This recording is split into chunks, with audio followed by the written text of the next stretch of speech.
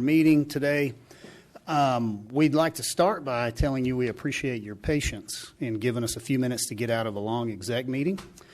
We're a little bit behind, but I assure you that won't keep us from staying till at least 10:30 or 11 once again. So I know that we kind of did this already a few times before, and I started off the meeting by just setting the standard, which I'd like to do once again, that we've always treated each other with respect, honor, dignity. We're letting everybody speak. We have a few people here that are trying to read a document that's going to take 7-8 minutes. They've signed up back to back, so they could either gift their time to the next person or they can pick up and read from there on. We will facilitate all the discussions. We appreciate very much if you've spoken and you've told us your feelings and you've given us your individual testimony. If you feel like that is not helpful at this point and you want to not speak and give the same reiteration, that's greatly appreciated because at this stage we've been here for quite some time. So we're looking for productive public comment on this public hearing. If you're here today and you want to speak on the sanctuary city issue, we would ask that you wait till public hearing. You don't have to, but your discussion and your input will be better received at that point in time during the meeting. If you're here and you want to speak during public comment, please do. We would ask that you wouldn't speak on the same topic or on both, I guess, on that topic under public comment. I look forward to a productive meeting. I think that we can get there once again. I know we're not totally full. We kind of expected to be. So if we have people that need to, the overflow room is open 306. We would ask anyone that's standing just not to sit down. And then, of course, over here off to my right is area for the media. So I would like to go ahead and call us to order here today officially and get us going. If everyone would please rise. We have Shane Chadwick coming up to give us the invocation.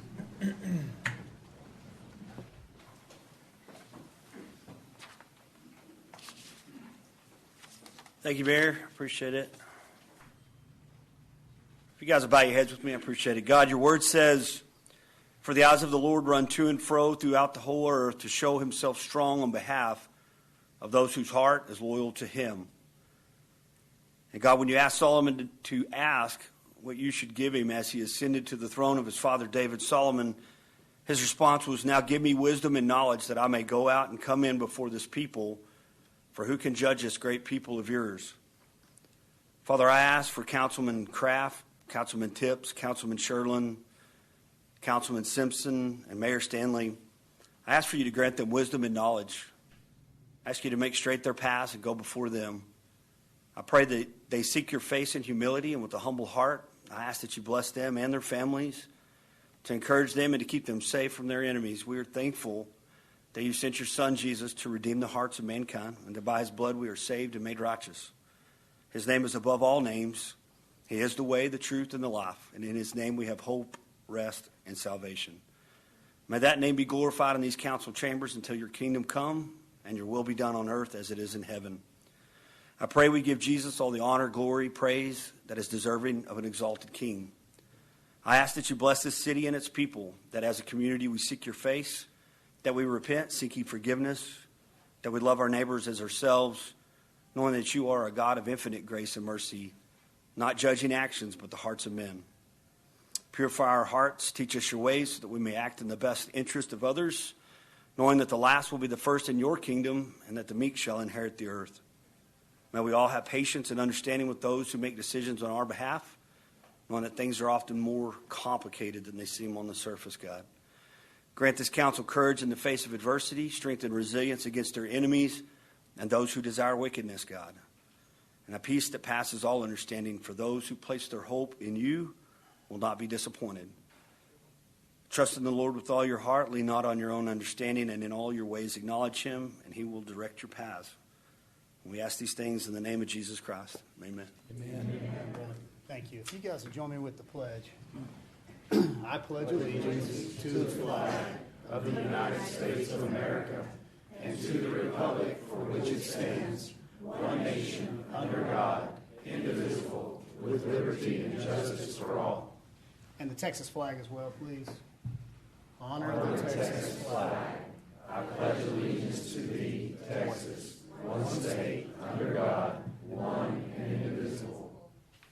Thank you. Please be seated. Okay, we have one proclamation that we're going to come down there and read. Who is it that I have here today from Adult Protective Services?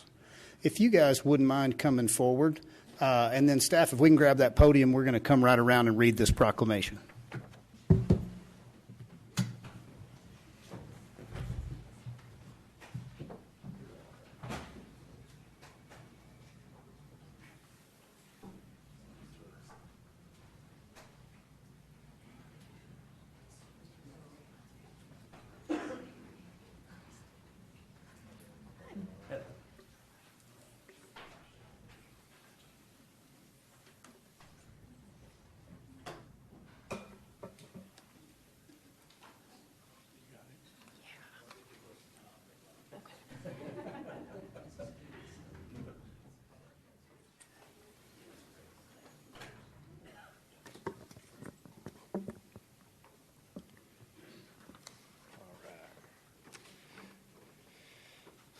Good afternoon. We're going to proclaim today, June 2024, as Elder Abuse Awareness Month.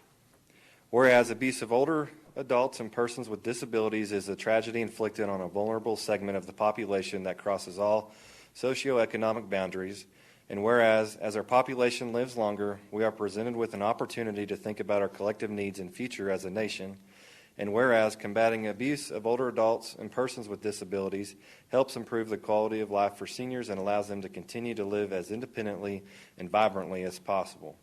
And whereas ageism and social isolation are major causes of elder abuse in the United States, and whereas Amarillo seniors should be treated with respect and dignity as they continue to serve as leaders, mentors, volunteers, and are important and active members of our community.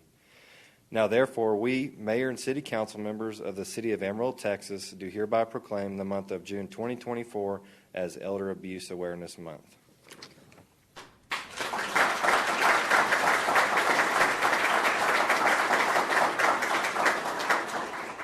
Hello, we just want to say thank you to everybody for having us here and recognizing this important month for elder abuse. It's a subject I'm passionate about, but I just want to introduce the people we have here today. So I'm April, and then we've got, starting here is Amber Lynn. She's one of our investigators. Mario, Amber, Olga, and Ashley's our supervisor here, and then Marcia. And then we also have two from our Silver Star board. We've got Shirley Harold and Laura Ryer. So we appreciate y'all so much. Thank you. Thank you. Will you guys come right here to the stage? We're going to take a photo and then we'll let you sit back down.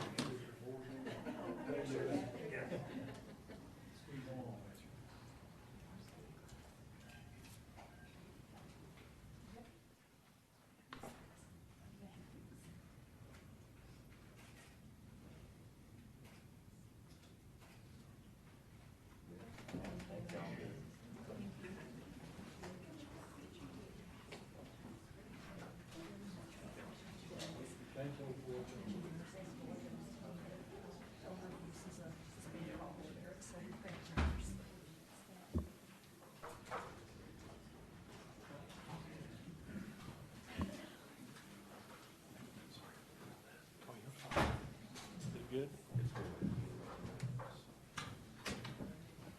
Perfect. I'm sorry, I didn't uncover it. No, I can see it. They've been putting it on the TV.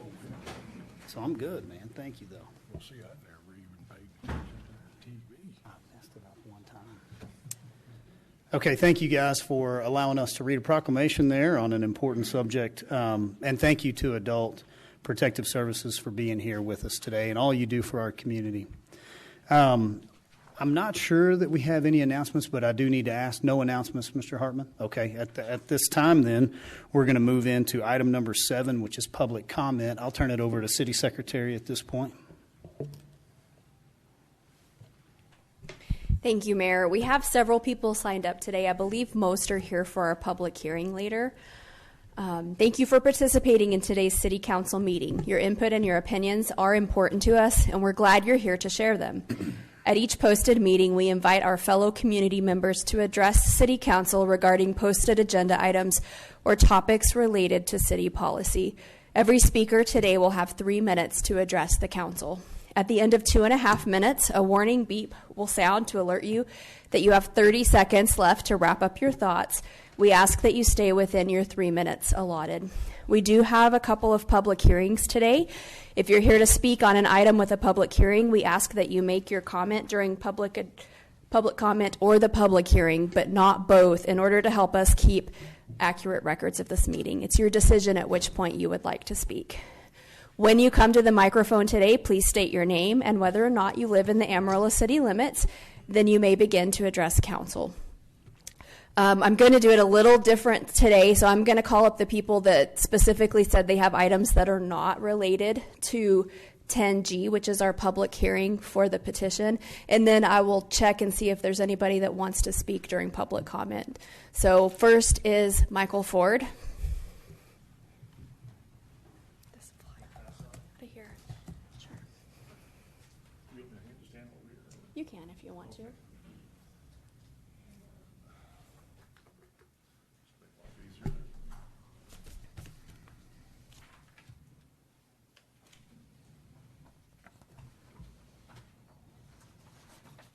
So this is mainly related to AEDC and also Texas Open Meeting Act compliance. Of course, council members, my name is Mike Ford. I live in the city limits of Amarillo.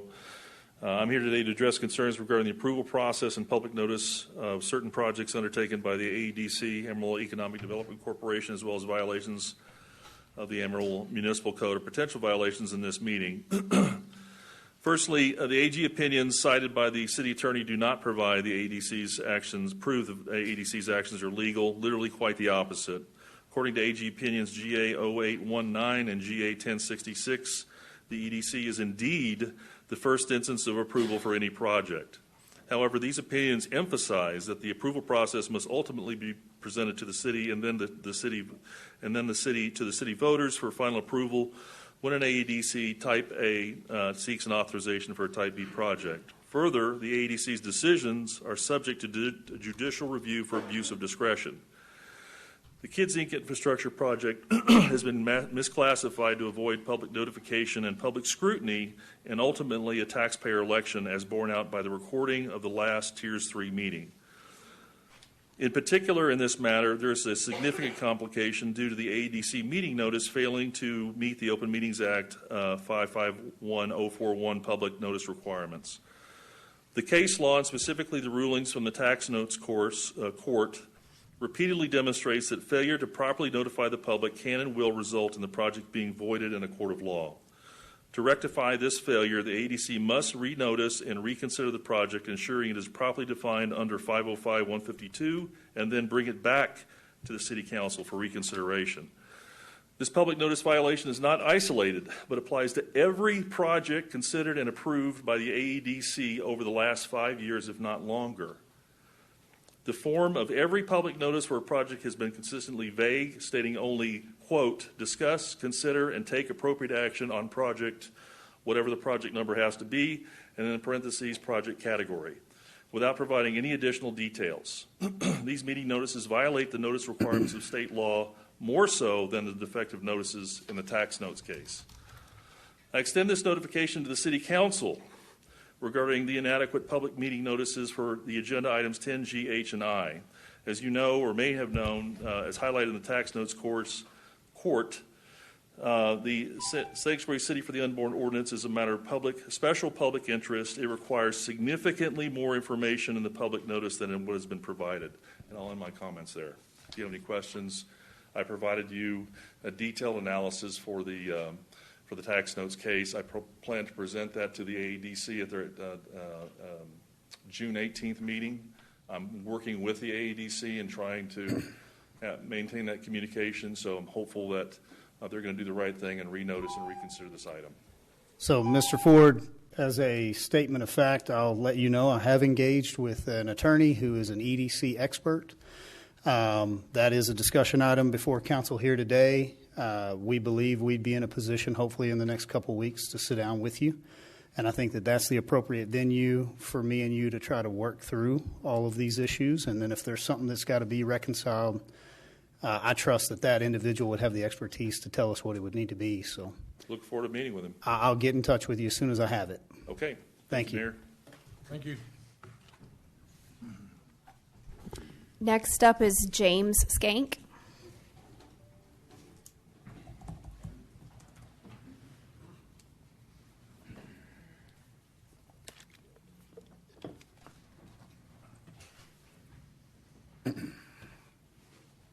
Good afternoon.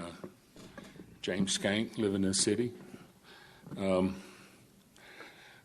I've said often, all good government begins at the local level, so does all bad government. Sometimes we have some issues that need to be turned around and done something different with. Sort of in tandem with Mike here, and the subject is the Kids Inc. and the $7.5 million. It needs to be a type B, and it needs to go to the public vote, and it's in timing if they can hold off to put it up in November. If you decide on it, maybe I was excited to hear what you said, Mayor, about you're on it. Okay? All right. We got more change orders that came up, and it's always interesting. The one that is rather disturbing is Baker Tilly. You know, that should have been contracted for another $9,000 for travel, and they didn't even make the last meeting. But no, it doesn't need to happen. That's on them. Surely it was in a contract. Anybody that ever done that knows, hey, that's including travel and stuff. So be careful there. 10E, the $1.4 million on the change order. Man, that's a big miss on that sewer. Maybe we can talk about that some. 10C, it's an interesting buyback. I was watching when our mayor was the only no vote on that because it was just a buy-up of things around here which happened in excess during that time of a potential civic center going to be taking over all the buildings, and we were selling warehouses or buying warehouses far above their PRAD values. So looking up this 501 South Grant, 509 South Grant, 517 South Grant, they're on the tax rolls right now. 501 is on for $273,000. Whoa. 150 for 509 and 21,000. They're not paying taxes on anything more than that, but yet all of a sudden their value, and that totals up to about 444,000. And all of a sudden that becomes worth 1.3. Now I know value is sort of funny, but let's get where are we at? You can't be doing that. We've done it. Every one of these buildings that have been bought around here were way undervalued compared to what they were paying taxes on. Thank you. Thank you, sir. Okay, everyone else that signed up today signed up for either 10A public hearing or for the items related to the initiative petition. Is there anybody that wants to speak during public comment and not wait until later?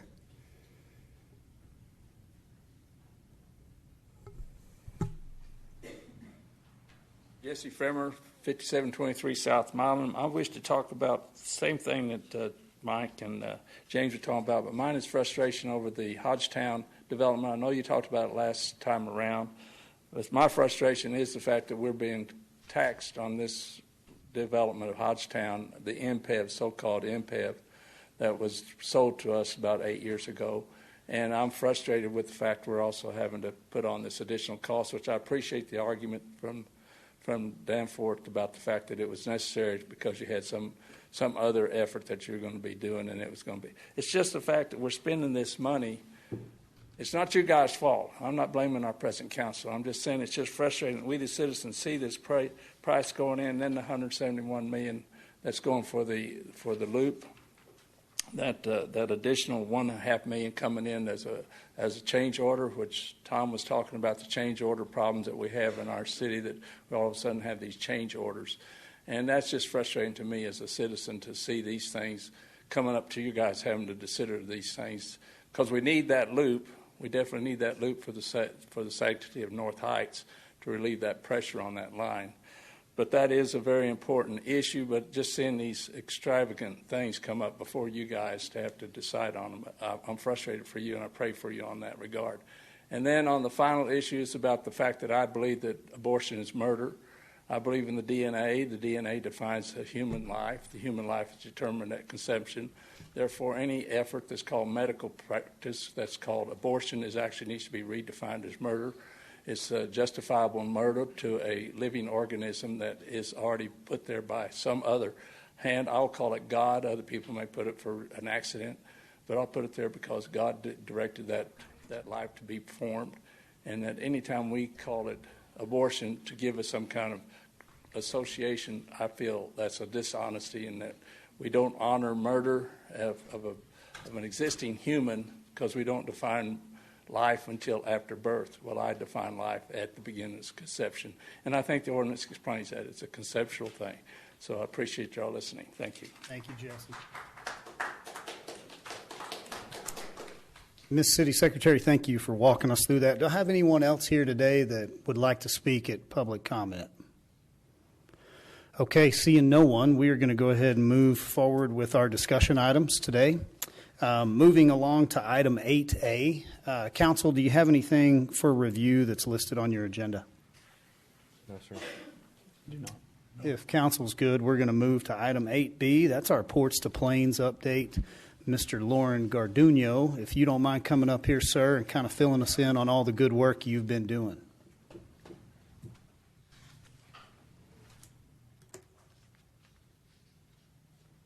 Thank you, Mayor, council members. Thank you for the invite today to be able to give you an update on what's been going on with the Ports to Plains. A lot has been happening, and I'm excited to kind of stand before you and kind of give you kind of an update to that. Before I do so, though, for the benefit of the audience today, I'd like to just kind of give everybody an update on what is Ports to Plains. The City of Amarillo, you have been a member of this alliance for a long time. It's an old alliance. It's been in existence for over 20 plus years. And the original mission of this alliance, which is an advocacy organization, has been to promote a future build out of an improved highway corridor through Texas and New Mexico and Colorado and Oklahoma. The mission has changed here recently, about the last 5 or 6 years. We're no longer just talking about trying to build a 4-lane divided highway from Laredo up through to Lyman, Colorado, and over to Raton, New Mexico. Our mission now has actually changed to a future interstate discussion, and I'll bring that up to speed here for you in a minute.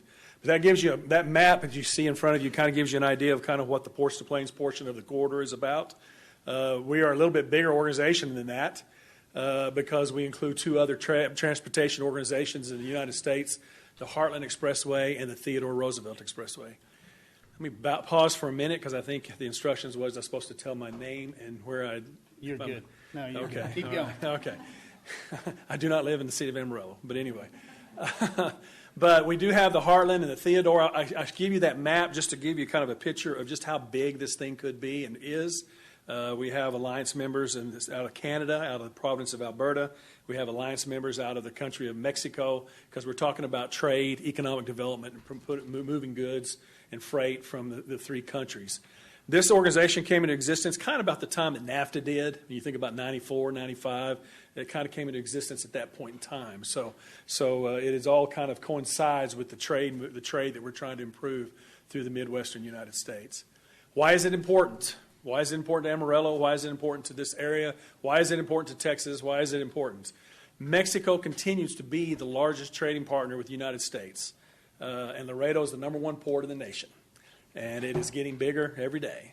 And just this about a week or so ago, actually, the president signed 3 presidential permits to add 3 new crossings or expand crossings on our border. 3 of those crossings, actually, 2 of those 3 are actually on our route there at Laredo and Eagle Pass. We have a new Puerto Verde highway and rail crossing at Eagle Pass, and we'll also have expanded lanes at the ports at Laredo. What's happening, though, is that traffic is coming across on I-35, going up to San Antonio, and getting stuck in San Antonio that wants to come to either California on I-10 or try to go up to Denver up via our direction up through Amarillo. So our corridor will relieve that pressure coming out of Laredo and bring those commodities back up through this area. Denver is still a major player in terms of movement of goods. We still have a large population base there, so it's a matter of getting this trade to Denver also. Also, we'll mention that the type of commodities that this corridor sits on, agricultural hub. Amarillo is right in the center of it. You're promoting cattle, your cattle industry, your grains, your crops, the milk production that's occurring up in the Panhandle up here, the cheese production that's occurring up here now. It is all driving forces that's trying to drive why this corridor is important. Also, we connect the ports to plains. We connect the Permian Basin with the Bakken up in North Dakota. So we got the nation's 2 largest oil plays is tied to this corridor also. And I will mention this, in Texas, about 1,300 people a day are coming to this state. 1,300 people a day. You can do the numbers on that. And at some point, they're all going to want to eat, and they're going to be fed, and we've got to figure out how to get that produce to them at that point in time. So why not Amarillo? And then I'll mention this also, the initial Interstate Highway Act in 1956 was a military highway act also, when Eisenhower came back after World War II. And so that, this corridor runs through here is also part of the STRANET, the Strategic Highway Network for the military. They are currently studying it as a rapid project platform. And what that means is the Fort Carson study goes out of Colorado, close to Fort Carson, Colorado, down to Raton, comes into us here at Dumas, and then goes south down to Amarillo. There it peels off and takes 287 on down through the edge of the Metroplex and works its way to Beaumont. But there's another study that's on the corridor on the future I-14 that comes across out of Fort Cavazos, used to be Fort Hood, and that goes on down to Beaumont also. So we, as Ports to Plains, can try to work with the Department of Defense to encourage them to think about maybe connecting those 2 platforms, projection platforms, in a way that we can actually take advantage of this whole route. Amarillo south to Lubbock, south to Big San Angelo, east on I-14 to Fort Cavazos on to Beaumont. The people in the audience can't see those numbers, but what that's showing is basically was those Laredo numbers and the power of the trade. And you can kind of see some numbers there, and I won't elaborate on that. That's for your benefit. But it just kind of proves the point that freight traffic is increasing, trade is increasing, and will continue to do so over the coming years. I use that slide to show what our corridor really focuses on. We're an agricultural corridor. We're an energy corridor. We're an international trade corridor. And so our Ports to Plains is those 4 circles that kind of run through the western part of the Texas, not counting El Paso area. But that basically is the alignment of our corridor and the impact that you see on that. I want to talk really the rest of this presentation about what's happened in the last about 8 or 9 years. Because we've rocked along for 15 or so, 20 years, and, there's been some work done, and, you might ask yourself, well, what's happening with Ports to Plains, and, what are y'all doing, and what's been happening? In 2015, something happened in Texas on a major scale as far as transportation. You, the voters of Texas, passed Proposition 1, Proposition 7. That took some oil and gas severance money and some sales tax money and put it into the transportation fund for Texas. And what that meant is overnight, TxDOT doubled their construction program, basically overnight. They were letting about $3 billion a year annually in their construction program. It went to about $7 billion annually. And today, if you look at their numbers today, they're trying to let about $10 to $11 billion a year in construction across the state of Texas. And that's why there's orange cones. That's why there's construction zones. That's why you're seeing that everywhere you're seeing it. So because of that, TxDOT went back and then they started opening up their corridors again. For about 10 years, they weren't spending any money on corridors. because in about 2008, 2009, the money dried up, and the commission had to make a decision. Are we going to do maintenance of our highways? Are we going to reduce congestion in our big cities, or are we going to try to improve our corridors?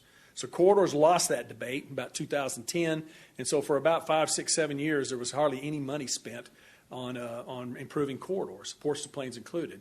You may have heard of this term. It's called, we called it a poor boy corridor improvement. It's called a Super 2. You may have seen some of that or heard that, and that's when you drive down these highways and you see 3 lanes, passing lane every 2 miles, passing lane every 2 miles. That's how TxDOT was trying to build the corridors to offset the lack of money they were getting. That changed in 2016, 2017, and so for the last 7 or 8 years, they've had that kind of money to start looking at corridors again. In the meantime, Ports to Plains brought on some lobbying. We brought in some lobby power, some lobby strength, and they started working with Senator Perry and Representative Forprice at the time to take a look at studying what it would be to bring Ports to Plains up instead of 4-lane divided to interstate standard. And when we did that study, they actually wrote that bill that forced TxDOT to do the study. TxDOT was just kind of on the sidelines with it because they had all these corridors they're looking at. But when the study came back there in 2019, the numbers were incredible. GDP increased to the state. The cost-benefit ratio, 2.4, the numbers were great. And so now all of a sudden the agency had to take a different look at our corridor from the perspective of trying to see what a future interstate would be. In the meantime, Ports to Plains went back to the table with the federal level, started working with your senators and your representatives at the federal level to see about possibly getting the Ports to Plains corridor designated as a future interstate. That work went on, and by the March of 2022, that happened. We were able to do that with the help of our Texas senators and some of our representatives. Jody Arrington carrying the ball at Lubbock on that. Cruz and Corwin both, stepping in and doing some work there too. New Mexico jumped on board.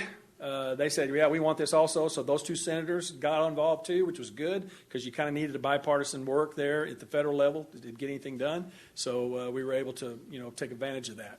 Oklahoma was interested in doing this on our corridor that goes up to the state line, but at the moment, Colorado wasn't. The DOT said, no, we're not interested in doing this, so their representation pulled out. So rather to not hold it up to Colorado, we said, let's get it done in Texas and New Mexico. And we were able to do that, and that's what you see in March 2022. Recently, in 2024, I came on board. I've been on not quite 2 years in this job, and when I came on board, of course, that 22 thing had happened. And my thought is automatically I said, well, it's going to be I-27, right? Future designated interstate, it's got to be I-27 because we got this Lubbock to Amarillo corridor or Amarillo to Lubbock corridor, depending on where you're sitting. And I just assumed that, but you can't. Federal Highway Administration said you can't do that. So we had to go through a congressional process again to actually put the numbers on it and get the numbers right on it. We had a little bit of a whiff in Midland, Odessa, because they didn't like a 3-digit designation to their little segment in Midland, Odessa, and we were able to get that worked out. Basically, what we did is we just treated it like I-35. Dallas and Fort Worth and Dallas, no one takes priority. We got an I-35 West, I-35 East. We did the same thing with our corridor here in Texas, on the west of Texas. When it gets to Dumas, because we don't have the corridor up to Colorado identified yet, we went ahead and took the 27 designation to Raton because they wanted it and they're already on board. So we have an I-27N designation going north out of Dumas to the state line. And eventually, Lord willing, if we ever do get Colorado on board, Oklahoma will come. I think they will come. And I do believe we'll take the 27N designation on up to Lyman. You can't see the slide, the audience can't see the slide, but what I show by that is that that Prop 1 and Prop 7 passing, our 10-year program in construction was $35 billion in 2016. It went to $75 billion in 2016. Today, the Highway Commission voted this last August, because it's a 10-year program with 1 year rolling, falling off. They voted this last August $100 billion in their construction UTP, which means in 10 years, you got to go through 5 LARs, legislative appropriation request cycles. The DOT has to ask on a 2-year budget. They got to ask for money to design and build that stuff also. So that number you see on the bottom of there, that's $140 billion. That $40 billion represents 10 years worth of 2-year cycles of budget to actually construct, design, buy the right-of-way for that highway program. So it's a lot of money, and TxDOT has the money there, and they are committing that money. This is statewide. What we're doing is, of course, we're trying to go to get as much of that as we can for our corridor. Those are the studies, show the benefit cost ratio to 2.4. It's going to cost us about $23 billion to build a future interstate from Laredo all the way up to the New Mexico and Oklahoma border. I think it's going to be inflated, to be honest with you. I'm talking about these change order discussion. I think we're going to need to inflate that by some quite percentage going forward. That's a slide that shows you how the numbering designation happened. I'll spend the last few slides just talking about this was the Texas trunk system in Texas in 2001. That was how many lane miles was having to be built to 4-lane divided standard. You can see where what their mission was. We had a lot of red on our corridor. The Ports Plains portion of it was Phase 1 trunk system, we called it, all the way down to San Angelo. From there, it split off and went down to Eden, and then Eden down south down to Junction. So our corridor didn't pick up Phase 1 trunk system from San Angelo south down to Del Rio, and you can see it didn't even pick it up down from Del Rio down to Laredo, and that's corner. That's okay, because that was the old plan, and when TxDOT turned on the new plan in 2016, they picked up our Ports to Plains corridor as a key strategic corridor. And what that means is what you can see is the red on the north and panhandle was the existing Phase 1 trunk system. The red or the yellow that's on the bottom was what they proposed to pick up. They did this last year, and they added it to their key strategic corridor to actually invest in. What that means is we know TxDOT's going to put at least the money in place to build that yellow portion down south, the 4-lane divided standard, because that's the old program. What we have to do as an alliance is we have to go after the extra money to get it to interstate, to get it built to interstate. TxDOT is committed to go ahead and buying the right-of-way, doing the environmental, doing the schematic, the alignments to interstate standard. They've committed to doing that. They're going to put the construction money, 4-lane divided, and then we'll go try to help them find the extra money to get a future interstate put in place on this corridor. The I-27 committee that Representative Ford Price and Senator Perry actually commissioned came back with some recommendations on projects. I use that as a tracker. I use that to kind of keep TxDOT honest in terms of, are you still on track, accomplishing what you're supposed to accomplish. There's 20 extensions, there's 26 relief routes, there's 32 operational and safety improvements along the corridor. So I have set some performance targets for myself. These are just my targets, and the reason I say that is I'm 60 years old, and I don't want to work on this thing when I turn 70. So we're going to do segment 1 is the Amarillo and Lubbock district. If they average about $450 million a year increase in that UTP, that 10-year UTP every year, if we can get an additional $450 million a year out of TxDOT into the UTP, then we would be on a 10-year build out to build our interstate, future interstate. Obviously, Lubbock to Amarillo is already built. So it's a matter of getting this built from Amarillo to Dumas, and from Dumas over to Dalhart, and then from Dumas up to Stratford. South, of course, it would be, actually Lubbock district goes down to Lamesa, but it kind of stops there at Lamesa. So that would be, if we can average $450 million a year increase in the UTP, that's a 10-year build out. And I think it's reasonable, and I think it's something we continue to kind of push TxDOT to, try to do. The bigger segment, of course, is in the Lubbock in segment 2, because it includes all the Midland-Odessa area. There's a lot of money that's going to have to be spent trying to figure out how to build that interstate through the Midland-Odessa region because of the utilities and the impact on utilities there.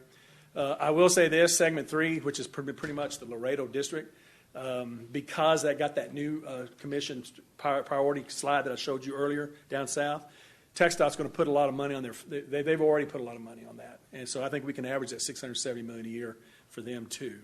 So I'm kind of optimistic. This was the last UTP.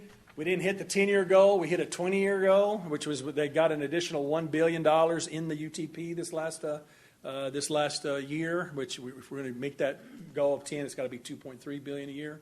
But I will say this: if you look at the Amarillo and the Lubbock district, the Amarillo district got a significant increase in the UTP last year, which includes a lot of projects here on the 27. The direct connects on 27, and it also includes a lot of money we got a lot of money on the 330, the loop, 335, and so we will continue to try to advocate to get more money on that loop, to get that loop up to the interstate standard that we want to see it. You can't see that slide, but those are TxDOT's presentations to the I-27 Advisory Committee. That just shows you existing projects. The green is the stuff that's already being worked on. Actually, the kind of purplish color on top, those are active construction projects. The green are the projects that are in the 10-year UTP, so they're funded. We haven't funded to that level. And the orange here is showing exactly what TxDOT is asking at a state level. Blair, your local district engineer, is asking at the state level for money to study the planning of that segment. I will say this, that you supported a resolution. We went after some congressional discretionary money this last year, fiscal year 24, from Congressman Ronnie Jackson. And he came back with that request and gave us the money. So now TxDOT's going to have the money to study the interstate standard from Amarillo to Dumas. And we'll be seeing that study kick off here in the fall, hopefully, to start looking at those interstate standards from Amarillo to Dumas. So that was a win for us here, and we think we'll continue to see more energy get around that. This was the recommendations from the I-27 Advisory Committee for future interstate upgrades. All that blue north of Amarillo has to be done. We've got to look at city location studies at all those communities up north of there. For Dumas, we got a 2025 appropriation to Congressman Jackson again, and he submitted it again. It'll go through this next cycle, hopefully. But we do have that designation for Dumas to study a loop, and Dumas supports that study for us to continue looking at the whole loop around Dumas. In reality, at some point, we'll have to determine which way the interstate needs to go around Dumas, and we can determine that after we get that loop study started and kicked off. So that's how we're using our appropriations at the federal level. They're not large volume dollar amounts. It's not like the money that TxDOT has, but we're using the appropriations at the federal level to jumpstart, because TxDOT uses that. They see that as leverage for them to commit their millions of dollars towards these highway projects going forward. So we were pretty excited that Congressman Jackson actually got in the game this last year and did submit for us, because in the past they hadn't done that. And so that was a nice change for us, and we'll take advantage of it, as much as we can. That's my presentation update. Open for questions. Questions for Lauren, gentlemen? Thank you for your work. Yeah. Thank you. Yeah, and thank you all for your support. Without Amarillo, we don't get there, and we appreciate what you guys continue to do for us. So. Just a few. I have the privilege of sitting on this board with Mr. Garduno and being able to see how some of this money hits here locally. So will you talk to the North Loop interchange that's going to connect that, and kind of what that'll do to that business loop? Sure. Yeah. So conversations. Our assumption, our advocacy is, and if Amarillo, if y'all don't want this, y'all need to be telling me so I can get off of this. Is our assumption is we want to change the 27 designation at some point to go around the loop, which means we'll take your downtown 27 structure and we just redesignate it as Business 27. You don't change a thing on it. You just designate it as Business 27, and you can terminate it where it's continuing terminated today. So our goal is, our mission is that we want to get as much of this outer loop up to interstate standard as fast as we can, so that one, you can designate it as such, and people will see it as such when they're traveling in their town, and it's signed accordingly. But two, also so that they'll start using it. They'll use it, and so what that means is we have to really tackle what I call the direct connects. The direct connects on the north side and on the south side. We've got funded the money to kind of get the direct connects done on the south side, with those flyovers and stuff, but we don't have that funded on the north side. Now, this last time around, we asked for money into the UTP to actually improve the intersection there at I-40, and add the lanes there. On the existing loop there at I-40. But our next push will be to go after the money out of TxDOT to try to get the direct connect study, get the direct connects built on the north side. Before that happens, though, Blair needs to study that alignment all the way from Amarillo to Dumas, because he's going to include in that study, he's going to include how it connects coming into Amarillo, because we think at the end, probably when you get through the study, I think you're going to see that the loop is going to continue on around in its normal path, but the alignment of the 27 may veer off of that on the north side and swing a little further north and come in just a little bit at a little bit softer angle, to go north. So that will be picked up in that study, Mayor and council members. It'll be picked up in that study so that we then have a better idea of how to go get the money for it. So. Yeah, that's great. I appreciate that. I think what we're saying is we love our downtown traffic. We want people driving through downtown, but we want the benefit of changing the landscape on the loop all the way to the north, so that we get that semi-truck traffic that's not pulling into Toot and Totem to buy a pack of gum and a drink. And so right now, some of our traffic is not choosing this route because when they're transporting, they go through 14 or 15 lights downtown to get back on I-27 and so, or 287. And yeah, so, just an interesting note on that, Mayor. when I punch Siri to see where it takes me through there, it gets real confused pretty fast. Right. You know, Bell Street, you know, it tries to connect you over. If I want to go to New Mexico or whatever, I mean, it hadn't even figured out how to get to Dumas, you know. So this will actually help that model, I think, in some ways. And it'll continue to grow us west and north, and some of that north growth is what we need, infrastructure and some other things that we're looking at, and everything from housing to industry. So greatly appreciated. I enjoy working with you. Lauren's a TxDOT guy, engineer, and so he speaks the language. He has a lot of connections. The relationship between Ports to Plains, TxDOT, and Amarillo, Lubbock, Midland, Laredo, all the way up and down, very, very healthy. There's a lot of work getting done and not getting hung up in kind of the bureaucracy of why can't we ever get this project let? And so we're seeing more orange cones. We're thankful for those.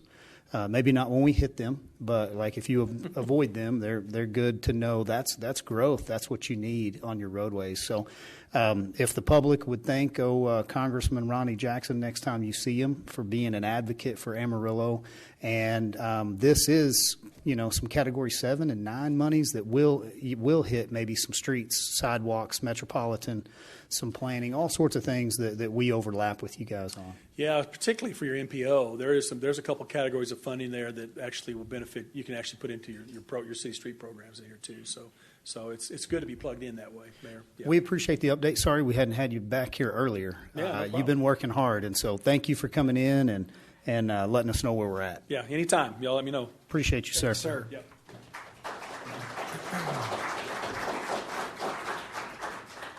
Okay, that moves us on to item 8C, potential procurement of external legal counsel services for City Council. I didn't write that line. Basically, I want to hire a lawyer.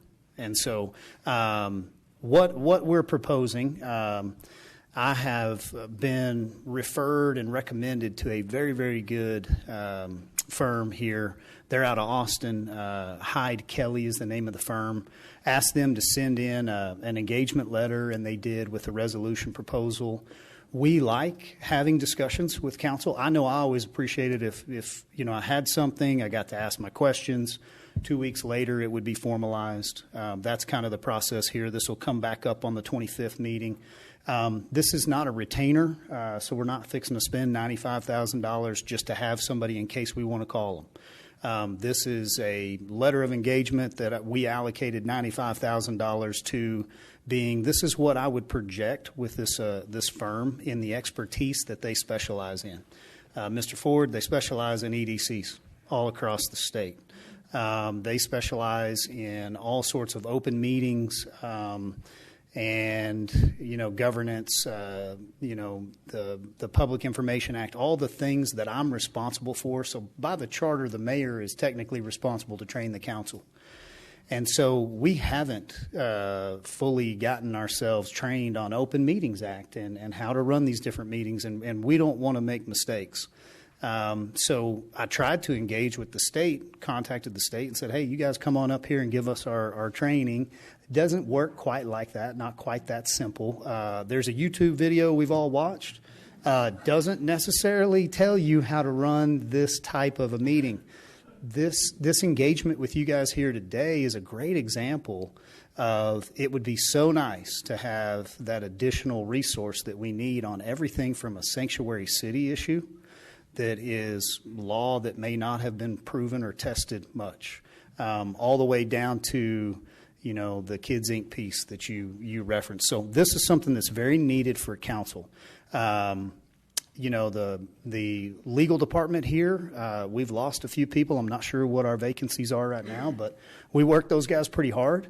And there's a lot of things that council doesn't necessarily have the opportunity to engage with on the one-on-one level, just because of their schedules and their abilities to answer all five of us. And so this will provide something that's greatly needed, and we are working really hard. And so, as justification for this, when we went a different direction with the city manager, we lost all of the assistants. So I think there was 2 positions there that no longer exist there at probably $150,000 a year.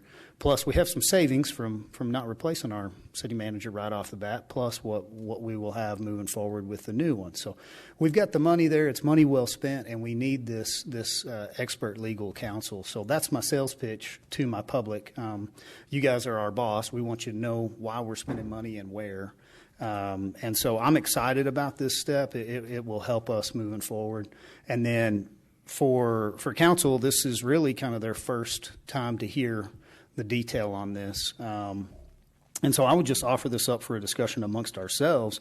If anybody has any issue with these guys, I can tell you where they were referred from, why I feel like they're qualified, and then we're going to get you some information now dispersed through staff that will give you their bio, their history, all their recommendations, the letter of engagement, anything else you'd like to know. So, council, do you have any questions on this request? No, I'd just like to see more info on them, like you're stating. Okay. Agreed. Like everything that you just said, their bio, where they came from, that type deal. I'm good. Well, I like the idea of entertaining that because, and most people may not know, but the city attorney is not our attorney for council. It's the city's attorney. So we really don't have any, unique representation or counsel for us as a group. And sometimes we may not have the expertise. I mean, this is not unprecedented. I think we have Mick McCamey, who's a former city attorney, that comes in and works with the LGC on other issues. So I think it's just for us to be able to have a conversation with our own legal counsel and run through this. I think it's something to good to entertain. And again, I'd like the rest to kind of review who this is and kind of take a look at their credentials. But I think it's a good idea. Yeah. So the way in which that Councilman Simpson is stating this, he's 100% correct in, our city attorney has to consider and contemplate the entire organization. What is this? What is my role in representing the entire organization or the body as a whole? There are times that we are seeking legal advisement, not necessarily just tell me what this law says or where is that in the charter. So there's some risk analysis and some things that just go into consideration on that. So some of that's very good in that this attorney firm came recommended originally. I reached out to a gentleman named T. Lynn Walden. By far, probably the best attorney I've ever interacted with personally, and just super smart and very engaging, very good at his job. And he was leaving from one firm and going, somewhere else. And he said, I'm just not your guy, but I know who is. And so this is where Hyde Kelly came from. I did my homework on him. I would ask to direct staff to send the full bio and everything that I've sent you to council. Let council feed back to you any way that we need to. Then we can appropriately engage with this attorney. So you guys can call him directly. You can interview him. He wants to get up here, do some training work for us, help us through some of these issues.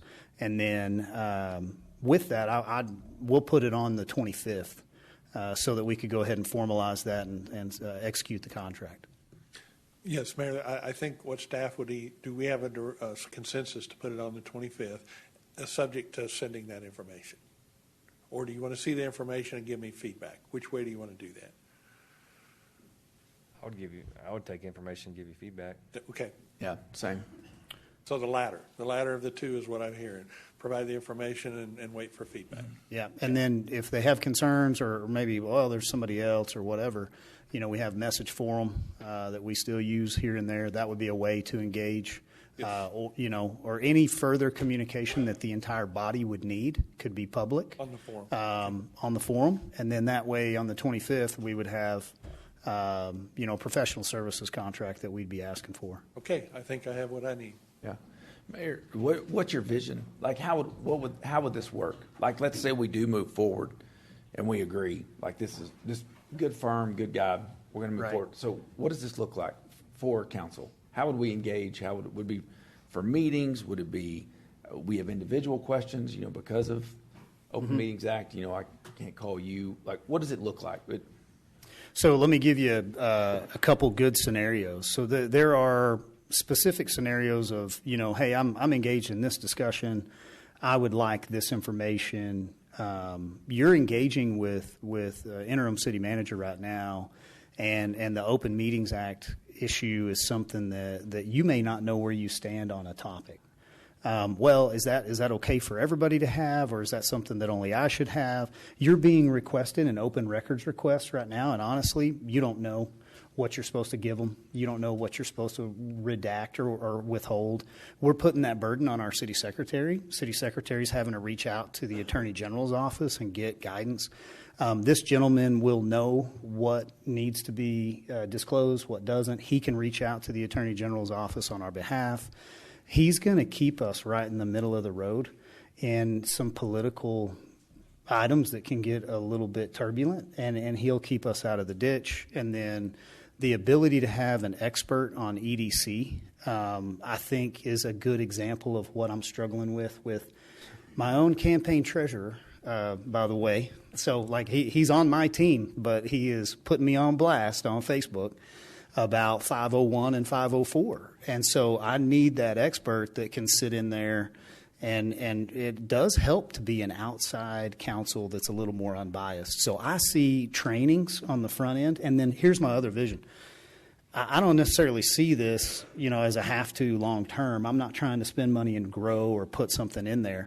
Hopefully we would get trained, educated, and then once we're running and gunning, you're only paying this gentleman hourly on the items that you need to engage with. So why would you not want that resource there to have it when you need it? Sometimes you just need a second opinion. It's like going to a doctor. You may have the best family doctor that you've had your entire life. He diagnoses you, and you just want a second opinion. I just want to make sure that this is the right treatment. And as we all know, the law is not necessarily black and white. And so we are constantly being engaged in areas that this is not our role. We are not lawyers. We are not sitting in some of these positions. We're oversight. We're policy driven. And so that's my vision, if that helps you. Okay. So billing wise, if we had an issue, we'd reach out via email or phone call. Mm-hmm. And then if we engage, he would just bill us hourly, like that's a regular correct, attorney. Yeah. Should be careful how we talk to him, whether it's quarter hour or half or full, right? Yeah. No small talk, please. Yeah. Right. But no, you'd be able to reach out to him individually, and he is your representative, and so he's gonna represent you in a way in which it's not real fair to have the city attorney take on the fullness of that role. And then I'll just tell you, I feel inept in training 4 other gentlemen that all came on at the same time within my first year, and then also trying to walk us through issues like Sanctuary City.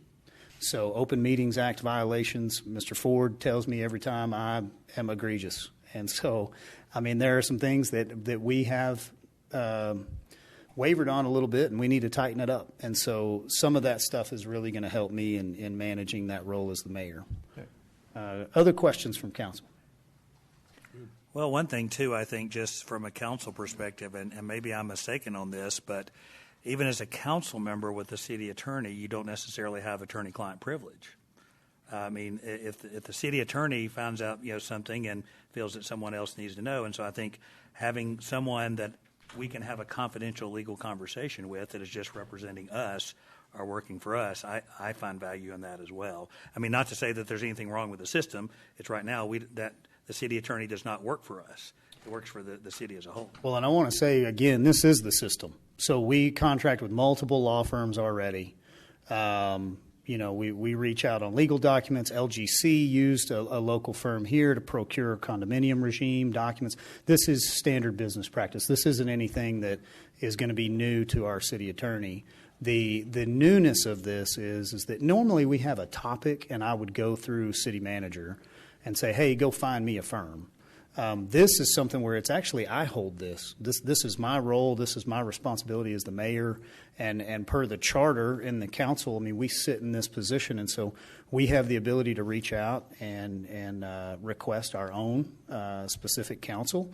This is special for the need that we're deriving. And we just feel the need to update you on it and have a discussion about it, so that everything's up front and out in the open, and nobody feels like anything's being done, behind the scenes. Anything further, gentlemen? No. So staff, we will have you reach out to Mr. Hyde, go ahead and get all that documentation and ask him to engage with each council member individually, kind of on that onboarding system.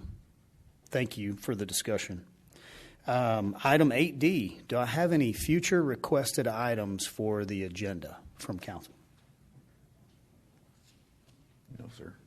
Okay. With nothing on that, I'm going to move us into Section 9, our consent agenda. Gentlemen, do I have anything on the consent agenda that you would like pulled off for further discussion?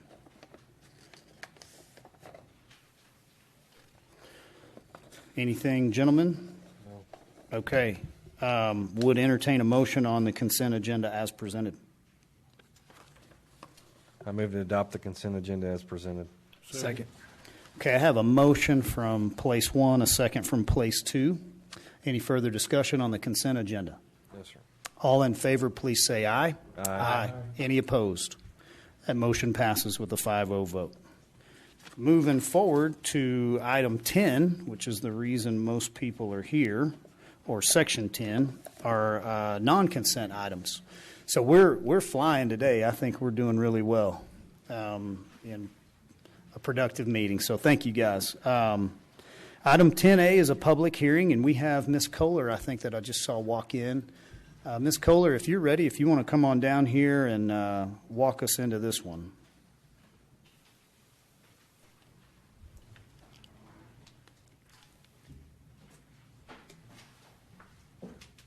Right. Good afternoon, Mayor and Council. Let me pull up my notes. So this item is a public hearing and first reading for Ordinance 8137, adopting City Plan Vision 2045 as Amarillo's comprehensive plan.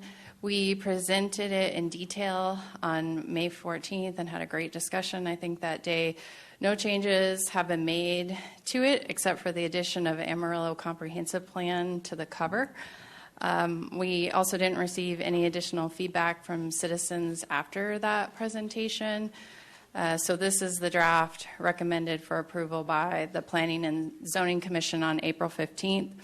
Chapter 213 of the Texas Local Government Code requires that before City Council may adopt a comprehensive plan, there must be a recommendation by the Planning and Zoning Commission and a public hearing. So the purpose of today is to hold the public hearing. I'm also happy to answer any additional questions if you have them. Questions for Ms. Kohler? No. Ma'am. Okay, so just before we do the public hearing, it's a planning document. We discussed this already. It's an at-will annexation, rezoning, personal property rights are all the same. You have to come in and request this yourself. You would work through this. It helps identify future uses through lots of discussions.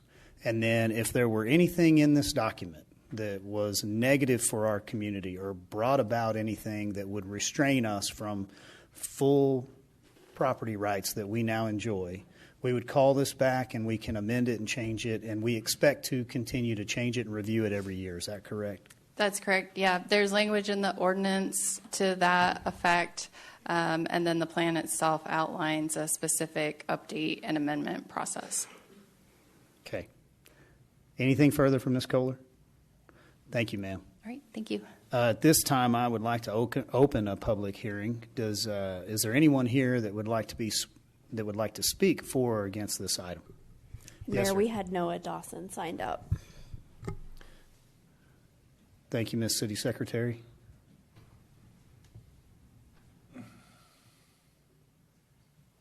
Howdy, Noah Dawson, still living here for some reason. I'd like to rise today to, again, reiterate my support for this document. It's honestly, again, one of the best city plan documents that I've ever read. It is a large improvement, especially in terms of the property rights that our community holds so dear over the existing city plan.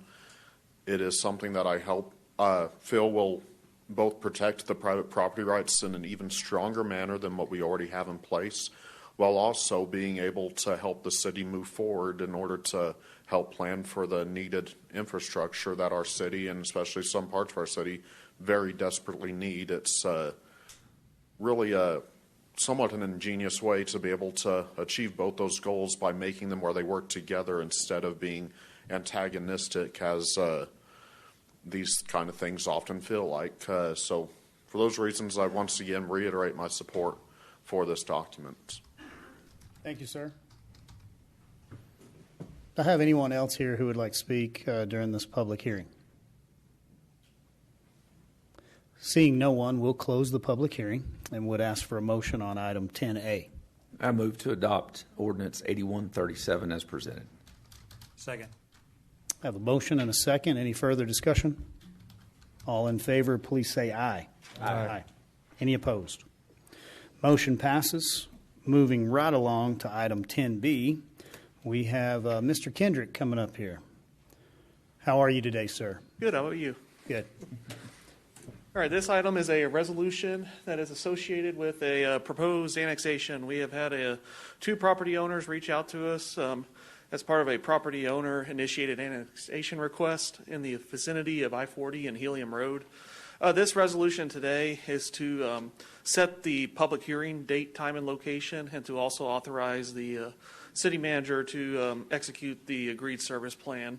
And these are steps that are outlined in state law, and it's kind of a formality, if you will. The annexation itself won't be considered, if approved, until June 25th at your next meeting. That begins at 3 p.m. That agreed service plan is simply a document that city staff and the property owners negotiated based on city policy regarding development policy, with things such as utility, fire, police, items of those nature. And state law states that has to be executed before we can bring it before y'all for official consideration. So that is essentially a brief summary of what this resolution does, and the consideration of that service plan and the annexation as a whole, if you approve this resolution today, will be on June 25th. Mr. Kendrick's one of our best presenters. He is always right to the point and efficient with our time. Questions for Brady, gentlemen? No. Okay, thank you, Brady. No problem. With that, I would entertain a motion. I'll make a motion, we accept resolution 06-11-24-2 Second. as stated. Motion and a second. With no further discussion, all in favor, please say aye. Aye. Any opposed? Motion passes. On to item 10C, Mr. Freeman coming up here on the before-mentioned property behind us on Grant Street. Yes, sir. So just briefly, this is a consideration to sell the real estate at 501 South Grant, 509 South Grant, and 517 South Grant. As was discussed during public comment, this was originally purchased by previous council, December 2022, for $1.3 million. That is what the price is for trying to sell it today. The buyer is James Conkling, LLC. And again, the appraisal that we had at the time was 1.1, so we are getting market value according to that appraisal. It does fall under one of the exceptions for bidding and selling a property, since it does fall within the tax increment reinvestment zone. That is why we are able to enter into negotiations with one individual versus bidding the property out.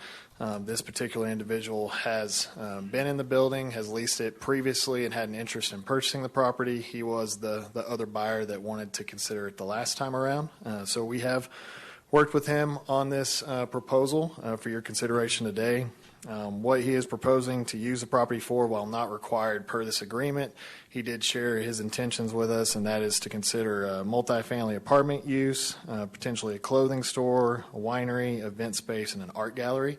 So that all falls within the goals of the Center City Tax Increment Reinvestment Number 1 final project plan for reinvestment for office, commercial, retail, and residential. So with that said, happy to answer any questions. It is a 45,000 square feet of land, about 42,000 square feet of building space above grade, a basement as well, built in the 1920s and the 1950s. We would close on or before July 14th.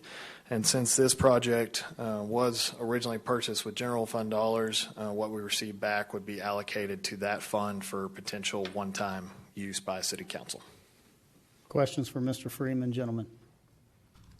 No. And when we talk appraised value, I think Mr. Skank brought this up. That's an independent appraiser. It's just market value. Yes. That's a great question, Mr. Skank, about what the appraisal district has it at. That's a great question. It's not us, but it's a very good question. So grateful that, as you pointed out, Mayor's the only one that voted against this in the beginning, but we're able to recoup what we spent on that. So thank goodness.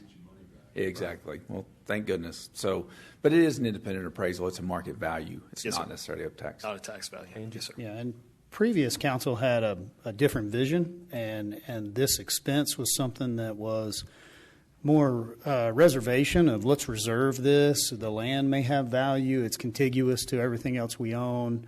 We can afford it. And so, like, more or less, Mr. Conklin was in negotiations trying to buy the building. The city came in and purchased the building because he wasn't able to financially at that time. Correct. It's a privilege to be able to work with him and work with one of our citizens that has a vision for that building. For your government to own that real estate, we don't have a purpose for it currently. We don't, even at 45,000 square feet, Mr. Freeman? Yes, sir. Even a low-cost interior finish out's $100 a foot on a 3-story building. So, that's $4.5 million. By the time we design something and run it through, it could be $300 a foot, or you just tear it down and you build a $500 a square foot building right there. But the purpose for what we are trying to do is grow downtown Amarillo within the tiers through these incentive guidelines and let private money come in and do exactly what Mr. Conklin's proposing to do. Put something in there that the city could use or need, and it's capitalism. Lord willing, we'll get some sales tax, and the property tax will be right there that if we own it, we're not paying property tax on it. So there's a lot of benefit here for us to let go of something. The only drawback that I think maybe we could hear some criticism on is, well, what if you needed that square footage 10 years from now? Well, what did it cost me to reserve that for that duration of time? And then why can I not work around the public that's helping me grow Amarillo? So the organic approach here with private companies and developers is the better way to go in this council's vision. So that's what you're seeing is us try to release those monies so that we can put them into other things that we do have an immediate need on. One major deal point the council had was also selling it all as a package. We're not piecemealing one building, one lot at a time. It's all together. And this was a long discussion because we had opposing views on this, and I think a lot of us were going either way, saying, well, do we hold it? It is a great location. It's next to the pavilion.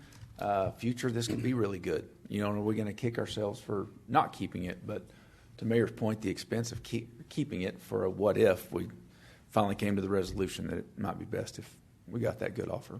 The only thing I would ask, Andrew, is do we have any media available on this piece for the public to see? Oh, as far as a map, Stephanie might be able to pull up the location for us. This is from the old slideshow. Sorry. Give me just a sec to get into Stephanie, that pull up the VPN. site. It's directly south of the pavilion, east of the warehouse, north of the new city hall on Grant Street. So this has been a negotiation in exec, and we've had it in and out of exec, I'm going to say no less than 4 times, maybe 5 times now. So lots of discussion on this and forethought. You're just hearing of it because it's a negotiation on an offer. And he had made some investment in the property, so if you drive by there is streetscape improvements on a portion of it. So he'd already invested a few $100,000 just in bringing the building up and getting the middle piece ready for a brewery winery project.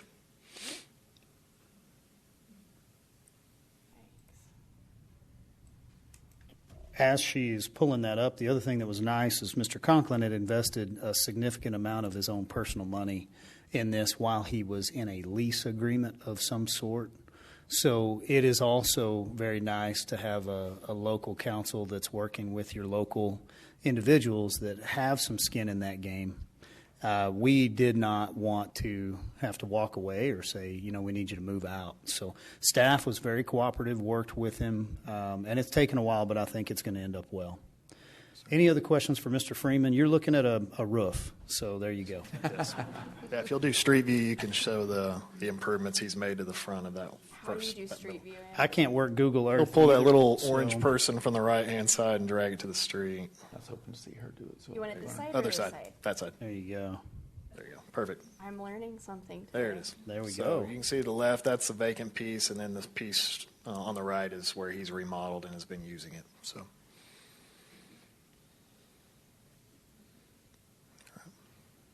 Okay, well, thank you, Mr. Freeman. Appreciate all your help on this one as well. Yes, A lot sir. of Thank time you. in it. Entertain a motion on item 10C, gentlemen. Make a motion, we sell the property at 509 South Grant, 517 South Grant, and 501 South Grant, as stated in the agenda, for $1.3 million. Second. Have a motion and a second. Any further discussion on item 10C? All in favor, please say aye.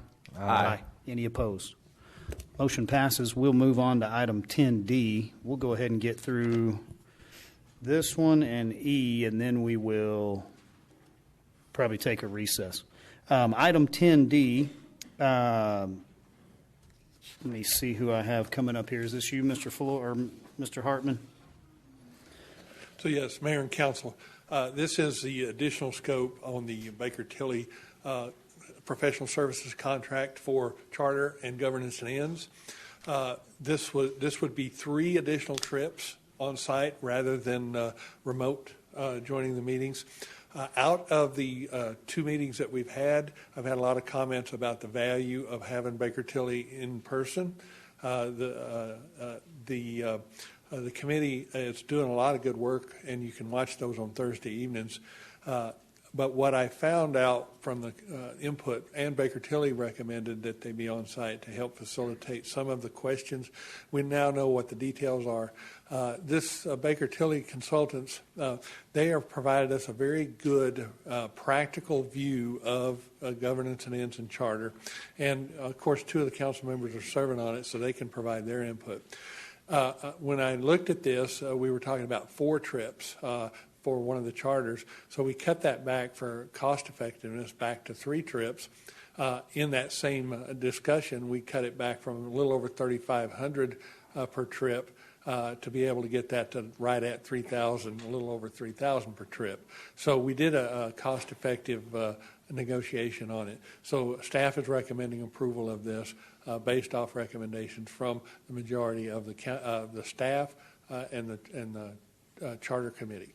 Yeah, and to give a little color to this, Mr. Hartman and I both visited on this one, and you know, we were estimating maybe 8 meetings to get the thing fully done, and then, you know, kind of came up with, well, what if they're here 3 times and we budget this as tight as we can? So some of the cost overrun is not the fact that they missed the travel and that they were committed to be here 8 times, and now they're saying, well, we just need more money. We didn't realize it was going to cost, you know, the gas and the lodging. They excluded it because of the scope and the way in which the scope was written pretty tight.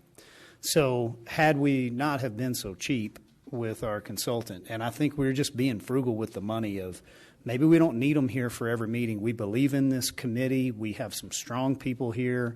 We don't necessarily need somebody to hold our hand, but this is the charter amendment. No one wants to walk through a potential charter amendment without hiring a consultant and getting those good legal advisements and some of those good outside of city practices. You don't know what you're missing if you're only talking about the way in which you've done it here, you know, for the last 100 years. So we are getting some things here, and this is not $500,000 or $400,000 that we saw in the previous 2 or 3 years that I was on council for PDP. I don't remember what that one was, but this is a small amount of money, and we want to make sure that it's not a small deal to you, that we did our homework. We treated it just like if it had a few more zeros behind it. It's a scope of work issue with the change order. So thank you for that. Council, questions for Mr. Hartman?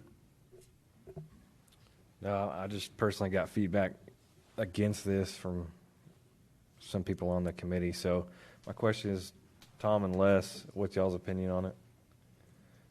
On bringing them in person? I got some feedback as well. Some of the people, I got 2 phone calls, I'll put it that way. that said they really didn't see the value in having them come every time, that they felt like we could do it through YouTube or whatever. But that was just 2 out of the 10. I don't know if Councilman Simpson's received. No, I only heard from one, but I will tell you that meeting was clunky. I mean, and it was just not a real, and I think the value of being in person, and I think is something that they add. And, you know, just to think about this, I mean, we were trying to figure out, okay, they were there, we're trying to make a presentation, is the screen up, is the screen not up, you know, but also being here involved, I think it just, and, you know, some of the best conversations that sometimes occur are not the ones in the meeting. They're the ones before or after the meeting. And talking and kind of realizing this potential, there's a very small amount of the money, I think, in the grand scheme of things, and I would support adding this. And I think, and I guess some of the committee, had talked about, you know, being more productive by having everybody in person for the, you know, the few remaining meetings that we. The comments I got were the first meeting when they were in person was much more productive, and clunky was a description I heard of the second one. Right. It was disjointed, and at times we had to wait. And so, yeah, and you know, I mean, again, I value these citizens' time, and when you're having to stay there an extra time just because, you know, the person on the other side doesn't know if it's changed, and we're trying to communicate. So I think having them here would, you know, not only be a good value, but I think it just allow for much more efficient meetings and asking a little less of our citizens' time. We're maximizing the time that they're giving to us. Any further questions for Mr. Hartman? At this point, I'm curious if clunky will be a headline tomorrow on any media that's reporting. So only other thing I would say is they asked for $17,000. You called me and I said, hey, go back and tell them we need to spend less. And so you did, and they worked it out with you. So it's $9,000 for the change order. I could call it discombobulated if you want a multi-syllable word, but I just thought I would stick with clunky. Well, it was very descriptive. So, with no further discussion on item 10D, would ask for a motion. I'd move to approve item 10D as presented. Second.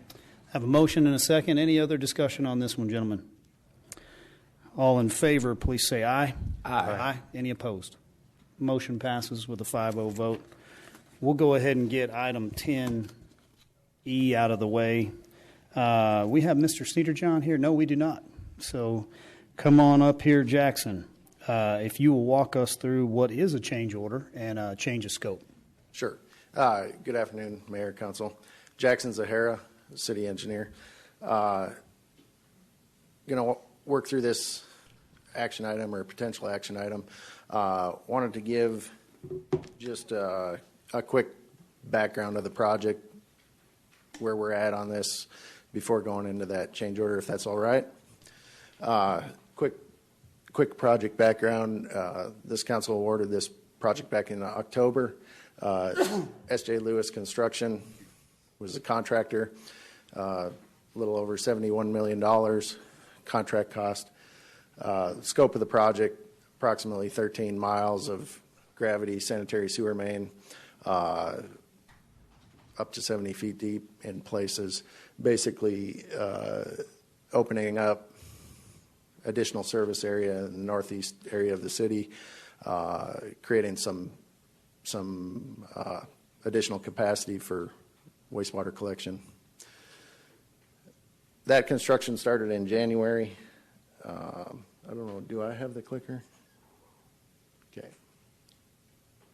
Maybe. Just a map showing kind of the project limits and the scale of the project. 13 miles of pipeline extending from the River Road wastewater treatment plant north of the city, uphill back to the Centerport area. Progress to date, like I said, they started in January. About $33 million worth of work of that original 71 completed to date. Project of this size there's a lot of excavation on it, so a big portion of the work so far has been just that excavation, tunneling under existing utilities, roadways, that type of thing. 4.5 miles of pipe installed to date. and we're trending ahead of schedule, 29% of the contract time used. Contractors hoping to keep pace with that. Anticipated completion next summer. Like I said, I think our contractor hopes to beat that. But what that'll do is, as I said, is open up some additional industrial service area in the northeast side of the city, add to our efficiency in our operations. I just included some pictures of kind of the scale of what's going on out there. A lot of earth being moved, pipeline trench being installed, kind of a map of the progress to date. I understand that you may not be able to see the exact details on this map, but the point of that is the different colors are representing progress along the project. For instance, blue is completed and installed pipe. The orange color there is that mass excavation that they've been working on. And so you can see those different crews working on a good majority of the project already. A couple pictures here again, just for scale. When you have excavation that deep, there's some subcutting going on, shoring, actual pipe trench that starts maybe 30 feet below existing grade. This is kind of showing, you can see where that gray line is existing grade. You can see the scale of a person against the size of the pipe that we're working with. And then that excavator digging down, say, another 30 feet from where he's sitting there. That brings us to this proposed change order number 2. So 3 items on this change order being tunnel extensions, an alignment change, and a service line relocation. I'll start, for the sake of conversation, I'll kind of start with those smallest and least complicated and work to largest and most complicated. First one being that water service relocation. This is a matter of a private property owner who negotiated an easement with us, and he's got a water line that crosses the trench and didn't understand the scale of this project and that would be affected. Our contractor didn't have a way of knowing it was there. If the property owner doesn't tell us ahead of time, tough to anticipate. This is a minor part of this change order. Substantial cost, though. Something, had we known about it, we would have paid for anyway. The contractors worked with us pretty good on this one. They'll relocate it as they would have had they known about it in the original bid. Second item is that alignment relocation. This is essentially unknown conditions to the contractor, adjacent to a gas pipeline easement. Basically, was told during construction, not only can you not disturb our utility, keep your equipment off our easement, that type of thing. They've worked with us. We can relocate a portion of this alignment, locate it a little bit further away from their existing easement, and it costs us modification of a couple manholes. The third one is the majority of the cost proposed on this change order is extending 8 of the 15 tunnels on the project. And so similar situation, conditions unknown to the contractor at the bid, easement, existing prior easement issues. The contractor's looking at this. I want to emphasize that this isn't our contractor just coming to us asking for extra money every time something wasn't as they saw it. They brought this to us. I feel it was a collaborative effort between the contractor, our consulting engineer, and city staff, looking for solutions, asking us to consider some additional things, future maintenance,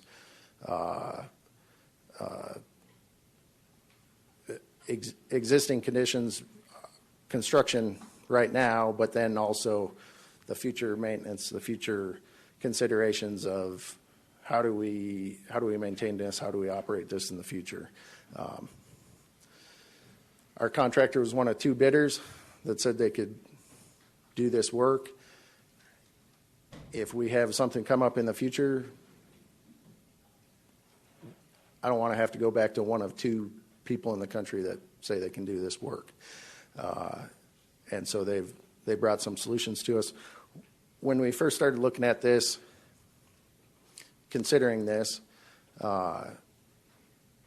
we looked at our contract prices and how much we thought this could cost, and we came up with about $3 million. And us and our consultant said we need to do better than that. And so, once again, our contractor was willing to work with us. We brought that back to them, expressed our concerns with that, looked for some ways to minimize that, and so kind of the math on that, I'm asking for a total of $1.4 million to be approved with this change order. I don't know, I just put a couple pictures in here to show what this tunnel extension thing might look like. So this is a picture of the vertical shaft going into one of these tunnels. So this is like standing at the surface, looking down into their shoring at their tunnel.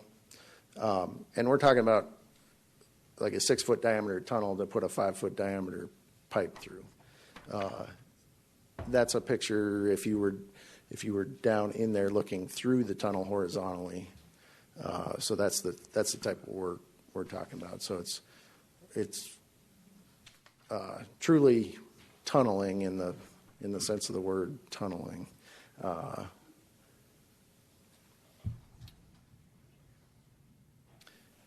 Just some facts on that. What we're asking for is approximately 600 linear feet of additional tunneling, and that's just to facilitate those ends of those tunnels so we don't have a vertical condition 50 to 70 feet deep should we ever need this in the future. Increased safety and protection, and basically resulting in a better end product for that increased safety and protection should we need it in the future.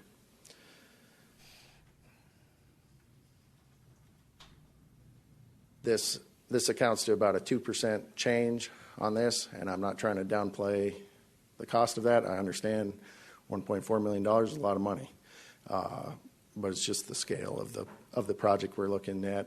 I'm not asking for the council to identify the funding. Staff's identified the funding through the bonds that we acquired to fund this project to begin with, but I am asking for authorization to proceed with the construction and this change order.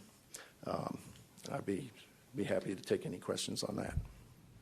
When I visited with Floyd last week, I think, on this project, I think, if I'm going on my memory, Floyd, that we had talked possibly we might be able to go back on our engineer or the one that did this, that possibly they missed some of these items when they should have caught them. Is that correct?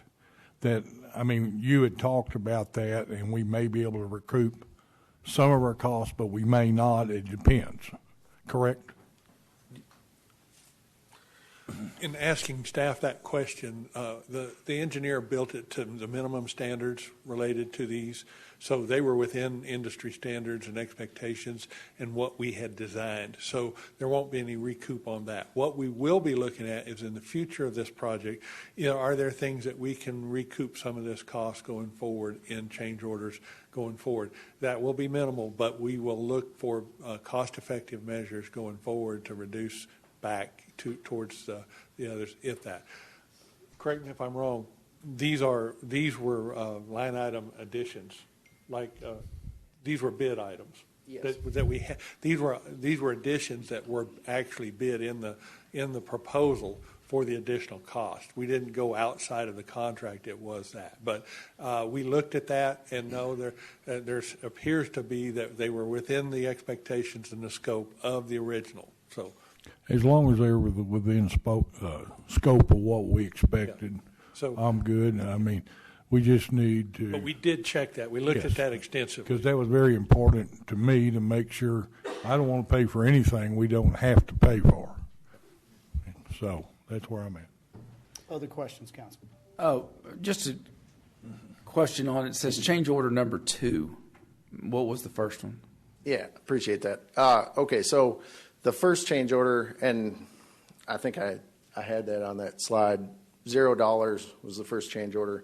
That was essentially the contractor requesting to take some cost out of some of their bid items and create a new cost item, a new bid item, and that was basically a mechanism for them to manage some subcontract work and kind of their schedule and how they had broken down their costs in the project, and just made it easier for them to do that scheduling, and that's all their responsibility. It didn't cost us anything. It just made a difference in how we paid it out. Okay, so it didn't affect us either plus or minus. Correct. Okay, and it's 2% on a project like this. I mean, we'd like to nail it, right? Any contractor would like to nail it, but sometimes there's things that come up. Is 2%, I mean, is that reasonable? Because I would like to think, some contractors, they build in a little pad, right, before they start a project, just in case. So, I mean, is this... I guess that's pretty case specific. If there's a maybe a scale or a gauge on that, I mean, state law says if you go over a 25% change order, you've got to redo the project. Sure. Now, if I could say, if I could, I don't mind ahead. Going back to some of our discussion, because I dug in pretty deep with you on scope. Did the engineer design it where it can't be built? So engineer failed in their design criteria, or did contractor bid something and then needed to grow the project in order to make to facilitate their construction needs? It made it easier, and they got to charge us. So what we have here is a couple key words in construction. One, being like contingencies, really what he's asking for. And so, yes, you do have a policy, and you guys do know anytime you're doing this type of construction is different.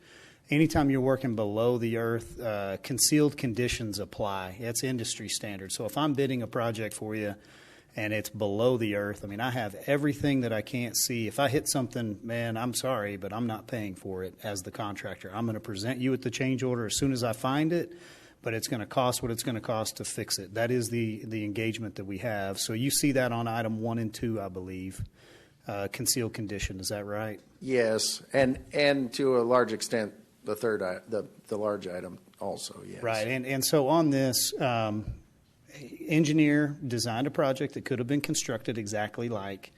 So we had the opportunity to say, no change order, put it in exactly like you want it. What the scope of work and the change helped with, in my opinion, what you're buying for that $1.5 million is the ability to get back down to that tunnel without having to damage the railroad or overstep onto a gas line or work so closely to an existing utility that the likelihood of that earth moving is going to shift that, and you have a bigger liability. So in the percentage, 10% contingency would probably be what I would factor, normally. And so, this is a 2% cost overrun. Now, we didn't have a contingency factor on our side. As a business manager, I would like to have the contingency, but as the contractor, I want to remove all your contingencies out of your contract, and I want to get the hardest bid proposal I could. The issue is this is not standard construction, so you're limited to 1 or 2 contractors. You're limited to availability, and so you're going to pay what you're going to pay, and then it really becomes relationship. If you have a good working relationship with your contractor, They know you're not trying to get over them. You're working together on what this comes down to. So the last term would be value engineering. So I think they started at $3 million. They ended up at $1.5 million. So you saw 15 interceptions that we only did 8 of them. That means you went through and you said, well, I don't really have that condition here.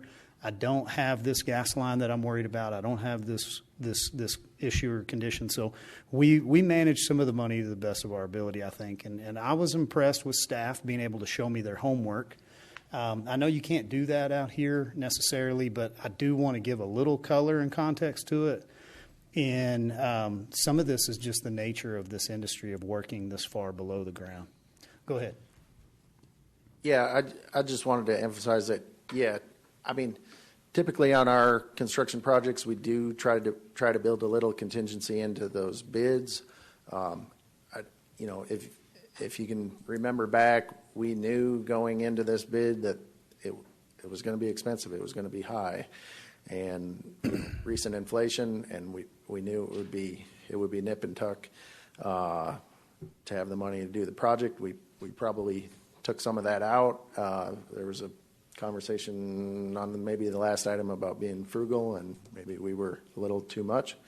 But we do intend to operate that way going forward, also with a little contingency built in.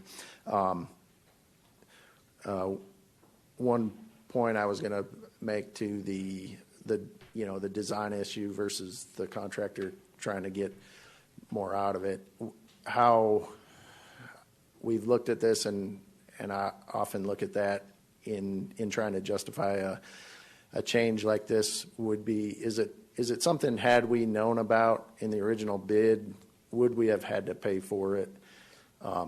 And on these ones, yeah, I think we would have paid for it in the original bid had we known, and we might have had a chance to negotiate even a little better deal through this.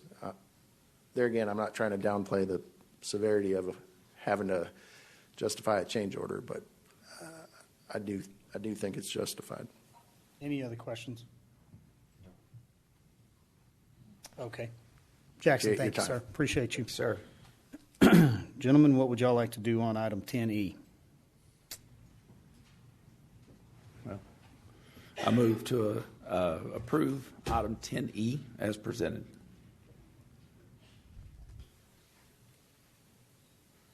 Second. Okay, I have a motion and a second on item 10E as presented. Any further discussion? All in favor, please say aye. Aye. Any opposed? Item passes. Okay, I'm going to go ahead and give us a recess here. It's almost 5. Let's come back here at 5:15. We'll wrap up with our meeting after that. I do need to ask, if you have not signed up for our public hearing on item 10G, please see the city secretary during this recess so we can make sure that we have you listed, and we'll put you in order. Thank you. We have successfully completed item 10E, and we will move forward to item 10F, discuss and consider employment agreement with the city manager. So this one has my name on it, and I'm not going to walk around to the podium to present anything. But we have gone through what you guys have witnessed as the city manager search. We hired a firm that I really liked. I know that there's been a little criticism back and forth, but Edward Williams did me a fantastic job. I am excited. Had a discussion with staff earlier this morning about what this looks like for a new city manager to come from the outside into this organization, what's needed. Grayson Path definitely has the temperament that I believe is going to be needed to engage with a strong staff that already has lots of things that are moving. Definitely going to have some handoffs between our interim city manager, Mr. Hartman, who's done me a really good job and done council a good job, been responsive, handled the small to the big and everything we're working on. This contract got done. To Floyd's credit, I didn't think we'd have this contract on this agenda. I figured it'd be the 25th. He turned it around. They negotiated a few terms. At one point, Councilman Kraft wanted to know about, like, is this industry standard? His house has to sell. We're moving here. I mean, we are looking at the dollars along the way. But all the terms are agreed to and negotiated. The contract is not in this agenda. It is here, though. And so, Ms. City Secretary, does everybody have a copy of that contract? Yes, there's a copy at each of your places on the dais. So really, what I need to do is just kind of move it forward from here. I think what I've seen previously is you accept and approve the contract, and then you appoint. Well, our city manager doesn't start till August 12th per the contract. So we will do an official appointment when he gets here. That way we keep interim city manager appointed. And really all we need to do here today is accept and approve the contract. So it's procedural. Most of you guys definitely in this room and people that watch online have watched this. You've seen what we're doing. Pros and cons on everybody. We had some strong candidates. We've made our choice, and I think at this point staff is at least excited about we're going to move forward, and we've got at least one thing that we can count on. We know what's fixing to happen. There won't be the energy in the discussion of, well, we just don't know when. We don't know what. And so now we do. And we are going to be working as a council very efficiently over the next month and a half to bring Grayson on with every opportunity to succeed and put him in the direction where we can get the most work done for you guys. Would ask council if you guys have had an opportunity. You received this contract, Friday?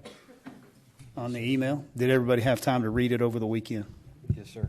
Does anybody have anything in the contract that you'd like to discuss? No, sir. No. Ms. City Secretary, tell us this contract will be posted or it'll just be available. What would my public expectation be? It is a public record, so if someone wanted to put in a public record request for it, then we would release it. So it's pretty typical. The amount, the benefit package is real in line with what we do for the rest of the employees. All open for you guys to look at. I think he's a good value for where we're bringing him from, and I think we're excited. So, council, if you don't have anything further, I see we have a public hearing after this that everybody's ready to get to. So I think item 10F, if we're good, would ask for a motion so we can accept. I move to adopt an employment agreement with Grayson Path as presented. Second. Have a motion and a second. Any further discussion? All in favor, please say aye. Aye. Any opposed? Motion passes. Item 10G. Now we will open a public hearing for the Sanctuary City for the Unborn. Ms. City Secretary, instead of asking if I have anyone here that would like to speak on this item that we've all been through multiple times and worked pretty tirelessly on, do you have a list of people that you'd like to start with? I do, Mayor. Okay, let's go ahead and just work our way down your list. Okay. And just as a reminder, now that this public hearing is called in, when you come to the podium tonight, if you'll please state your name, whether or not you live in the city limits, and then also let us know if you're speaking for or against this item. And that relates back to our city charter that says the public shall be permitted to present arguments for or against such proposed ordinance. So we will get started tonight with Michael Ford, and on deck after Michael will be James Skake.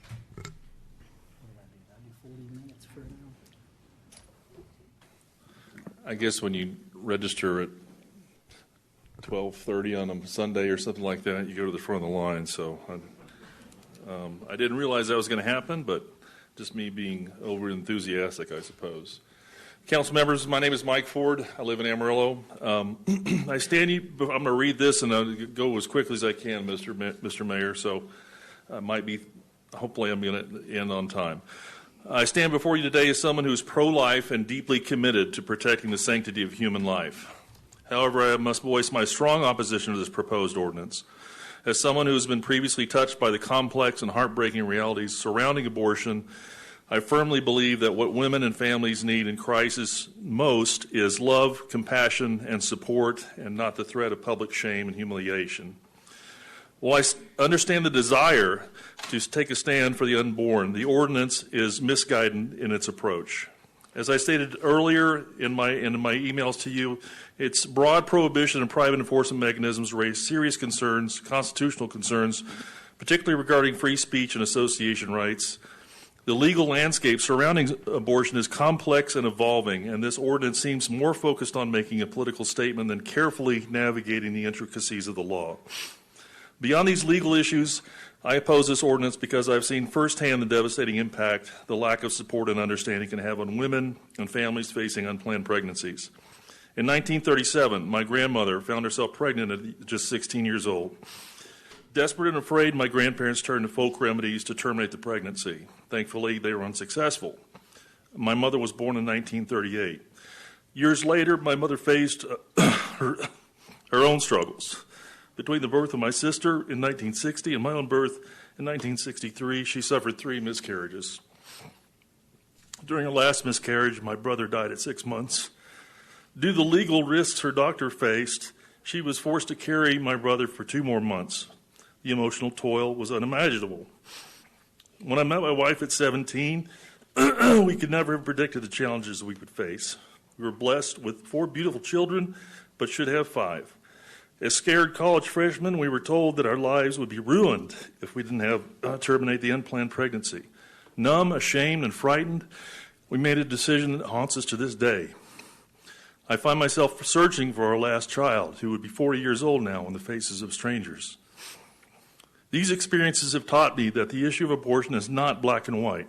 It is a deeply personal matter that requires compassion, understanding, and support. This ordinance offers none of that. Instead, it seeks to criminalize and punish those who facing unimaginably difficult circumstances, potentially subjecting them to public shame and humiliation for up to 6 years after the fact.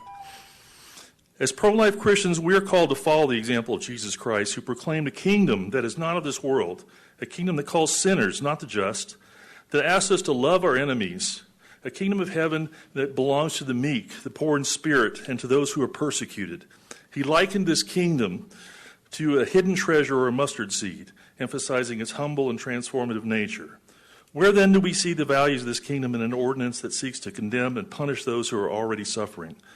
Where is the love, compassion, and mercy? I'm almost finished.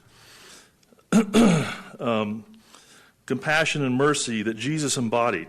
I believe that if we truly wish to build a culture of life that reflects the kingdom of God, we must start by extending grace, understanding, and tangible support to those who face the most difficult circumstances. In conclusion, I urge you to reject this ordinance. While it is well-intentioned, it is misguided and lacks the compassion and care that women and families in crisis so desperately need. As a pro-life community, we must do better. We must approach this issue with empathy, love, and a commitment to walking alongside those who are struggling, offering them support and resources they need to choose life. Only then can we hope to build a society that truly reflects the love and grace of the kingdom that Jesus proclaimed. Thank you, sir. Appreciate it.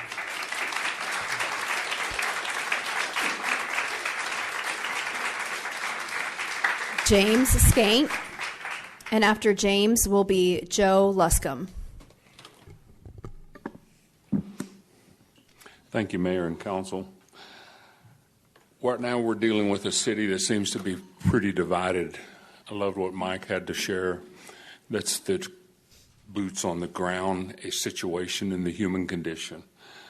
I'm against this ordinance. As all of y'all know, I've texted you and dealt with you, and at a minimum, shouldn't vote on anything, maybe take it to the ballot. It's unenforceable, uninvestigatable, and unconstitutional. It could get cities sued, as we've talked about. Frontline doctors are having problems with this. Businesses and things that would want to come here, our federal employees that are here, they have issues. They're under a federal law to deal with their health care. Mark Dixon and Jana May and the committee took 120 days to get 6,300 valid signatures. And I wonder if they actually, those people that signed actually knew what they were signing. Quiet. Very good. Quiet. Thank you. I get my time back. And so, you know, I mean, I've talked to too many that didn't read the 18 pages. I think I talk to many every day, as I was going to talk about, and I explain this traffic law, and I explain what's going on. They go, no. And these are all conservative Christian people and others. Mitchell seems to be stuck in a couple of pretty hard cases that he's not getting through using the law. Sidebar. I've already said this, though. Doctors and businesses and companies that want to come to town are going to look hard and heavy at any kind of, I've got 55 seconds left. They're going to look hard and heavy at whether you want to do business in this town, whether you want to come here. We need to be careful. We need to be open. We need to respect all. There's no abortions allowed in the state of Texas. We have a Texas Heartbeat Act, which is a good act. It's a good law. I've got 30 more seconds. Let me see. I've got a song. Give me a beat. But anyway. Thank you, sir. Thank you.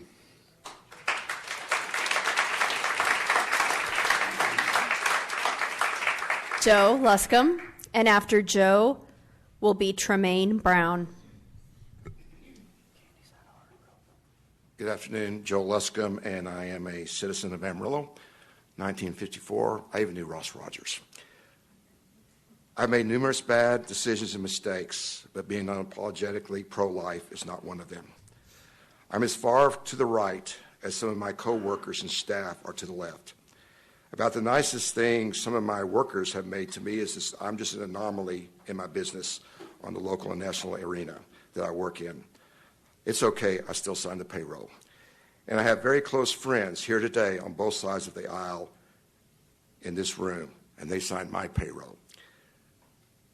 And then there's our son, senior sound tech and sound engineer for South by Southwest, Hoodoo, Amarillo Symphony, Aaron Watson to Alice Cooper, B.B. King to Temptations, Chris Tomlin to Mercy Me, corporate events by the hundreds. Yet he is a living result of the care and compassion of organizations similar to Choose Hope that was in the Houston area when he was born. His birth mom happened to choose life.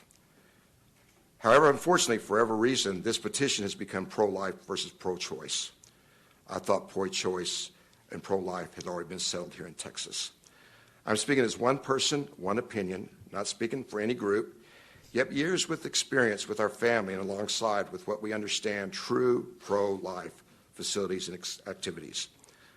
I'd love no more for Amarillo to be called a sanctuary city, but I also probably look at this action picture in a little different way than others. To me, what I see in this petition and all this part of it is basically useless. It's feel good. It really won't accomplish anything positive. It's interesting, when I asked to sign the petition, I asked him about Choose Hope in town, and the gentleman didn't have a clue what that was. And the ones around me, we were standing in line at Hodgetown. When they were asked about it, all that was mentioned was this was a sanctuary city petition to get it named Sanctuary City, but nothing at all was said about the ramifications, caveats, or provisions that were included in the petition. But that really doesn't surprise me now, hearing all the rhetoric, threats, innuendo, and our way or the highway mentality. And all this has placed the council in an unenviable position. In a way, this group has been held hostage. And on a side note, what also bothers me is that it's this simple for something from the outside to come in with this amount of distraction, disruption. What's going to happen when the next one comes through and wants to do the same? As I've listened to previous proceedings from airport lounges, there seems to be lots of legal, moral, and spiritual expertise given. So just allow me to leave you with this one of my spiritual guidelines. Even though all things might be legal, not all things are profitable. Even although all things might be legal, I will not be mastered by any. What we're hearing and seeing is really not true pro-life. True pro-life is people not just standing in the aisles or standing on the sidelines or bandwagon with petitions and threats. True pro-life is involvement with those who care and love and mentoring and support and compassion, hurting women, even families having to make possibly the most life-changing decision they will ever have to make. I've been there. I've experienced it as an adoptive dad. Pro-life, like the birth mother we were shown. Our family has been richly blessed through our son's life. Let me assure you of this. More true pro-life results and benefits will come from our existing Choose Hope and Diocese Respect Life programs in a month that will come from the results of this petition for years to come. Thank you, Joe.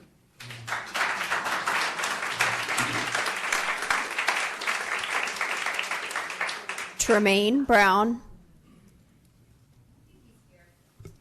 Okay, Jack Thurmond. And after Jack will be C.R.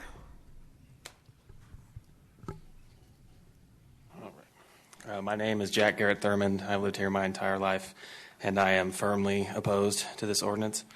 And the ordinances in Lubbock, Abilene, and Odessa, they each state, this section does not prohibit referring a patient to have an abortion which takes place outside of the city limits.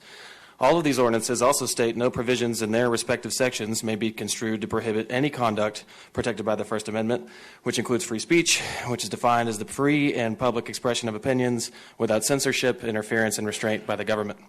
Lubbock's ordinance also states no provision may be construed to prohibit any action which occurs outside of the jurisdiction of the city of Lubbock.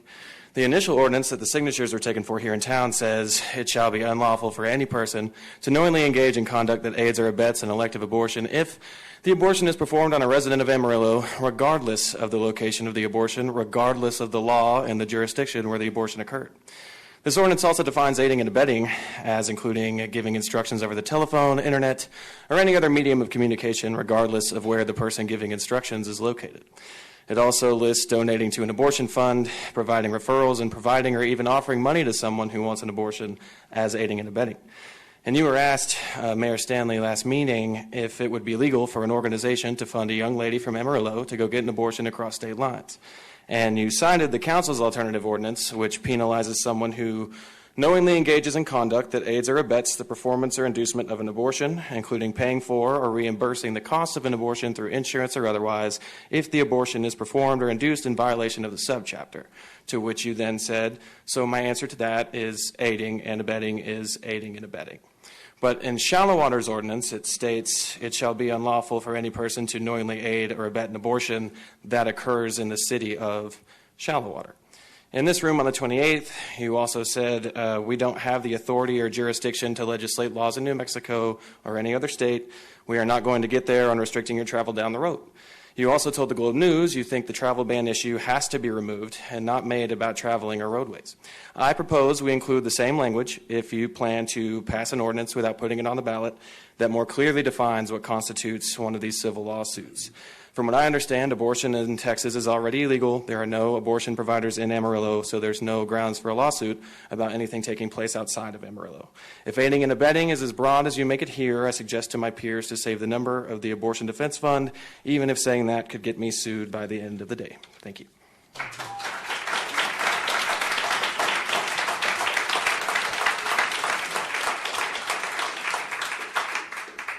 Is there a CR? And if not, Bree Cagle. And after Bree will be Nathan Smith. My name is Bree Cagle. I've lived in Amarillo my whole life, and I am against this ordinance. Consent to sex is not consent to pregnancy. Unintended pregnancy is the cause of over 90% of abortions in this ordinance, and your proposed compromise do nothing to address this issue. We already know effective solutions, comprehensive sex education, which has never been truly tried here, and access to emergency contraception, which this council has discussed removing access to. Instead, the proposed solution is to allow civil action against my neighbors for helping a loved one obtain legal support after an abortion takes place. So it doesn't protect life. It punishes caring, supporting communities. Would you not go to great lengths for your wives and your daughters? Then why is the solution to punish people for doing what they believe is best for their loved ones? Imagine the roles reversed, where I'm sitting there and you're standing here telling me why you think that you should be able to get circumcisions and Viagra. It'd be weird and uncomfortable and inappropriate. It'd be common sense. A gentleman has come in here twice asking you to do your due diligence, and either you didn't or you don't care because you continue to support this, despite the fact that our black sisters are more than 3 times as likely to die from pregnancy-related complications as white women. So it's no wonder that they seek abortions 3 times more than white women. If more black women are forced to carry pregnancies to term, there will be a disproportionate increase in black deaths of women in childbirth. Further restricting access can be a death sentence, so I'm asking you, how many black women between the ages of 14 and 45 have you spoken to about this before you decided that you should vote on it for them? Because if that's not a significant number, you have a representation issue. You're not representing your community. Choosing anything other than a citizen vote on this will make you go down in history, but not in the way that I think you want to. Be careful, because it's not God that I think you're listening to on this. Because the God that I know would never support something divisive that sows paranoia, hardship on already suffering people. That doesn't sound like Christ to me. So, thank you.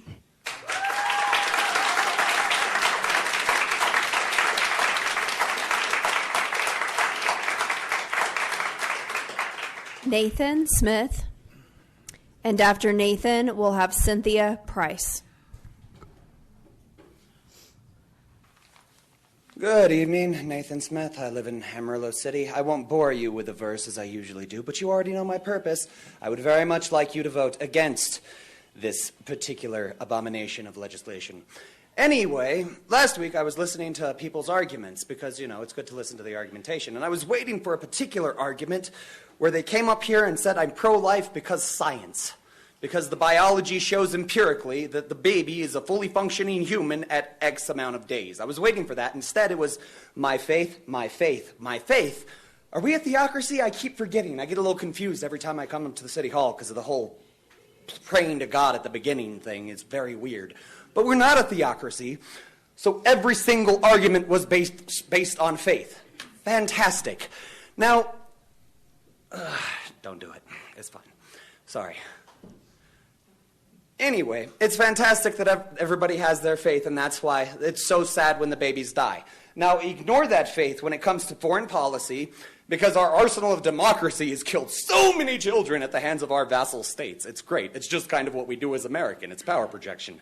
I won't go into the morality of it, but it's what we do. Migrants, the party that is most vehemently pro-life, is decidedly anti-migrant, considering they use the Bible. That's fantastic. So we don't care about migrants too much. Homeless populations, well, some people try to do stuff for the homeless, but we waste all these resources to fight for people who don't exist and never got the opportunity to exist.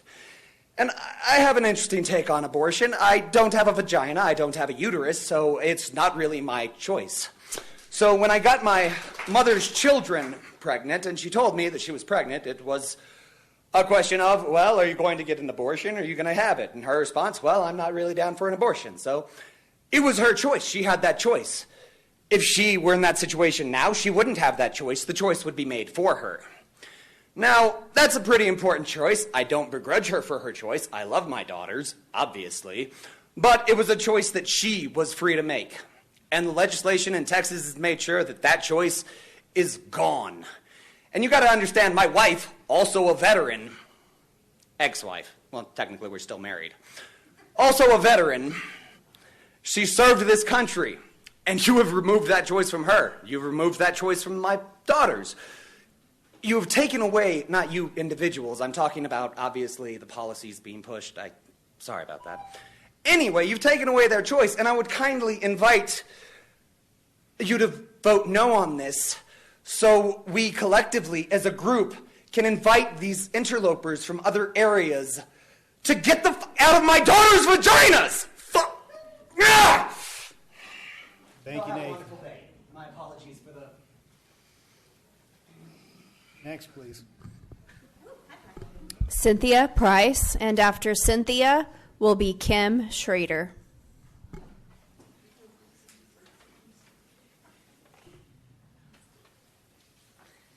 My name's Cynthia Price, and I am for this ordinance.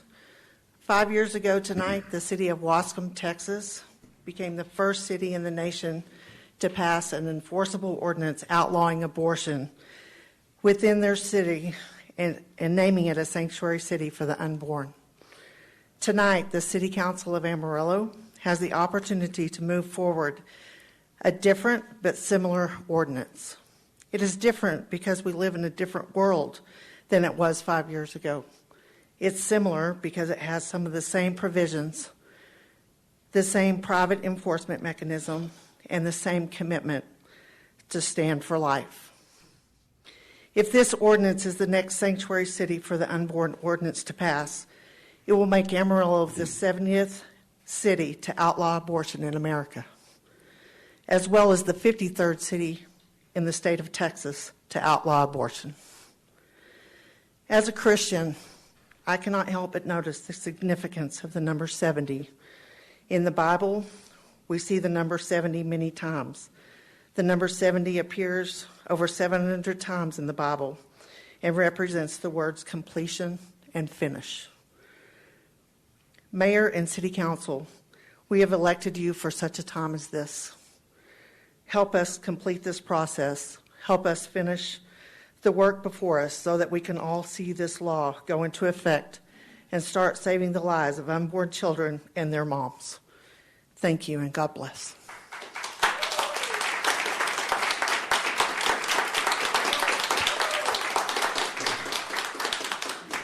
Kim Schrader, and after Kim will be Connie Morgan. Hello, good evening.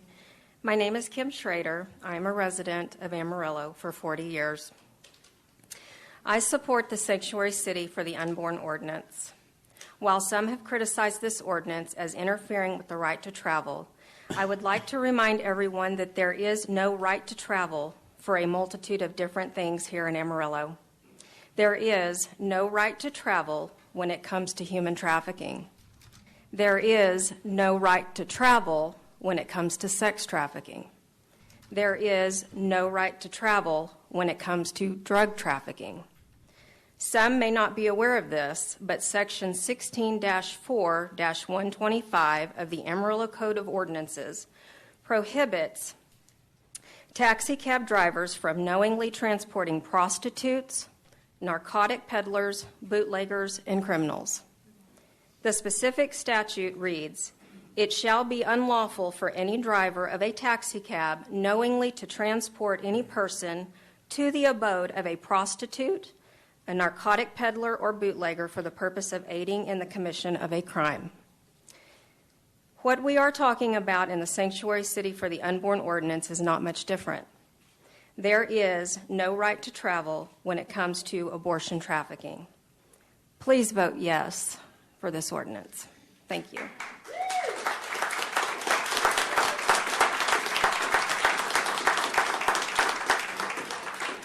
Connie Morgan, and after Connie, Tim Gassaway.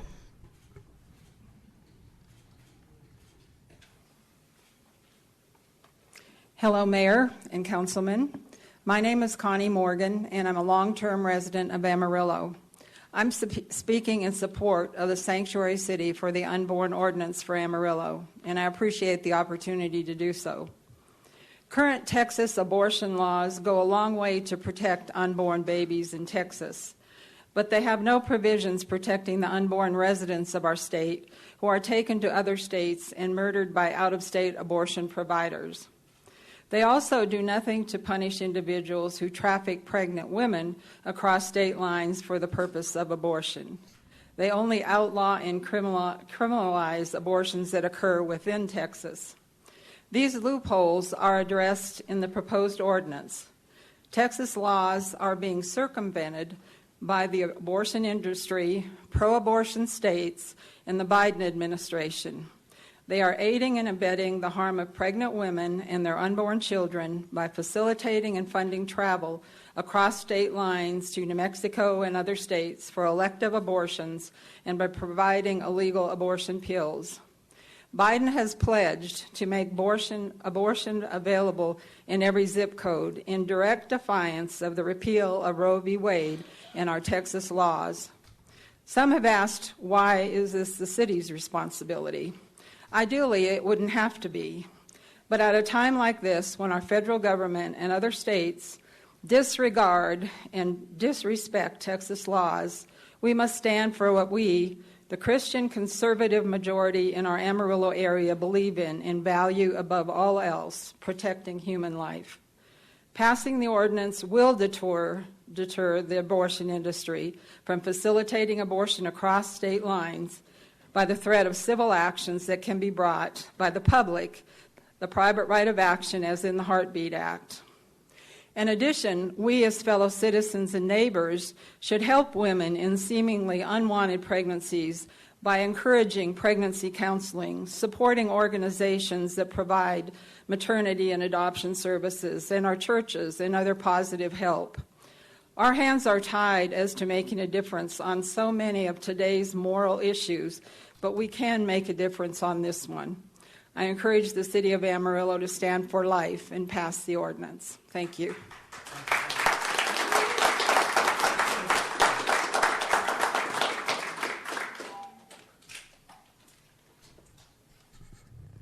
Tim Gassaway, and after Tim will be Kat Browning. Good afternoon, Council. My name is Timothy Gassaway. I'm a resident of Amarillo. Did you need an address? No? Okay, cool. I'm coming today. It's real simple. This is ill-advised legislation, and it's something that the City of Amarillo does not need to be in. We've been in it for months. However, it is ill-advised, just as it was ill-advised the way the Texas State House passed the bill, because now they're finding out. It had no basis in what? Medical people giving us advice. If it had have been, we wouldn't be making mistakes. We wouldn't have made the mistakes that we're making.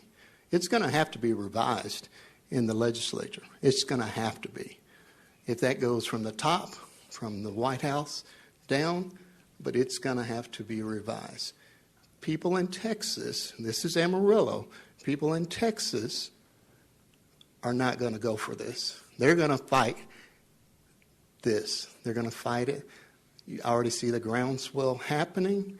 It's going to be fought.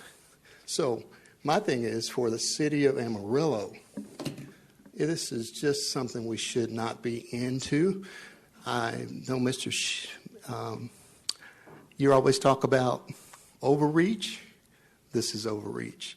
And it's just that simple, and I yield the rest of my time. Thank you. Thank you.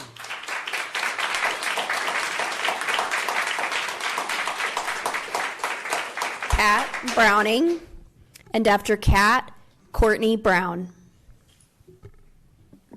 Sorry, I'm short. My name's Kat Browning. I'm a resident of Amarillo, and I'm against this ordinance. This proposed legislation, as well as the amended version, are unconstitutional. As citizens, we have rights such as freedom of speech, freedom of association, and the freedom to travel, as well as equal protection under the law. Although it's not my job to provide the City Council with a legal analysis, it appears that this leadership is lacking that, and I feel like these points must be addressed. This ordinance would prohibit the sharing of information and resources violating the freedom of speech. It also prohibits donating money to support abortion access, which the Supreme Court has established is a form of expressive conduct. Restricting these actions controls individual expression. This is the government threatening our right to support whatever causes we choose and limiting our ability to share information freely. The ordinance also violates our freedom of association. It would prohibit collaboration for support for organizations that provide abortion services, which is also protected under the First Amendment. Restricting this constitutional right prohibits our ability to organize and support collective action on important social issues. If passed, it would also infringe on the constitutionally protected right to travel unrestricted. With 2 major roadways leading to other states and an international airport, we risk restricting movement, which the Supreme Court strictly forbade in the 1968 ruling in Shapiro v. Thompson. If this ordinance passes, helping a woman in Amarillo receive an abortion would be subject to legal penalties, while helping a woman seek other medical procedures does not. This is a discriminatory application of the law, and it undermines the Equal Protection Clause in the 14th Amendment. This ordinance also explicitly states that a city employee cannot be sued under its provisions. It was purposefully designed to shield this governing body from accountability, which prevents citizens from seeking justice against those who enacted it. If this ordinance passes despite violating our constitutional rights, what is to stop the government from taking other protected rights away? What if another city copied this ordinance to criminalize helping someone access a gun? If you pass this ordinance, citizens would be unable to defend themselves when the government infringes on their fundamental rights. We must ensure that any law respects these rights and does not unjustly target individuals based on their medical decisions or their personal beliefs. It is crucial for our community and our leaders to reject this ordinance and uphold principles of equality and justice for all. Thank you for your time.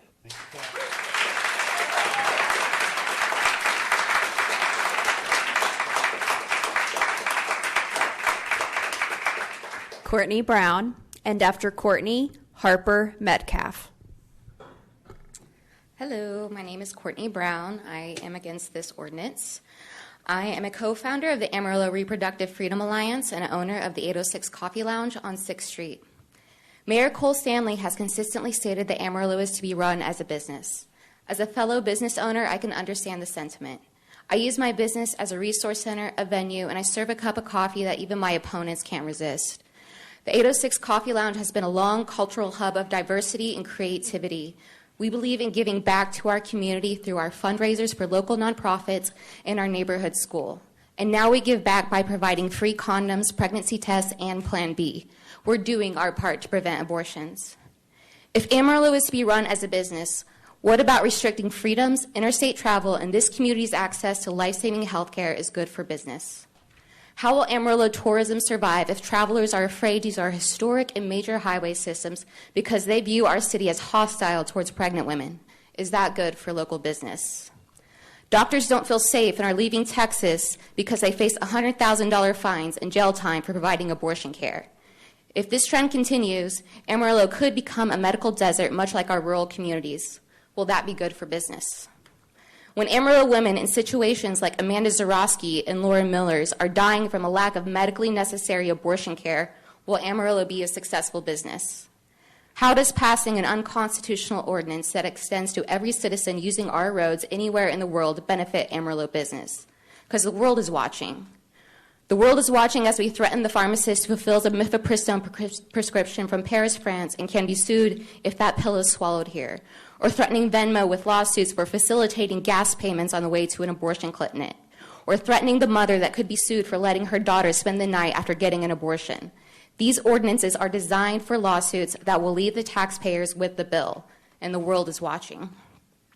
Will this be the legacy of this small government city council, turning neighbor against neighbor and making fugitives of the citizens you swore an oath to protect the rights of? The Texas government has already reduced women to a single biological function, and now this council of men is deciding who has the rights to it.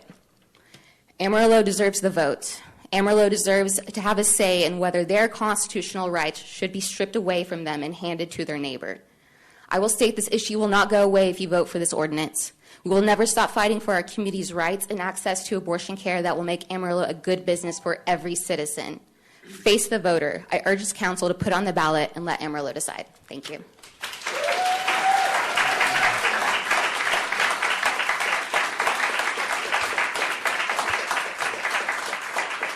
Harper Metcalf, and after Harper, Lindsay London.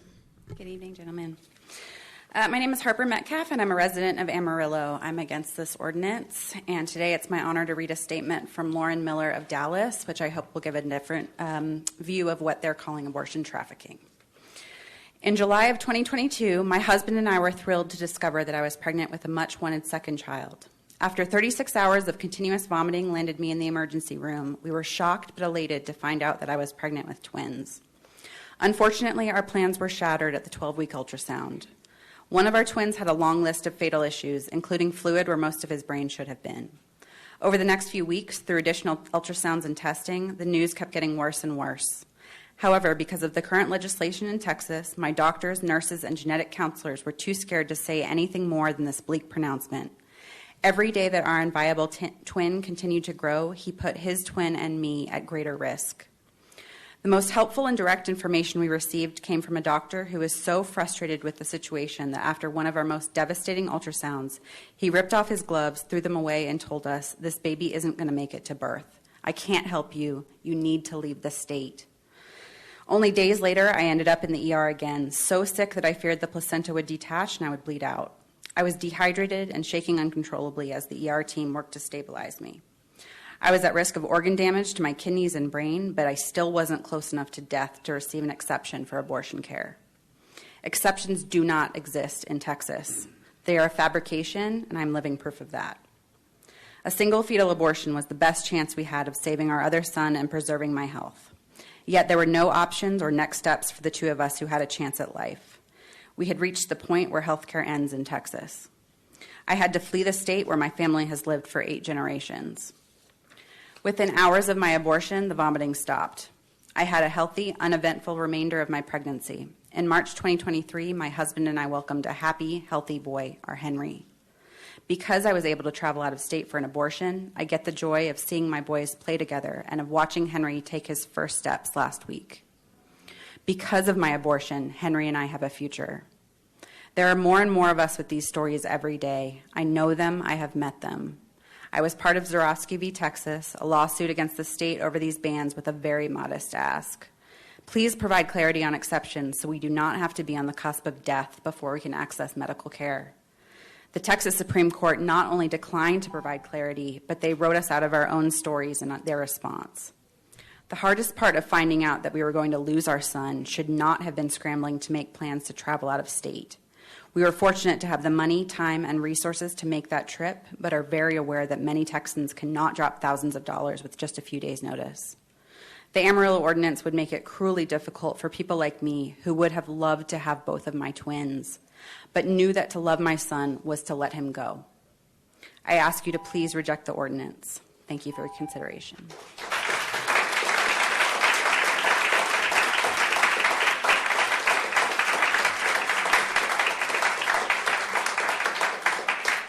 Lindsay London, and after Lindsay, Dr. Reg Martin. Good evening. My name is Lindsay London. I live in Amarillo, and I am opposed to this ordinance. Today I'm going to speak to you not as a co-founder of ARFA or a nurse, but simply as myself, a woman who has had 2 beautiful children, 1 miscarriage, and 1 abortion.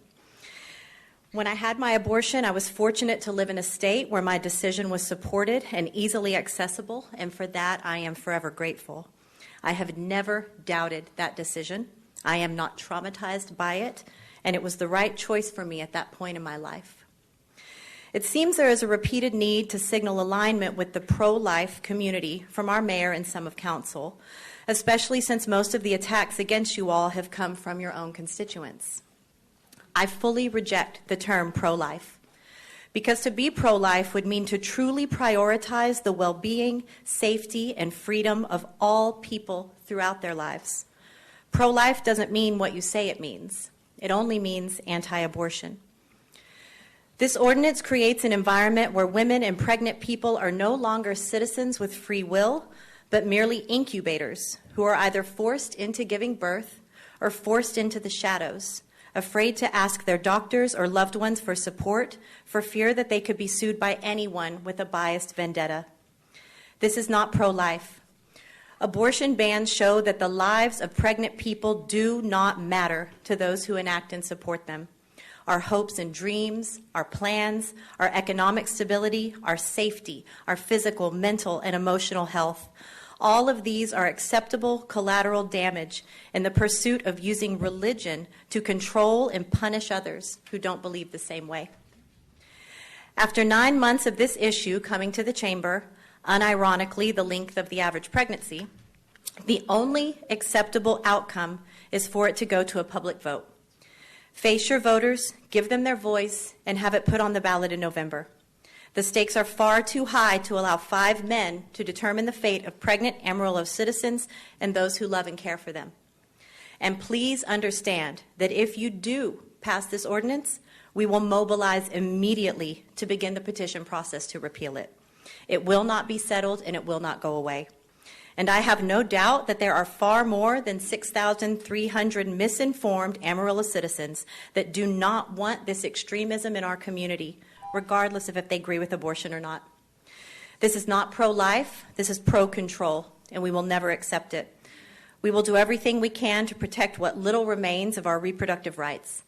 Texas law has taken almost everything, and we will not allow you to take away any more.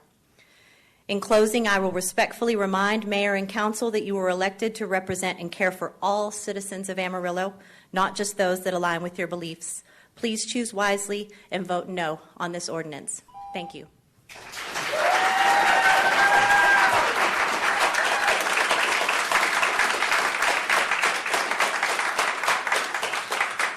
Dr. Reg Martin, and after Dr. Martin will be Dr. Richard McKay. Good evening, gentlemen. Thank you for listening to me. My name is Reg Martin. I live here in Amarillo, and I was raised in West Texas, went to Plainview High School, and I've been a practicing anesthesiologist in this town for 18 years. And if I've taken care of any of you and you're awake, then that means you're welcome. So what I want to say here is that I'm against this ordinance, and it's very simple. I want to give this group a look into what I think is the medical implications for professionals that live in our community. As an anesthesiologist, I'm in a unique position. I work with a lot of different kind of doctors, mostly surgeons, but I also talk to cardiologists about how to get patients ready for surgery, or endocrinologists, or everybody but dermatologists. You just can't get those guys on the phone. They just, I don't know. I think they think they're better than us, but maybe they are. Anyways, my point is that everyone that I've talked to about this issue, I get 2 answers. One is they haven't heard of it, and they're a little horrified once I explain it. And the other is that they know about it, but they don't know the details, but they're against it. And I know you're thinking well, why aren't there more folks that do what I do, that do what we do, taking care of people? Why aren't there more of a presence? And I can tell you why. This community is overwhelmed. We are an underserved, underwater medical community. Now, don't get me wrong. We have amazing people in this community. I'm proud to be one of them. But they're busy. And anybody who's been in a waiting room in this town will tell you the same. There's a local group of private practice obstetrician and gynecologists. I've spoke to them. And, the average wait time for a new patient, a female who just needs a gynecologist, is almost a year.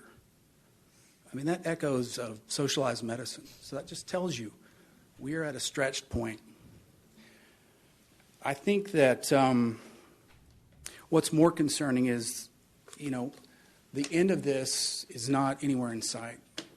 I own my own anesthesia group. I'm constantly trying to hire nurse anesthetists, anesthesiologists, and trying to get people to come to Amarillo is incredibly difficult. If you're not from here or your spouse isn't from here, they're not coming. Or if they are, it's not going to be for long. It reminds me of I'll get to it. The point is that what this is going to do, it's going to create tension, confusion, and concern amongst healthcare providers and their patients. It is going to create a hostile environment where you're going to see patients hurt and physicians, nurse practitioners leave to go to other areas where they feel like they can practice the way that they intended. Any difficult problem I ever come across in my practice, you have to go back to the basic tenet. Take care of the patient. do no harm. I admire you guys. You give your time, your effort to this very difficult question, but I'm going to give you the same advice. Do no harm to this city. Take care of this city. Please vote against this. Thank you.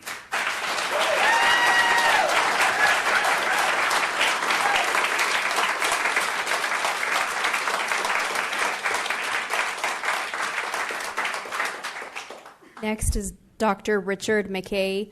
And do we have Tiffany Martin and Cindy Barnard in the audience? These two individuals have donated their time with Mayor Stanley's approval to Dr. McKay. I'm Dr. Richard McKay. I'm a retired orthopedic surgeon. Grew up in Amarillo in a doctor's family. Went away for 15 years to get smart enough to come back to Amarillo and practice for 38 years as an orthopedic surgeon. I was president of the Medical Society in 2005 and have been on the board pretty much all the time. I now represent the retired physicians on the board. I'm here to read you a letter that you all read from the Medical Society board. The Potawatomi County Medical Society is a group of approximately 400 physicians in the Amarillo area that supports each other in the endeavor of improving local health care by sharing knowledge, discussing issues in the medical field. Our members are from multiple specialties, essentially all of them. The society represents our members at the state level through the Texas Medical Association and the national level through the American Medical Association. The stated purpose of our group is to promote the science and art of medicine and the betterment of public health. The society submits these comments regarding the Sanctuary City Ordinance out of concerns that the ordinance passage will negatively impact health care in Amarillo. It can be reasonably anticipated that the proposed ordinance will negatively impact the relationship between providers and women in such a way that the society feels compelled to comment. While the society is not taking a position on the propriety of the current law or historical approaches to the legality and availability of abortion, we do feel it is necessary to weigh in on the perhaps unintended consequences that may result from adoption of this ordinance. If the consequences are not unintentional, the society is more justified in bringing these concerns to the public and council's attention. The passage of the proposed ordinance would require all providers to read and fully comprehend an 18-page ordinance, which I have read, interpreting its legal language and multiple references to Texas statutes and regulations to ensure compliance. These considerations will likely become onerous as they require the physician to alter discussions with patients and infringe on the open communication between physician and patient.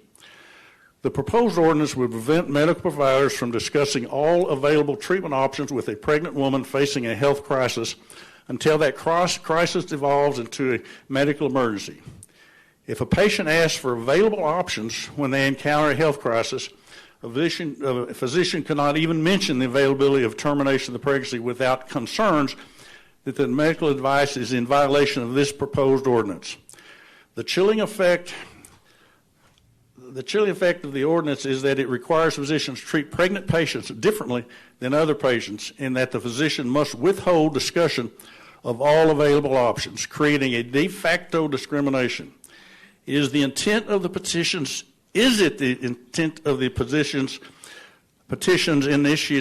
initiating committee to demand physicians violate principles of equality and non-discrimination? The society has serious concerns about these infringements on the physician-patient relationship. The ordinance expressly prohibits anyone, including a medical provider, from providing a referral to an abortion provider for a woman seeking an elective abortion. If a patient seeks guidance from her physician as to where she could obtain such services, a physician in Amarillo will not be allowed to direct her to a licensed provider to obtain the service, instead leaving the patient on her own to locate such services. Under the ordinance, a private citizen could assert a claim against the physician who provides answers and information regarding available treatment options to a patient seeking that information.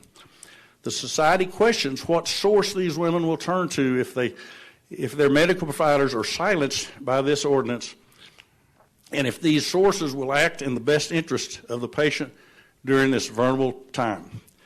Additional concerns about the perhaps unintended consequences of this proposed ordinance include promotion of interference by third parties with the relationship between this physician and patient. The physician-patient relationship is afforded protection under the ethical rules governing providers, the law of the United States, and those of the state of Texas specifically. Texas law provides that a communication between a physician and a patient relative to or in connection with any professional services as a physician to the patient is confidential and privileged. The federal government has likewise implemented myriad provisions to protect a patient's health information, including the Health Insurance Portability and Accountability Act, widely known as HIPAA. A physician facing a civil suit under the proposed ordinance could be severely limited in defending their actions unless the patient specifically waives the confidentiality as required by HIPAA. Would confidentiality be waived for the totality of the patient's protected health information in the possession of that provider? What if the patient only disclosed a portion of a discussion with the provider to the third party bringing the cause, or incorrectly recounted the communication? Can the physician disclose the full context of the situation and the discussions to defend against a civil action that could result in a penalty in excess of $10,000 plus attorney's fees and costs for an individual who was not party to the physician-patient relationship? Is it that intent of this ordinance to leave providers with no way to defend themselves against civil suit? These questions have potential to create a barrier to the open lines of communication between physician and patient. Confidentiality exists to promote the free and full disclosure of information to benefit the patient's health and medical decision-making between the physician and patient. Interference with the physician-patient relationship stands to impair the provision of quality health care that should be available to all Amarillo citizens and those in the surrounding area that our medical community serves. The Society is also concerned about the ability to retain and recruit providers in the Amarillo area if this ordinance were to pass. Adding the threat to additional civil suits that could potentially impossible to defend would make Amarillo less attractive to new healthcare providers. It should be stressed that the loss of women's health providers would severely impact all women, not just pregnant patients. Restrictions on access to health care places all women's lives in health risk. Navigating this issue has proven to be very difficult for physicians in Texas, and we need your support in continuing to provide the best care we can under the existing state laws. The Society would implore the Council and citizens of Amarillo to fully consider the negative effects of the proposed ordinance. At a minimum, we need the ability to meet our duty to pregnant patients to treat them with the same level of care to other patients receive. That's the letter.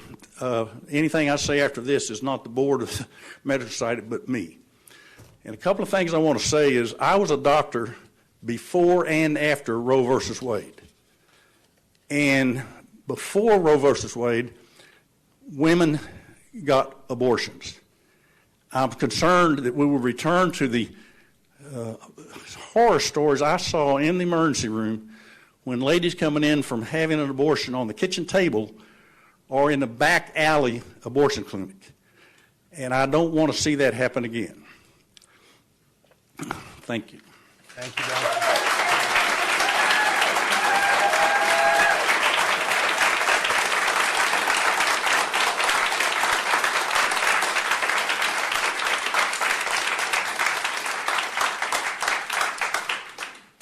Next will be Fariha Samad, and after Fariha, Fred Hughes.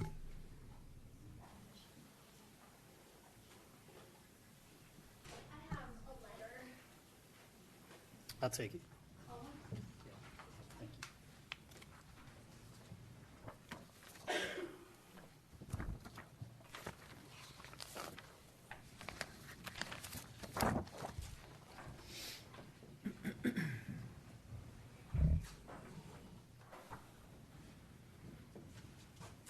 I'm Fariha Samad, an Amarillo resident.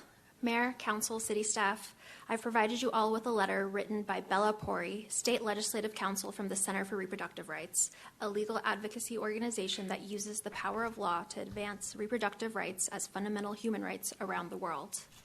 I won't read you the whole letter, but I do want to share a condensed excerpt about the law that you're considering. The ordinance would go further than Texas or any state law has gone before. Last year, a federal district court held that Texas abortion law does not apply extraterritorially, and the Attorney General has no power to pursue civil penalties for abortions that occur outside of Texas. This ordinance, however, seeks to prohibit getting an abortion, regardless of where the abortion happens, even if the doctor does not know that they are giving care to a resident of Amarillo. It specifically states that this applies extraterritorially, which would make it illegal for an Amarillo resident to travel out of state to obtain abortion care that is lawful in other states. The ordinance seeks to punish both healthcare providers as well as anyone who aids or abets abortion care. This violates the U.S. Constitution by subjecting people to harsh civil penalties for exercising their right to travel, even when facing life-threatening emergencies. While the ordinance has an exception for abortions provided in response to a medical emergency, this will not protect people from lawsuits. State courts in Texas have repeatedly refused to clarify what kind of emergency rises to that standard, which leaves Texans no choice but to travel out of state for desperately needed care. The Attorney General of Texas stated that allowing an abortion in the case of a medical emergency will not insulate hospitals, doctors, or anyone else from civil and criminal liability for violating Texas's abortion laws. This ordinance goes further than existing state law by subjecting people in Amarillo to civil penalties if they have any involvement in an out-of-state abortion obtained for any reason. It is already impossible for Texans to get necessary medical care in their home state. This ordinance tells Amarillo residents that they are not allowed to get the medical care that they need anywhere in the country, that even asking for help could put care providers and loved ones at risk. Thank you for the opportunity to provide this testimony. Please do not hesitate to contact Bella if you have any questions or would like any further information. Thank you, ma'am.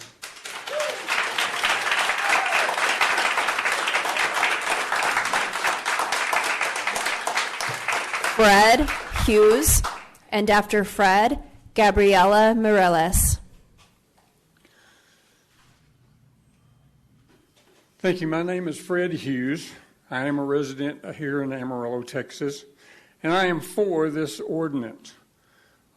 There's lots of good things that people can say, and we're all up here saying them. But I want to give a testimony that came from a pastor. His name is Bunk Skelton. He's from Clarendon, Texas. And he recently gave his testimony concerning some of the things that we're talking about. He spoke as a father of an aborted child. And his testimony is this. He said, I happen to be the father of an aborted child. And because of that, I do not know whether I have a son or a daughter in heaven. But I do know that I have one or the other. I did not have the opportunity to meet that child. It was forced upon her by her parents. It does affect more than just one person, you know. It affects the whole family. It affects people in a lot of different ways. But it involves the father, too. That's an aspect that I think is kind of left out of the discussion sometimes. The fathers are important.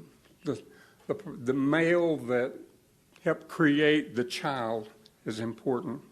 This story is the same story for many people throughout the state of Texas. Pastor Bunk's story exists because his unborn child's grandparents forced an abortion on their daughter. That's not right, any more than some of these other stories abide by. But abortion has been an option on the table for a long time, and it's about time to take it off of the table, gentlemen.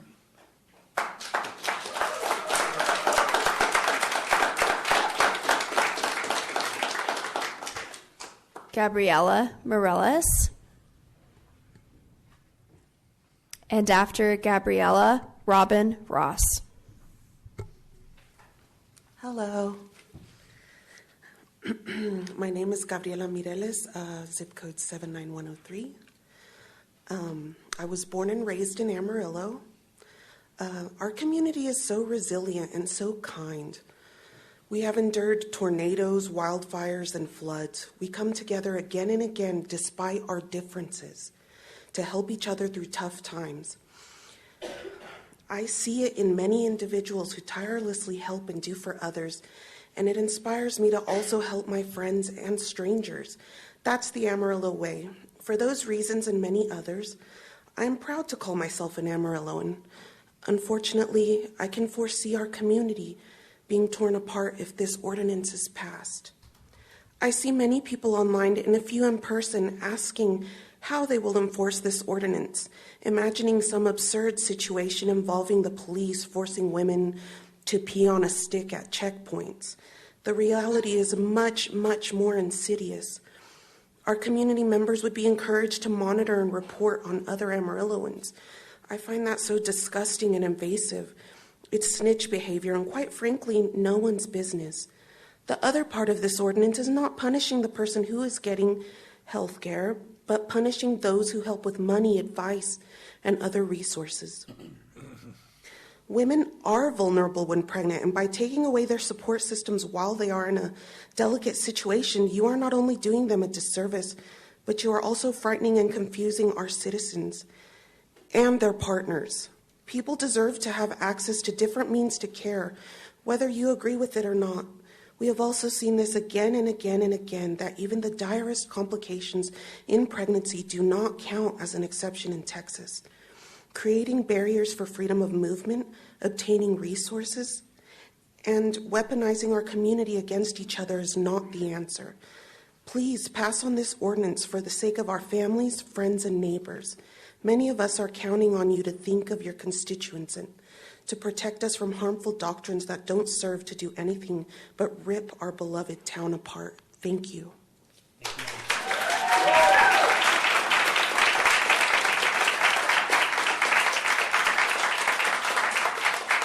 Robin Ross, and after Robin, Jacob Meyer.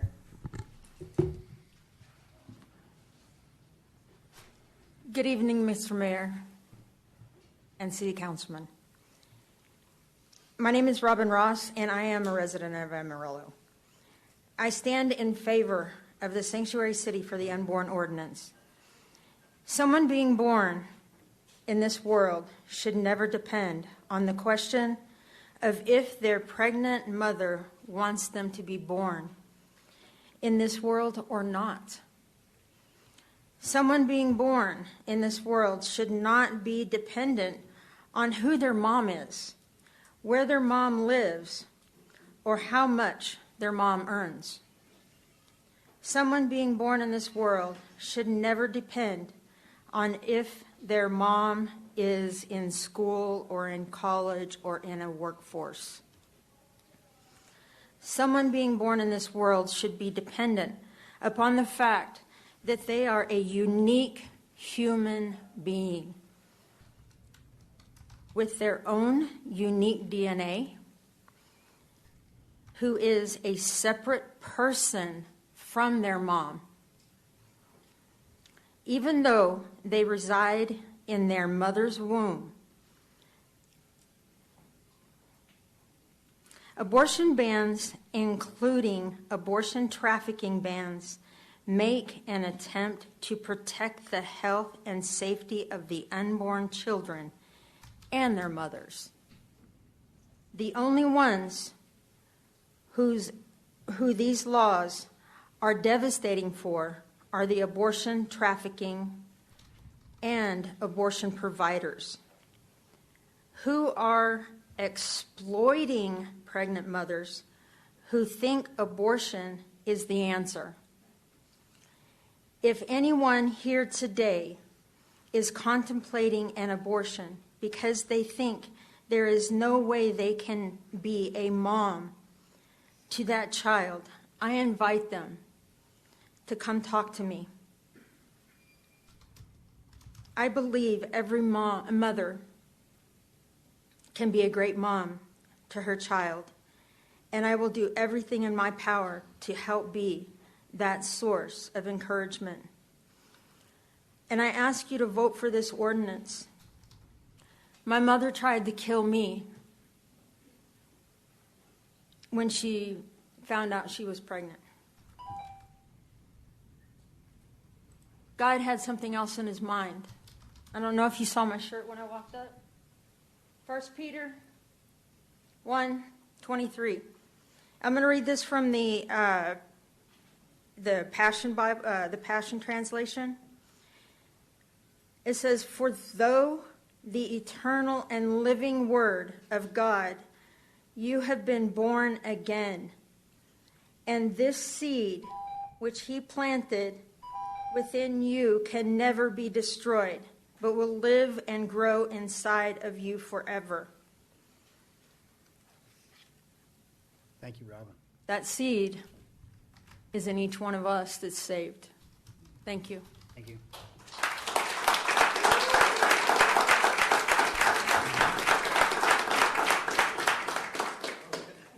Jacob Meyer, and after Jacob, Irene Hughes.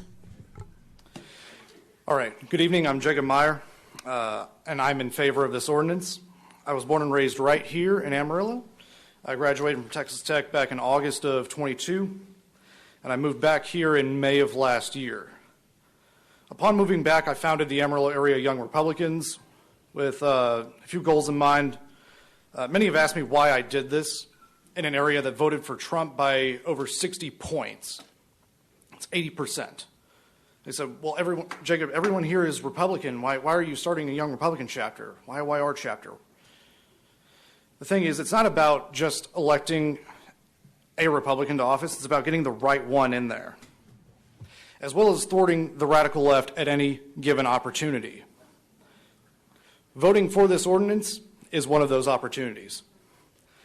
See, now that the Biden administration, now that Roe v. Wade has been overturned, it's gone back to the states. Biden administration has they've come after this ordinance. A lot of people here said that this ordinance is useless. It's not going to do anything.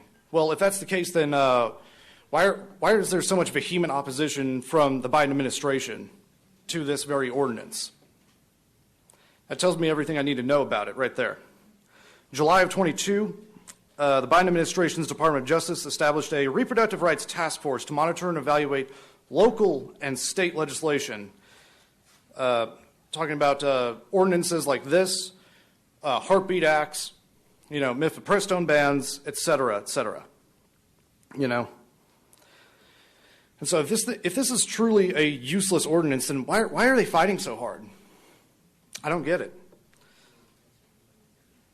And so the Biden administration is against these state and local efforts.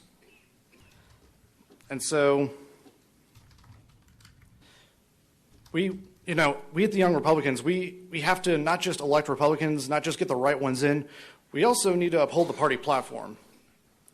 The Republican Party of Texas just passed 3 pro-life planks. It's I don't have them on me right though, but they're number 53 covers abortion trafficking, and then so I think it's 153 or 154 J and L covers the private right of action, which is found in the Heartbeat Act. We need to stand with our pro-life laws and legislation. We need to stand with our state legislature, and we need to thwart Biden in any way that we can. So I ask that you please vote for this ordinance. Thank you.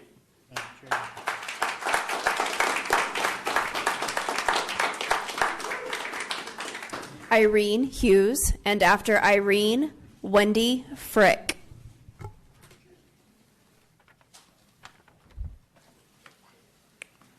My name is Irene Hughes.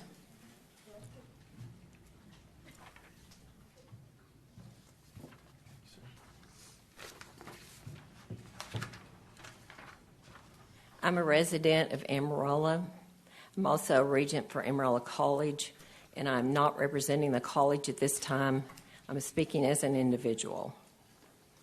At the May 28th City Council meeting, it seemed that the 10,300 signatures that were presented to the council last month were deemed insignificant. Today, I want to present some results of this council's election on 5/6/23 to prove that 10,300 really is significant. In Potter County, 10,300 was 2 times more votes than Cole and Don received. 10,300 was 3 times more votes than Josh, Tom, and Les received. In Randall County, 10,300 was close to the same number of votes that Cole and Don received. 2,000 more than Tom and 4,000 more than Josh and Les received. In Amarillo, 10,300 was half of the total number of voters in this 2023 general election. The 10,300 is 3 times more people than voted in the Potter County runoff election last month. Whether or not the county was circled or the affidavit was accepted as written, there were still 10,389 real people who signed the petition. You have heard the real true voice of the voters. A recent press release quoted Rachel O'Leary Carmona as saying, "A handful of far-right activists who could all fit in a van should not be deciding public policy for citizens of this city." I'm not sure what kind of a van can hold 10,300 people. Actually, it would take 1,471 vans. But this is a significant number of people who want this city to be abortion-free so babies have a right to life. Another quote by the same lady, "And make no mistake, we will make sure that there are political and electoral consequences for this." Council members, from the election results that were stated earlier, please note that there are thousands out there that voted for you. Do not be intimidated by these threats. Just make the right decision for those that did vote for you. Thank you.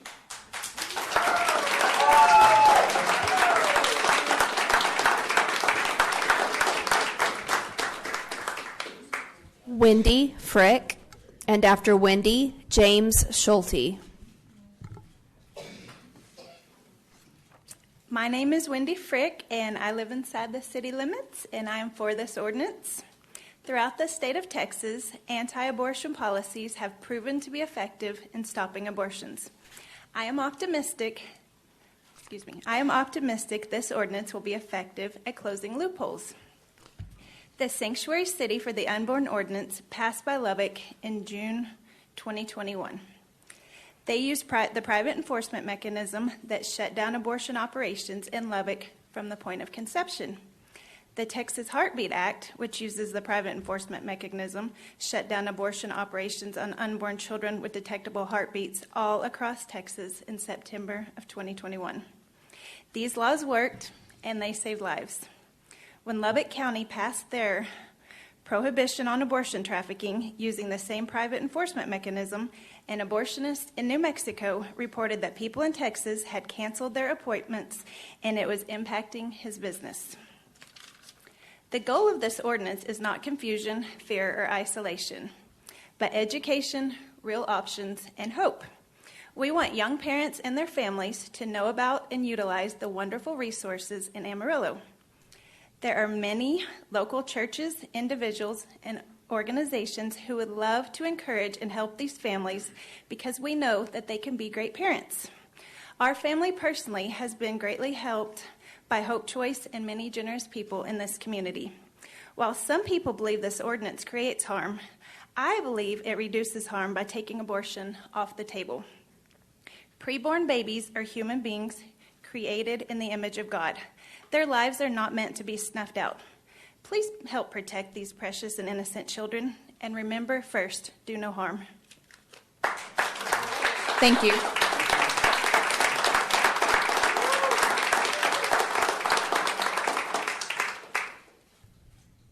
James Schulte, and after James, Martha Sell. Mr. Mayor, may I approach? Yes, sir.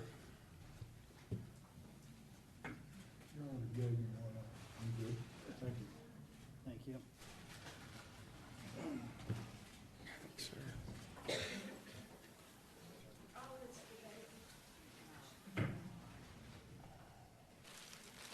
given the commission, my name's James Schulte, but they've given the commission a model of a 10 to 12 week old baby, which is in the womb. You will see that. They are all formed. They have all their parts. This one has a little blanket for him. And this is why we're here. This is a human. It's not a dog. It's not something else. It is a human. People have asked why this ordinance will be enforced. And Wendy touched on some of the things that I was going to say. That's a great question. The answer is the same way the Texas Heartbeat Act is enforced. When the Texas Heartbeat Act went into effect in September of 21, abortion providers throughout the state of Texas chose to follow the law by ceasing performing abortions on children with a detectable heartbeat. Why did they follow the law? They followed the law in part because they did not want to be sued into oblivion. While some in opposition to the Sanctuary City ordinance have said that this ordinance is unenforceable. The Sanctuary City ordinance is enforced to the extent of the same way the Texas Heartbeat Act is enforced. Apparently, Planned Parenthood believed that the Sanctuary City ordinance was enforceable because they stopped performing abortions in Lubbock. They had come back to Lubbock and they had been there a short time. They started abortions, they stopped abortions.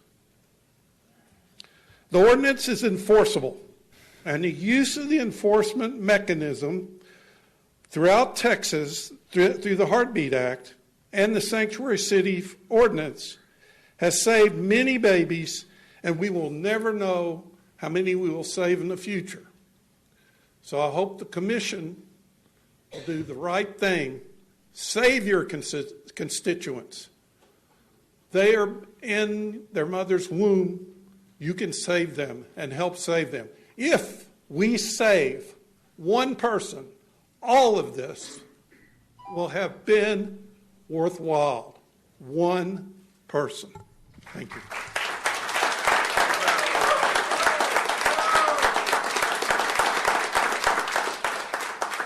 Martha Sell, and after Martha, Tammy Fogel.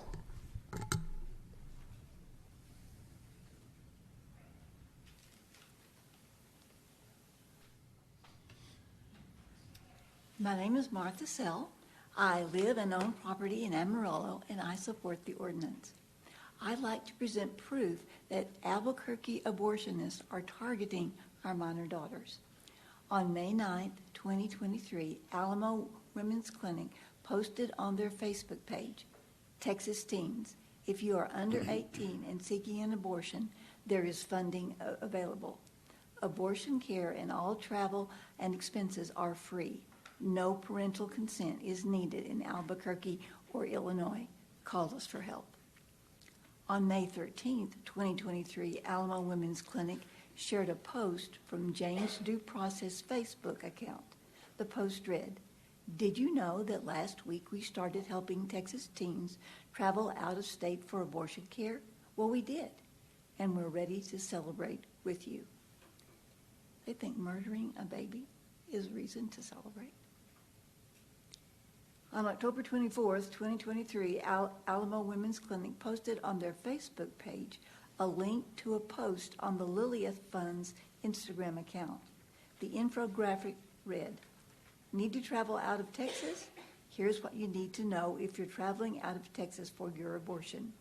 You are not alone, and we are here to help you." Councilman, please protect our daughters.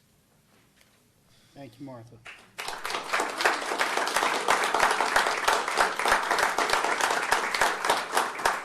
Tammy Fogel, and after Tammy, Cherie Wood. Hi, my name's Tammy Fogel. I'm actually not a resident of Amarillo. I'm actually from Abilene, and I want to let you know that I have something to bring to the table that I think will help guide you in the decisions that you have to make before you. When some members of the medical community in Abilene complained about the already enacted Abilene Sanctuary City for the Unborn ordinance and alleged barriers to patient care that it was creating, as was mentioned tonight by several medical professionals, it was communicated by a doctor in our town that had no position on the ordinance. She wasn't for it or against it, to the public's knowledge. She said that the ordinance introduced no barriers to patient care that were not already a part of the state law, which was already more rigorous in its enforcement. So it's interesting tonight we have medical professionals helping propagate that misinformation, that it's stricter than the state law. In my opinion, at the end of this conversation about the enforceability of it and the restrictions it puts on medical professionals, it seemed like the complaints from the medical community were motivated not by hardships created by the actual ordinance, but rather by the already pro-abortion philosophical positions that the complainants held, as I've seen displayed here tonight.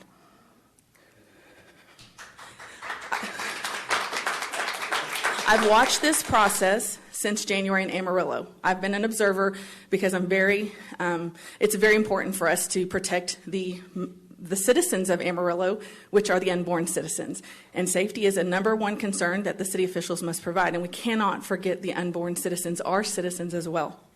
It seems that you think maybe through this process you're exposing new issues with the ordinance, but as one council member already expressed publicly, you really are only exposing misinformation you have believed, as also has been presented here tonight.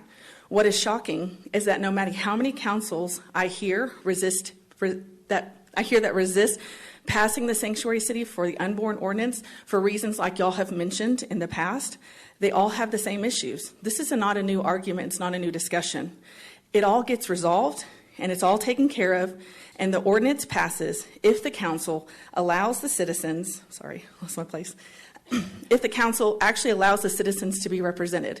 And that's what's at stake here. The citizens brought together a citizen initiative petition, which is part of the charter. And just because there's a loud crowd here tonight, it does not reflect the process that we're undergoing right now with this citizen petition initiative. If you truly want to keep from dividing the community like you've talked about, you will do the right thing and vote to pass this ordinance instead of sending it to the ballot. Thank you so much for your time.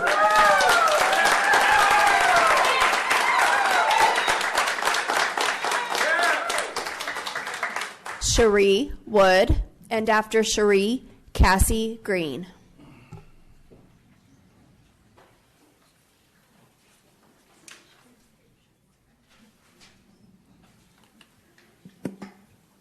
Sorry, I'm short. Mayor and City Council members, thank you for having me speak here tonight. My name is Cherie Wood, and I live here in Amarillo. I am in full support of this ordinance. Recently, the city of Munster, Texas, near Wichita Falls, passed an ordinance outlawing abortion within their city limits with a 5-0 vote. I want to read 4 brief statements from members of the Munster community. From Kenneth Beershank, I believe all life needs to be protected from birth to natural death. The unborn need someone to be their advocate, and the truth needs to be told about the horrors of abortion. Shane Clark, an anesthesiologist in the Dallas-Fort Worth area. When Roe versus Wade was demolished, we started seeing a lot of patients come in from New Mexico that have an abortion there and still have retained products of conception. They are coming in emergently hemorrhaging, and we have to take care of the aftermath. Reverend Joseph Keating from Sacred Heart Catholic Church said that abortion was against both divine and natural law. He continued, "It is immortal and unjust to kill an innocent person." Senator Drew Spring said it is great to see that cities are taking the lead and doing what they can by creating sanctuary cities for the unborn. We are not going to put up with the abortion movement in any way whatsoever, whether that's pills, trucking aborted fetuses, or whether it's just operating a clinic. It doesn't matter whether you're a small city or a large city. Every city needs to show values of their citizens, and I'm proud to see Munster pass it tonight.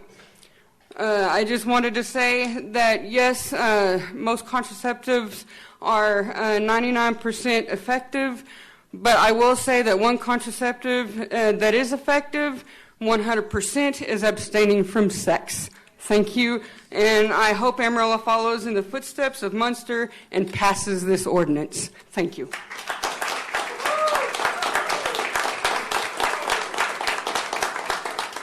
Cassie Green, and after Cassie, Evan Green. Thank you, Councilman, for allowing us to be here today. My name's Cassie Green, maiden name Mendoza, and I live in Amarillo, Texas. Concerning abortion trafficking, I am 100% in support of this ordinance. According to March 2024 article in the Washington Post, Amarillo resident Lindsay London, a nurse with Amarillo Reproductive Freedom Alliance, admitted upon herself that she drives women to Albuquerque and Denver to receive surgical abortions. She admitted it herself. Surgical abortions, which is murder by the state of Texas, correct? This is abortion trafficking, and the opposing team says that they don't traffic, that that's not even happening. It is, upon her admittance. This is abortion trafficking, and it's happening in our very city, Amarillo. We need to do whatever it takes to stop this. The article in Washington Post also says that she provides resources for people to obtain can't say it right now, the abortion pill. This is one part of 2 abortion-inducing drugs that are killing unborn children across our state. This is happening in our very city. This is not something we can ignore any longer. The loopholes must be closed. Abortion trafficking and abortion-induced drugs are a serious problem that are being trafficked in our city, and the women are being trafficked outside. This must be addressed for the city of Amarillo, especially since this is happening in such key places like Amarillo. Mayor and city councilmen, please help close these loopholes and protect the unborn children of Amarillo. And in reference to that, this is just because last time I was here, there was a comment said that why are we allowing white religious people who can't even bear children make decisions for this, city of Amarillo? They said that this wasn't a proper ordinance for the Black community or the Hispanic community. But I do want to say that I was able to receive most signatures from the Hispanic community at my home church. That's over 50% Hispanic people. So this is an ordinance that the Hispanic community, I would say, supports.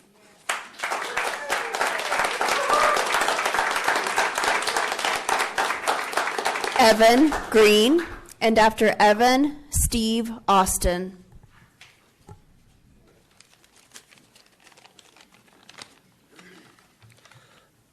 My name's Evan Green. I'm a citizen of Amarillo, Texas, and follower of Christ, and I support this ordinance. Amarillo is ground zero over the fight over abortion. I support this passage of the ordinance. In March 2024, the New York Times Amarillo Reproductive Freedom Alliance member Courtney Brown described how Amarillo, the entire world is watching Amarillo's decision on abortion. While those of us who are in support of this ordinance may find ourselves agreeing with very little from the other side tonight, I agree with Courtney Brown that this vote needs to be taken seriously, as what happens here in these chambers could impact all of America. Please think about Amarillo, and please think about Randall and Potter County. Please think about Texas, and please think about America. I'm going to go ahead and read a Bible verse. Jeremiah 1:5. Before I formed you in the womb, I knew you. Before you were born, I sanctified you and ordained you a prophet to the nations. The Lord knew all of us before we were born and called us all with his love and passion. And I just wanted to let everyone here know that you were called before you were born. Thank you. Thank you.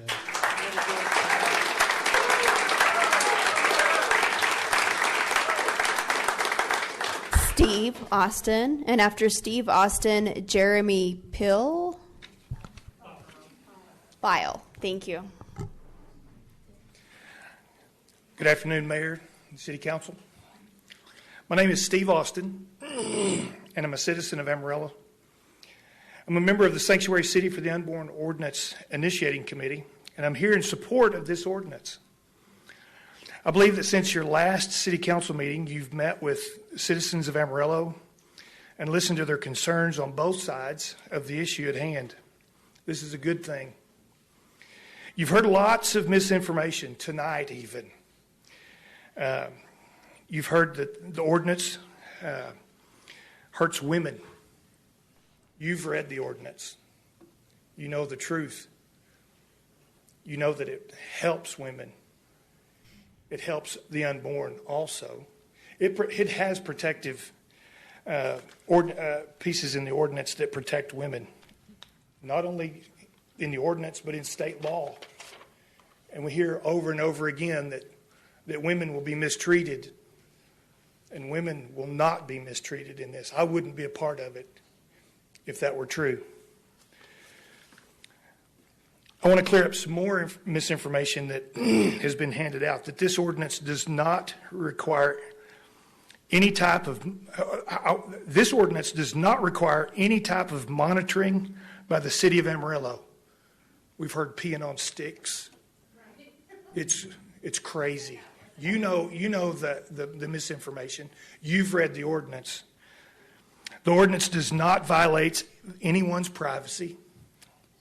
This ordinance does not allow the Amarillo Police Department to pull anyone over on the Interstate 40 to require or inquire if they're driving to obtain an abortion, or to allow any search and seizure on those grounds. You know that. This ordinance is enforced in the same way as the Texas Heartbeat Act is enforced. Not by the government, but by private citizens filing a lawsuit against anyone violating the ordinance. Some have criticized the ordinance by not allowing anything to be done until after the unborn child is already dead. But that is not true. If that was true, Texas would not be able to say that the private right of action in the Texas Heartbeat Act has saved over 10,000 lives. So in closing, this ordinance is not about restricting travel of anyone's constitutional right. There's no constitutional right to abortion. This ordinance is about protecting the right to life of unborn Amarillo citizens. It's that simple.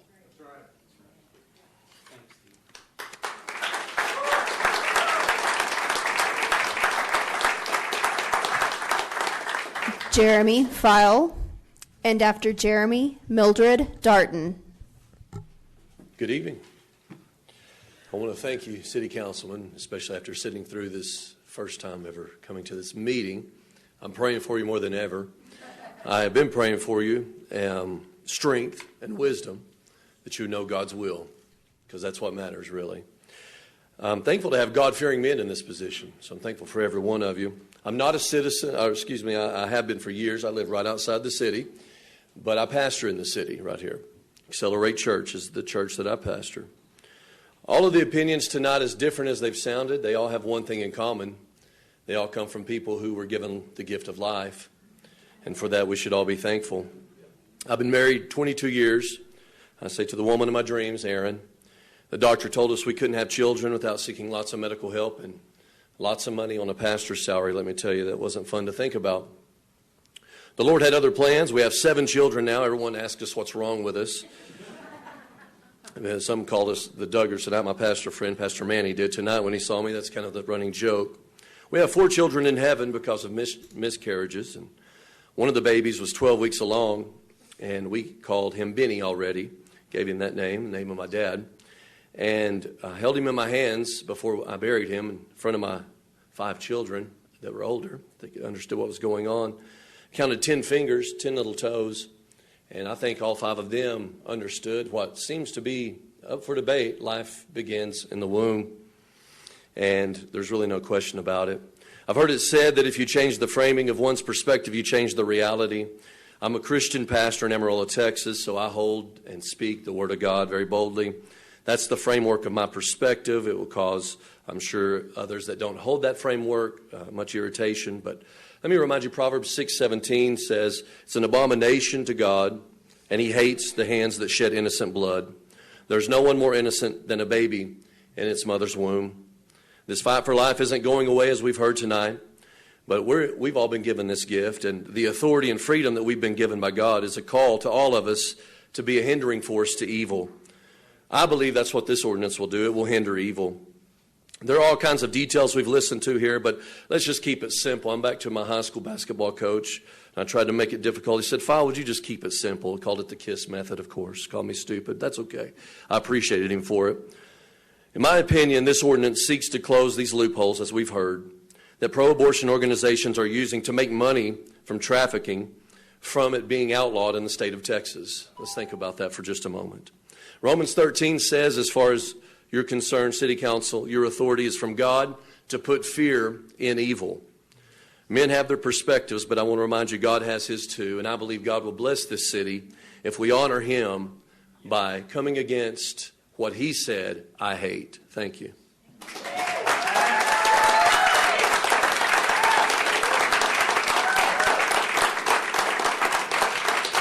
Mildred Darton. And after Mildred, Mary London.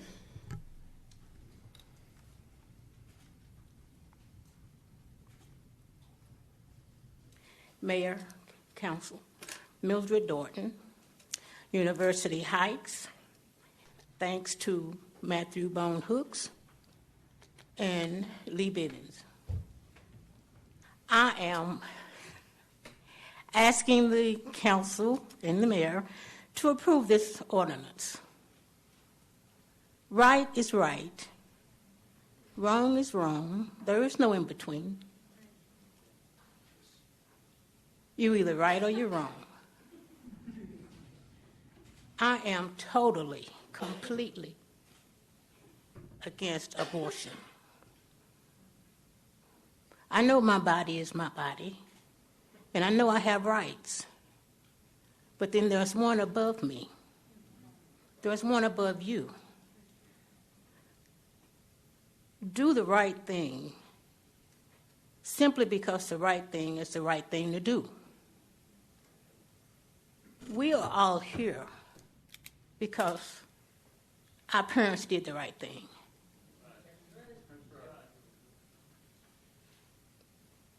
We have no more privilege than the next person. When the wagon comes, we all got to go. No matter what you have on this earth, you got to leave it. And I'm hoping that we leave it better than we found it. I am so afraid for the ones coming behind us. We've got to get something right. And the sooner the better. Unexpected pregnancies happen all the time. That's nothing new. We're going to the moon and back. There are plenty of things you can do to prevent pregnancy. Plenty of things you can do. Education is the best thing. Know what you're getting into before you get into it. What make you think 18 is grown? 18, you're still stupid. Any age that you all have been. I've been that age for 12 months. I know, been there, done that. Got the T-shirt, the socks, the tennis. But this is real life. Give everybody a chance. That knot in the stomach is not a baby knot. That's a gift.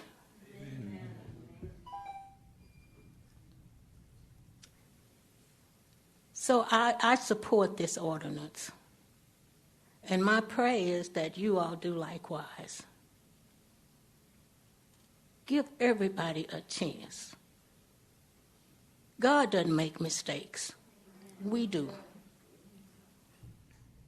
When he said, "Thou shalt not," he didn't stutter. Thou shalt not kill. Thank you.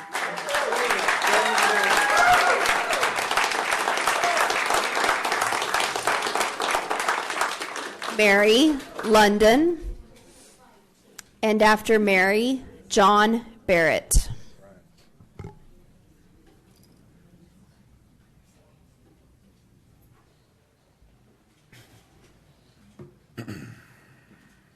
My name is Mary London. I'm from the University Heights here in Amarillo. And I am for the ordinance. For the simple fact, and you might think that I'm crazy for supporting it because of the things that have happened to me. I'm going to give you a little testimony. First of all, I was raised up by a good Christian woman, my grandmother. I was given away at a month and 4 days old. And I resented my mother up until her last breath, which hadn't been too long ago. But she explained to me why she did it. After all the years I had wondered why I was given away. I have been abducted and raped. I had 2 miscarriages behind those rapes, and I was offered to get help for an abortion, but I refused. And I'm going to tell you why. That Christian lady, grandmother, told me God gives life and God is the one that takes it away.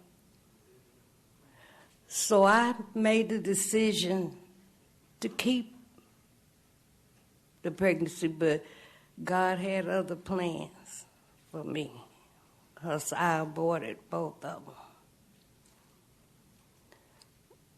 And in saying that, to say that we know even teenagers, if you have unprotected sex, you know the repercussions. You either get an STD or pregnant. And if she hadn't been a strong Christian woman herself and brought me up, I might have been a victim of an abortion. But like I say, I was raised up with that strong Christian woman that taught me the values of life and how important life was. And my mother finally explained to me why she did what she did. She wasn't but 15. She said she was struggling, and she figured she would give me to somebody that could raise me up better than what she could. And I finally accepted that.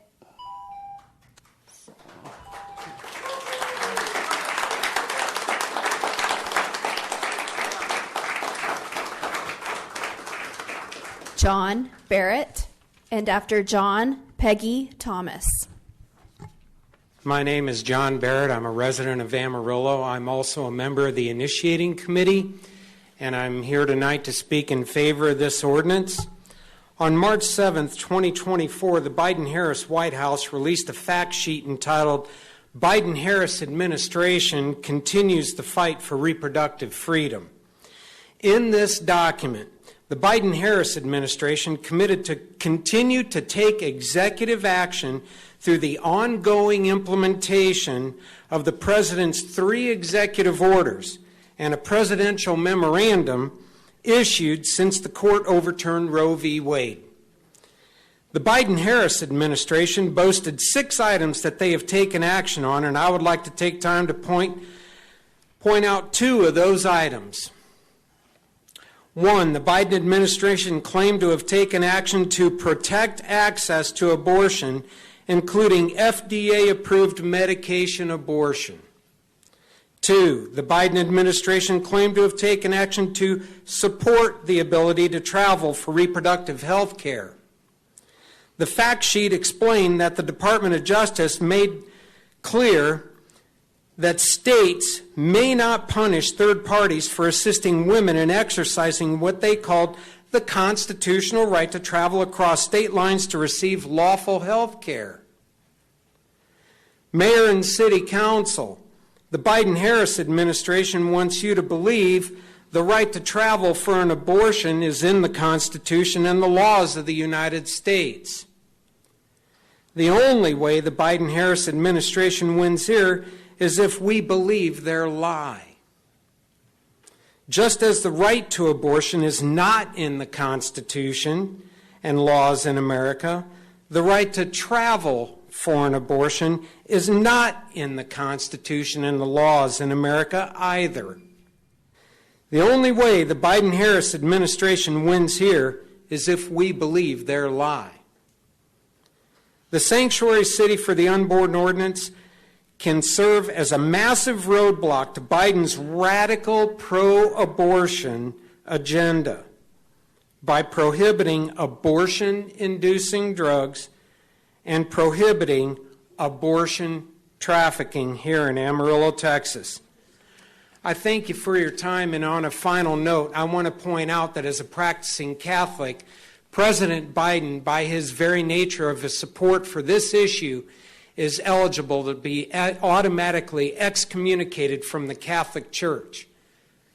The weakness in the Catholic leadership today is indicative of why he has not been excommunicated from the Catholic Church. Thank you.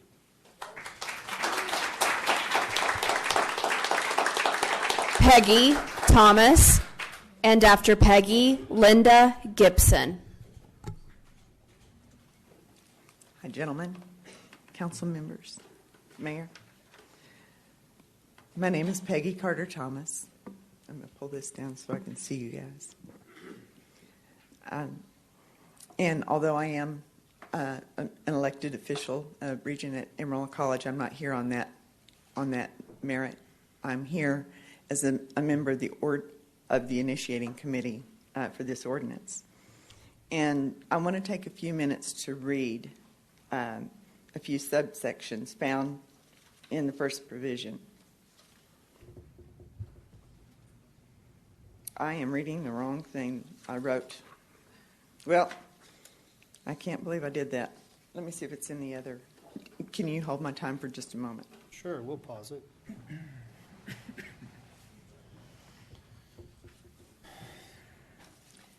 You know, you have those days, especially when you have 7 puppies at home. It's worse than 7 kids, I think. Okay, here it is. And I even have my glasses on. Okay. All of you know, because I've spoken with you, that I am for this ordinance. In 2022, Senator Ted Cruz and our Republican senator in Washington, D.C. helped block the Freedom to Travel for Health Care Act of 2022. The bill, which would have guaranteed freedom to travel across state lines for abortion, was introduced by Democrat Senator Patty Murray of Washington and several of her colleagues. When Republicans blocked her bill, Murray accused Republican lawmakers of having their sights on ripping away the right to travel. Have you heard that? Senator Murray stated, "Let's be really clear what that means. They want to hold women captive in their own states. They want to punish women and anyone who might help them for exercising their constitutional right to travel within our country and get the services they need in another state. I hope everyone really observes how extreme and how radical and how un-American this is." End of quote. In the discussion of outlawing abortion trafficking here in Amarillo, we've heard similar statements that have been made and accusations. I thought it would be beneficial now to share how Republican Senator James Langford of Oklahoma responded to some of his Democratic colleagues on this matter. Senator Langford said, "There's a child in this conversation. There's a child in this conversation as well."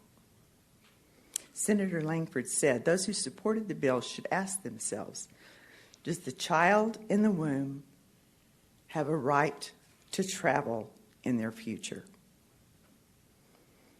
Mayor, City Council members, I encourage you to think today of the child in this conversation.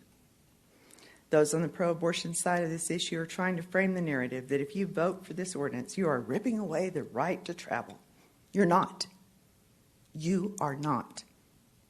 There is no right to travel in the Constitution, the right to travel for an abortion in our Constitution or in the laws of the United States.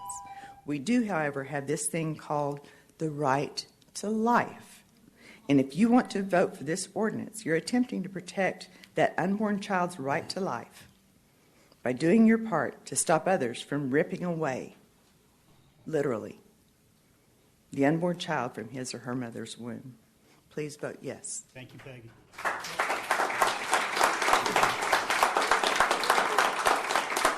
Okay.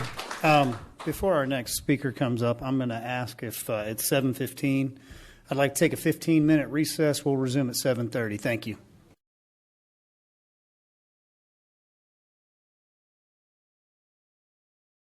It's 7:32, and we're going to push from here on until we're done, hopefully.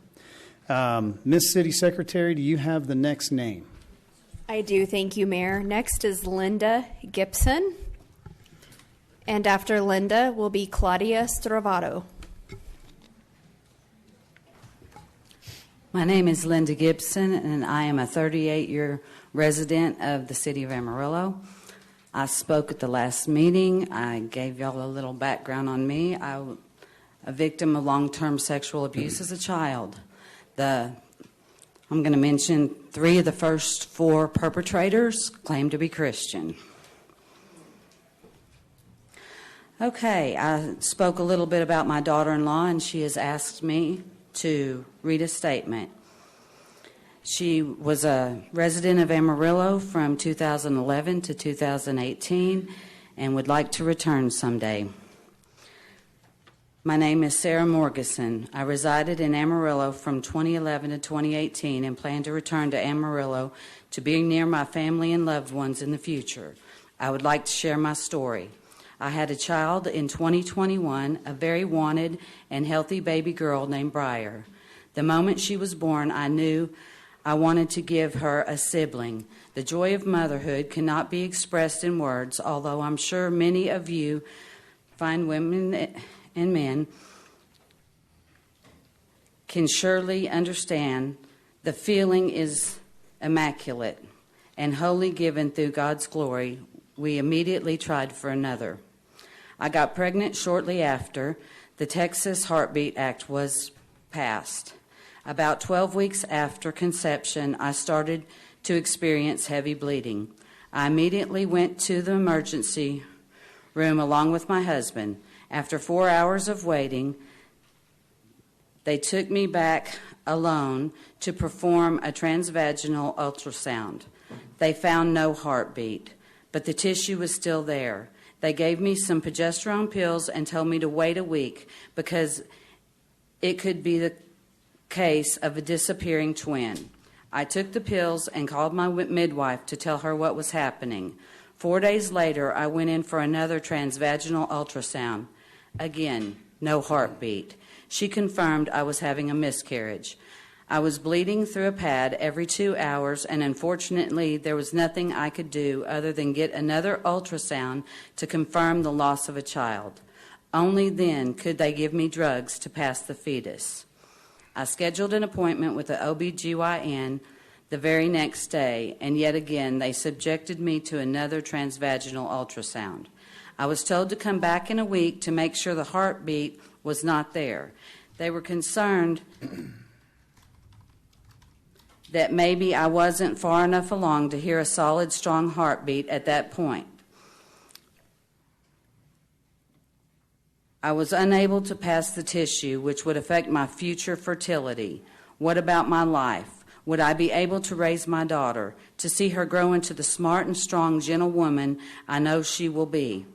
I considered a trip to New Mexico to get the drugs I needed, and I thought I was going to die of sepsis. Thankfully, my OB was able to get me into another ultrasound later that week and offer the drugs necessary to rid my body of my very wanted child. Ma'am, we appreciate you tonight. Thank you.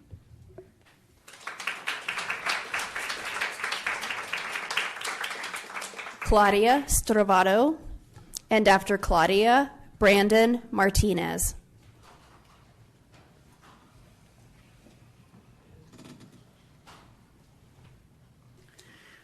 I'm Claudia Stravato, and I live in Amarillo, Texas, and have since 1971. I'm speaking today to urge you not to pass Lee Dixon's ordinance. It's mean-spirited and misogynistic, and it has nothing to do with city government. We should be here talking about the city of Amarillo and how it operates and what it needs to operate. Half of our city is declining. That's the Potter County half. And what we're here doing is talking about religion. One religious group wants to impose their beliefs on another religious group, and that's not got anything to do with the city of Amarillo. We have an economic development committee that could arrange to give the same tax abatements that it gives to corporations who don't need a tax abatement, like Amazon, the richest corporation in the country, yet we gave them a tax abatement. We could give tax abatements to local contractors and builders to build some affordable housing in Potter County to help the poor. No, we're up here talking about killing babies. We could talk about recycling. We don't do any kind of recycling. And there's general across-the-board recycling that we could do in Amarillo, like other cities do, that wouldn't cost the city very much money. We could talk about Transformation Park and the homeless that we have in this community that are not being dealt with. But no, we're talking about a religious issue that half the people do not share. Y'all are in a terrible situation. You can't win either way.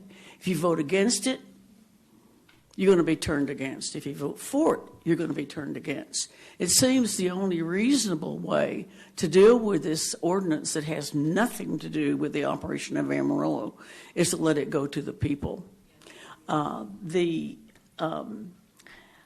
really concerned about this coming in from an outsider. It's Lee Dixon's ordinance. He has no credentials. He's neither a doctor nor a lawyer nor a minister, nor does he have education in any related field.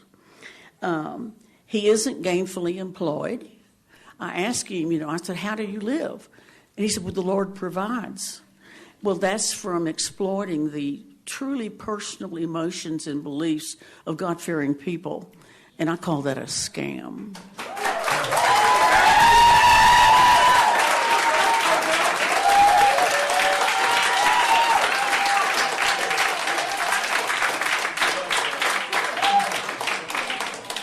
Brandon Martinez. And after Brandon, Tremaine Brown. Please, please.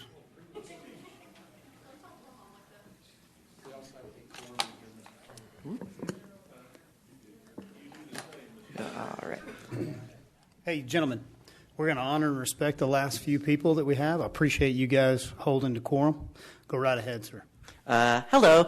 My name is Brandon Martinez, and I'm a resident of Amarillo. I was going to speak in opposition to the ordinance, of course. I'm going to start off by saying, in a perfect world, there would be no reason for the medical intervention of a pregnancy to exist. However, we do not live in a perfect world. A perfect world would not produce infants who are missing vital organs, suffer from genetic diseases, or generally are subjected to birth deficiencies. In addition, a perfect world would not produce women who are susceptible to natural sterility, cancer, and other medical complications. A perfect world would not force mothers to make difficult decisions regarding the continuation of an inviable pregnancy. The United States has about 22 women die for every 100,000 births, getting it the highest maternal mortality rate of any of the wealthiest nations on the planet. This is obviously a problem if we are the wealthiest country on the planet. Childbirth is a very dangerous process. It is a process in which is 14 times more dangerous than a medical intervention of a pregnancy, such as an abortion. Maternal death rates are 62 times higher in states with restrictions on abortions. This is because of the lack of access of care. The womb is not a very safe place for a child in the long run. Many mothers have a very different Rh factor in their blood than the embryo they carry in the womb. This becomes a problem when blood passes through the placental membrane. It essentially makes the womb an environment in which the blood cells of the fetus are attacked rather than nourished. This isn't necessarily a reason to seek medical intervention itself, but rather than combining it with other complications in the long process involved with childbirth, it may be a reason to do so. Childbirth is 14 times more dangerous than abortion. That number is amplified when considering the possible medical conditions of both the mother and the infant. Women should have the right to seek abortion and use necessary options when they are needed. Mothers will get injuries or develop illnesses regardless of whether they choose to make mindful lifestyle choices. Unfortunately, there are often unavoidable health abnormalities. In the healthcare world, patients have the right to seek treatment, and healthcare workers are often taught to never discriminate against their choices. 1 out of every 33 children is born with a birth defect in the United States. These defects most often begin to occur within the first 3 months of pregnancy. This is because most of the vital organs begin to develop within the first 3 months of pregnancy. Defects can still develop in later stages of gestation. CHDs, or congenital heart defects, are the most common form of birth defects, but they account for about 1 out of every 110 births. About 1 out of every 110 births. This is a broad classification for a wide variety of things. It's just a lot of things revolving around the heart, and there's a lot more other conditions that can contribute to the healthiness of a mother and the said potential child in the womb. And only a fraction of the known complications can be presented today. Nonetheless, as long as there are issues during the process of childbirth, abortion is always going to be on the table. Thank you, sir. Tremaine Brown. And after Tremaine will be Keely Wilson.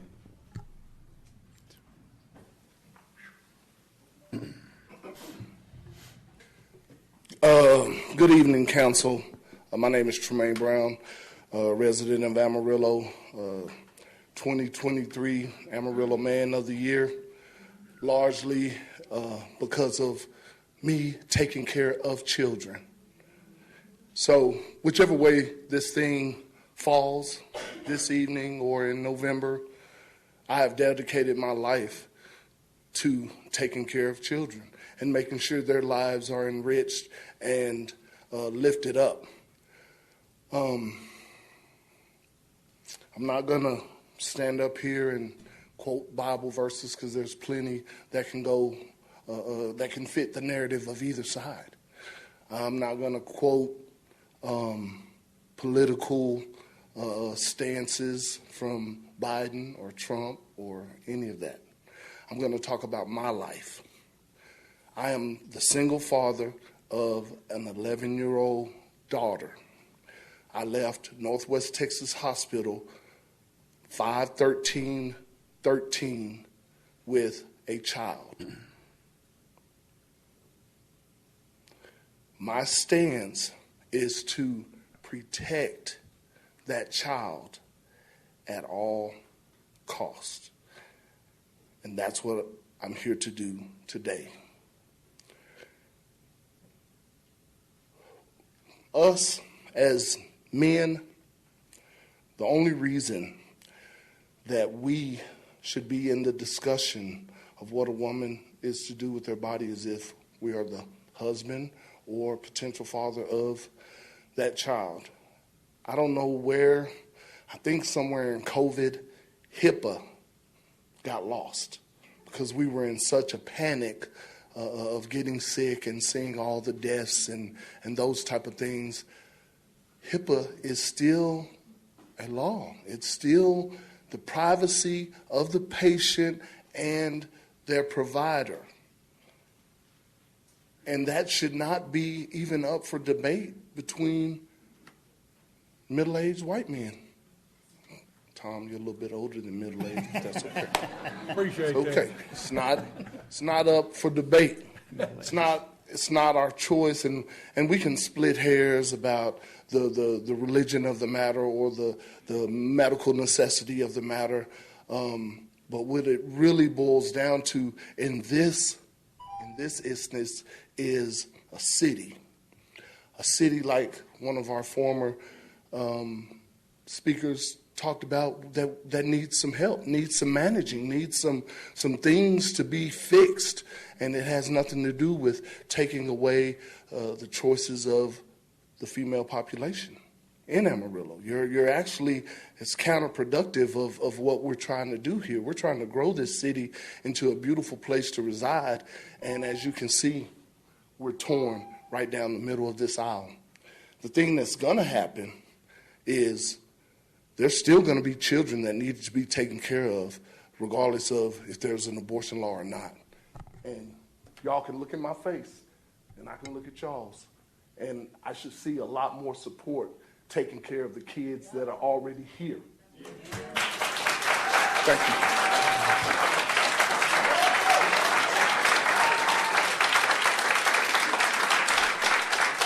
Keely Wilson. And after Keely, Pama Noble.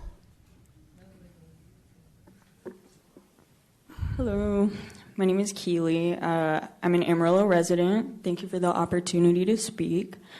I'm against the proposed ordinance. I don't have much more to add to the conversation because I believe the council has made it pretty clear that you want some sort of version of this ordinance to pass. I still have to stand here today and ask you to vote no. We're at a point where nobody in this room is going to be happy with the outcome. From their perspective, you might want to declaw the ordinance by amending the travel restrictions. From our perspective, the whole thing has gone entirely too far, and the city of Amarillo is completely out of its depths when it comes to the legal and social implications of any of this, and that any version of this ordinance is harmful. Whether an amended version of this ordinance gets voted through or it goes to a citywide vote, I'm sure the council is quite ready to move on from this discussion and turn the page, but the reality is the battle isn't going away anytime soon. Mayor Stanley, you described Amarillo progressives as, I guess to paraphrase, surprisingly respectful. I'm glad you think that because you're gonna keep seeing us. We're gonna keep on showing up for women and all vulnerable groups in our population as this continues to develop. And we are thankful for the right to get to do that. There's an amazing group of people in this room who are healthcare professionals, legal professionals, business owners, and everything in between who are ready to organize and educate the community on this ordinance come November. And we will continue to undo any of the damage that MLD has done to our community. While he gets to move on to whatever cities are foolish enough to get dragged into this next. You have doctors taking time out of their busy lives to come up here and explain to you what the medical world thinks about this. You have business owners up here telling you that this is going to destroy our community. And you have individuals begging you to remember their rights and autonomy, and people of faith telling you that this is not a righteous way to achieve pro-life goals. Nobody wants this. Reject the ordinance. Thank you. Thank you, ma'am.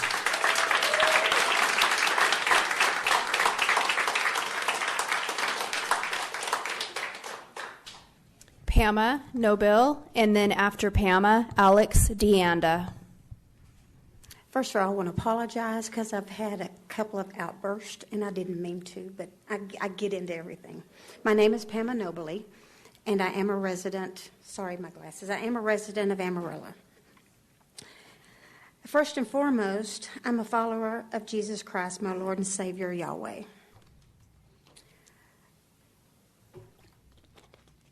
I've written several little notes here. One that always stood out to me, we were in one of the churches, and we were at the beginning stages, and we were learning all about everything.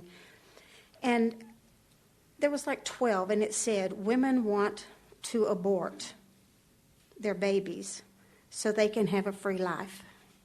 And that just really hit home with me, because that is so true. I am for the ordinance. This ordinance does not violate anyone's right to travel. All this ordinance does is require those traveling on the interstate and or other roads to abide by the law of the city of Amarillo.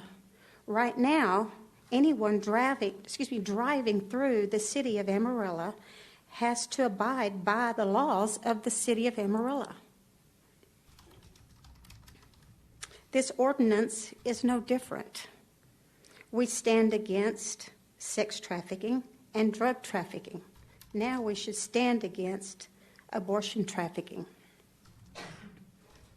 I've been hearing, why do we have, and I'm not white racist or anything like this, or why do we have 5 white men on our council? And the answer is because we elected 5 white men. You could have been black, you could have been Hispanic, but y'all were running and we chose y'all. Texas is a conservative.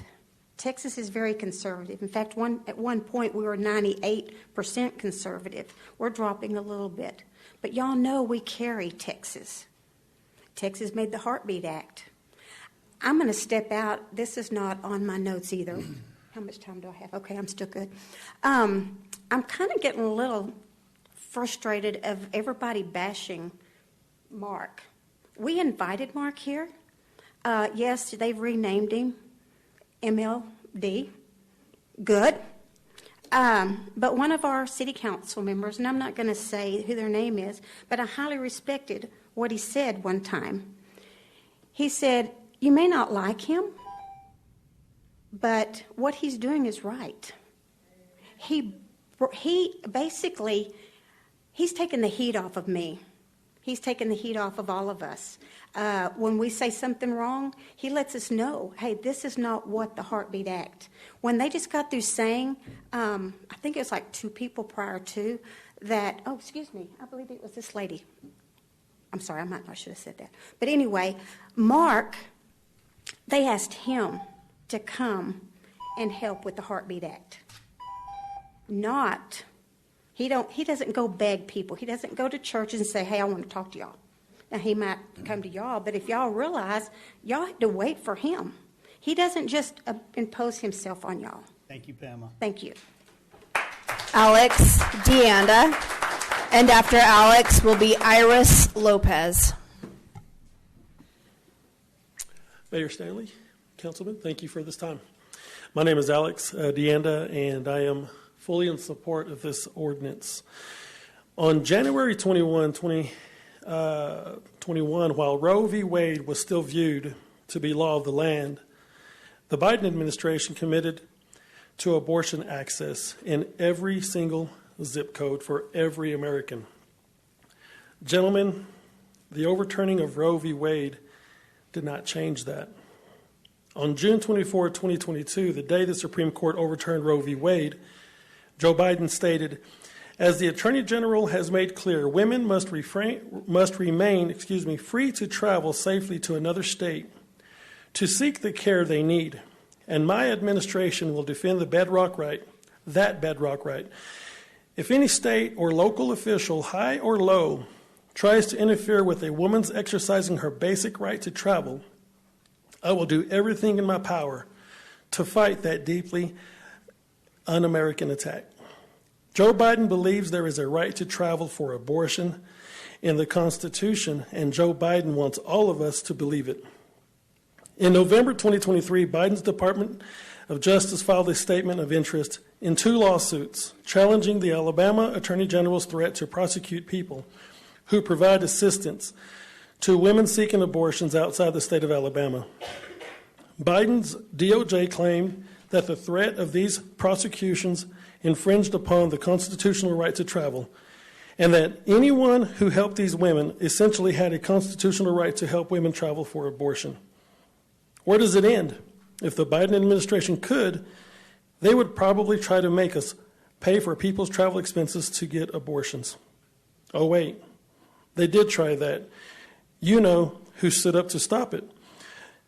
In July 2023, Congressman Ronnie Jackson led the charge to ban a Biden administration policy seeking to allow service members to be reimbursed for abortion-related travel expenses. Congressman Jackson and 71 other Republican co-sponsors supported Jackson in his amendment to prohibit the Department of Defense funding abortion travel of our troops. Mayor and City Council, we do not want abortion trafficking to take place here in Amarillo. No good comes from it. The Biden administration wants to change Amarillo just as much as it wants to change the rest of our nation. Let's not wait till November to defeat Biden.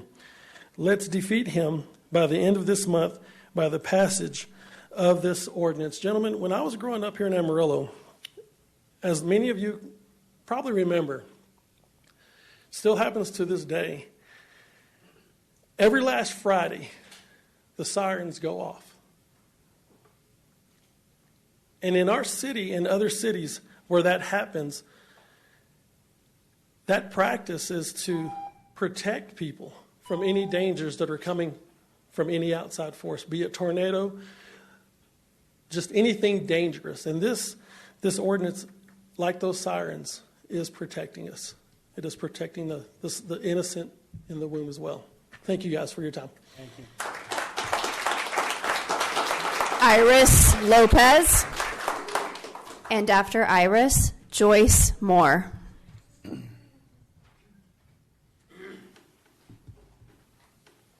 Hello, Councilman, Mayor. I want to say something.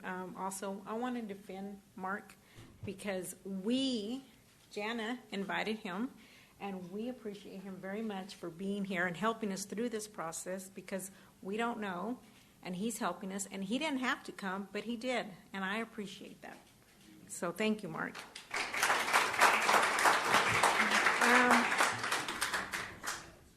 I'm going to start off. There were so many things going on tonight that I was writing a million notes.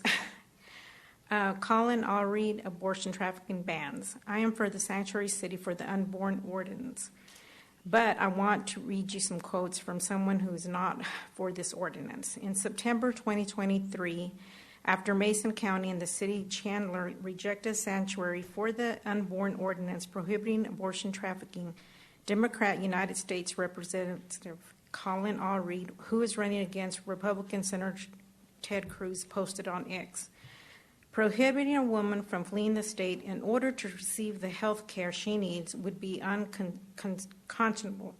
It's not surprising to me that Texans across the state reject these extremist anti-abortion measures that would criminalize women just for trying to leave Texas to receive necessary abortion care. Ted Cruz wants to ban abortion nationwide and extremist positions that against the belief of the vast majority of Texans. When I'm in the Senate, I will continue to fight Roe versus Wade and ensure that all Texas women get the health care they need, not in New Mexico or Colorado, but here at home. In November 2023, the Lubbock County adopted their ordinance prohibiting I want to cry. Prohibiting abortion trafficking. Representative Ari tweeted. Pairing our state's abortion ban with an interstate travel ban is burning Texas women into prisons in their own state. The women of Lubbock County and across the Texas deserve freedom, not subjection. In March in 2024, the representatives posted a picture with Lindsay London and Courtney Brown, co-founders of the Amarillo Reproductive Freedom Alliance. The caption under the picture read, "Women all over Texas are leading the fight against Texas' cruel abortion ban and travel restrictions." It was a great talk with members of the Amarillo Reproductive Freedom Alliance and their critical work in the Panhandle. And I want to say something. I walked this petition, okay? I didn't lie to anyone. I gave them the truth. I lost my voice. I walked hours and days. It was hard work. This is not easy. I devoted my time, and I'm with Mildred. She's going to keep fighting for this ordinance, and we're going to keep fighting. We're not going to stop either. So anybody can fight all they want, but we're not going away either. And also, my mom was also a single mom, had 7 kids, no child support, worked 3 jobs. And if she could do it, anyone can do it. No excuses. Thank you.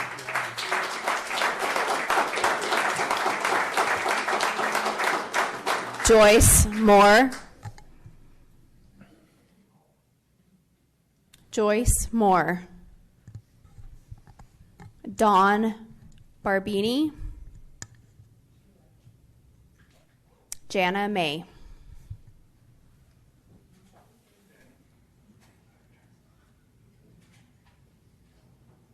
After Jana May will be Mark Lee Dixon.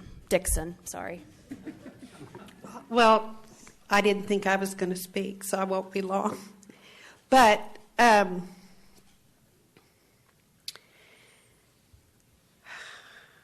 really frustrated, and I think most of you know why. We'll find out shortly. But every time from this side over here, all we hear is it's my body, it's my choice, all these reasons why they should be able to have an abortion or travel to Albuquerque or wherever to get an abortion. I never, ever hear them talk about the baby, the life. And that's what this is all about, is saving the lives of these children that have no one else to save them but us. No one is going to save them unless we step up to the plate and save them. It's just that simple. You know, I have a grandson that is a special needs child. And let me tell you, that little boy, to me, is everything. I wouldn't have had him aborted for nothing. I don't care what his special needs are. He's the most wonderful special child I've ever known. And I love him more than I love life. And I would do anything. And I would kill for him. I would not ever have let him be aborted. Not that that ever came up.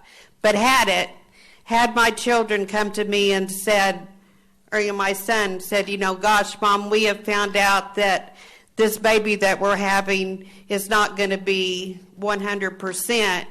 We're thinking about an abortion. Right? Oh, no, you're not. Oh, no, you're not. Like I said, that never came up. He's the most special thing in our life. And all of these babies are.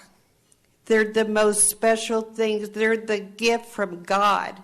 There is no greater gift from God than these babies.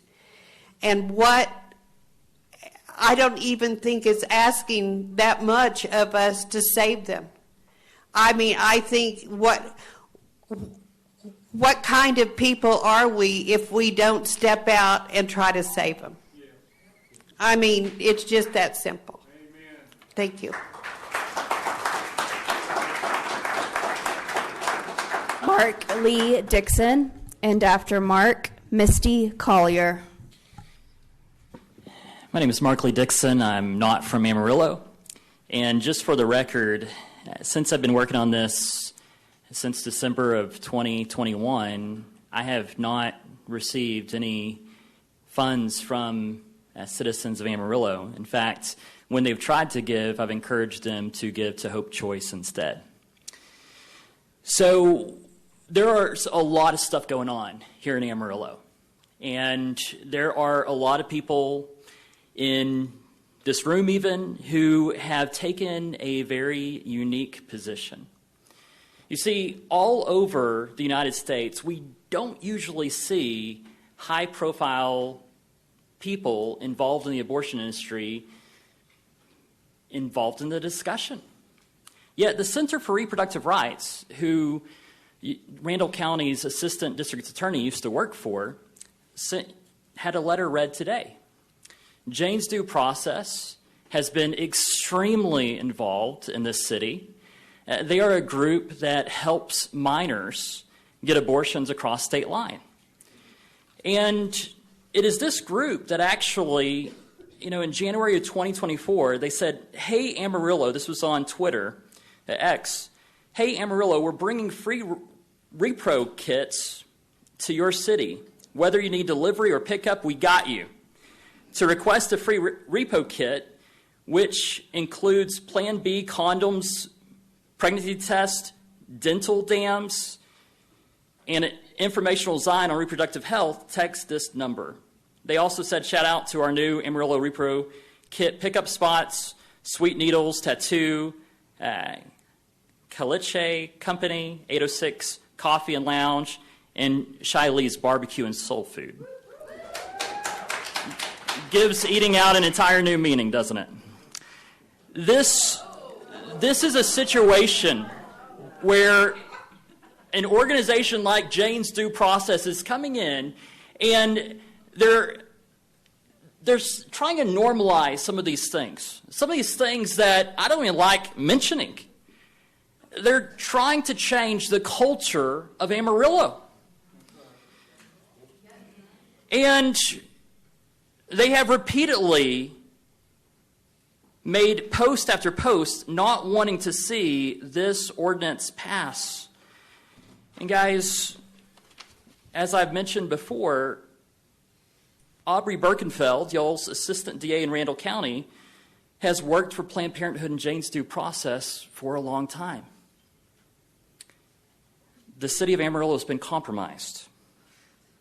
Jane's Due Process said that they've already helped 153 young people seeking abortion funding and practical support. Guys, this is an opportunity for y'all to stand up and take action. Thank you, Thank sir. you guys so much. Appreciate it.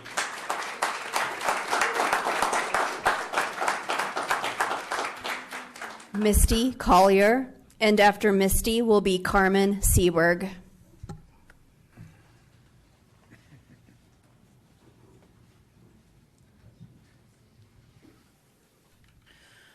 My name is Misty Collier. I was born and raised here.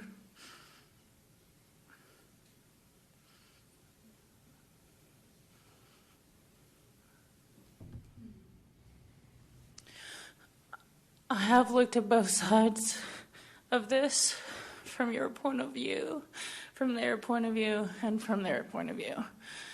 No one knows this about me. I'm going to talk about myself for a second, which I rarely do. I typically talk about facts. I am Rh negative, which means that my first baby is normal, but my second baby could have defects or could be born dead. I had a child that has the same condition that I do, and I bore that child, and she is normal, and she is kind, and I wouldn't give her up for anything. And then I married a man that had 3 children, and those 3 children were not mine, but I raised them as mine because their mother was a drug addict, and I loved her through her rehab, and I took care of them like they were my own.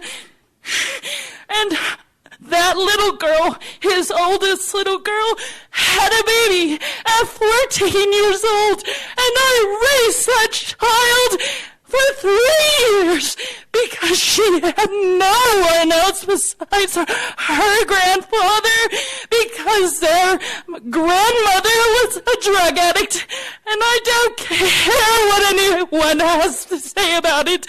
I know what it's like to struggle and be broken, and I would do anything to save a child's life, even if that meant taking care of it myself. And I don't care what anybody else says. God told me to trust you, and I will do that because he told me to. So there's no threat from this side, and there's no threat from this side, but there is honest truth. And God showed me that you are godly men, and you will do what is right, and I will believe that until I die.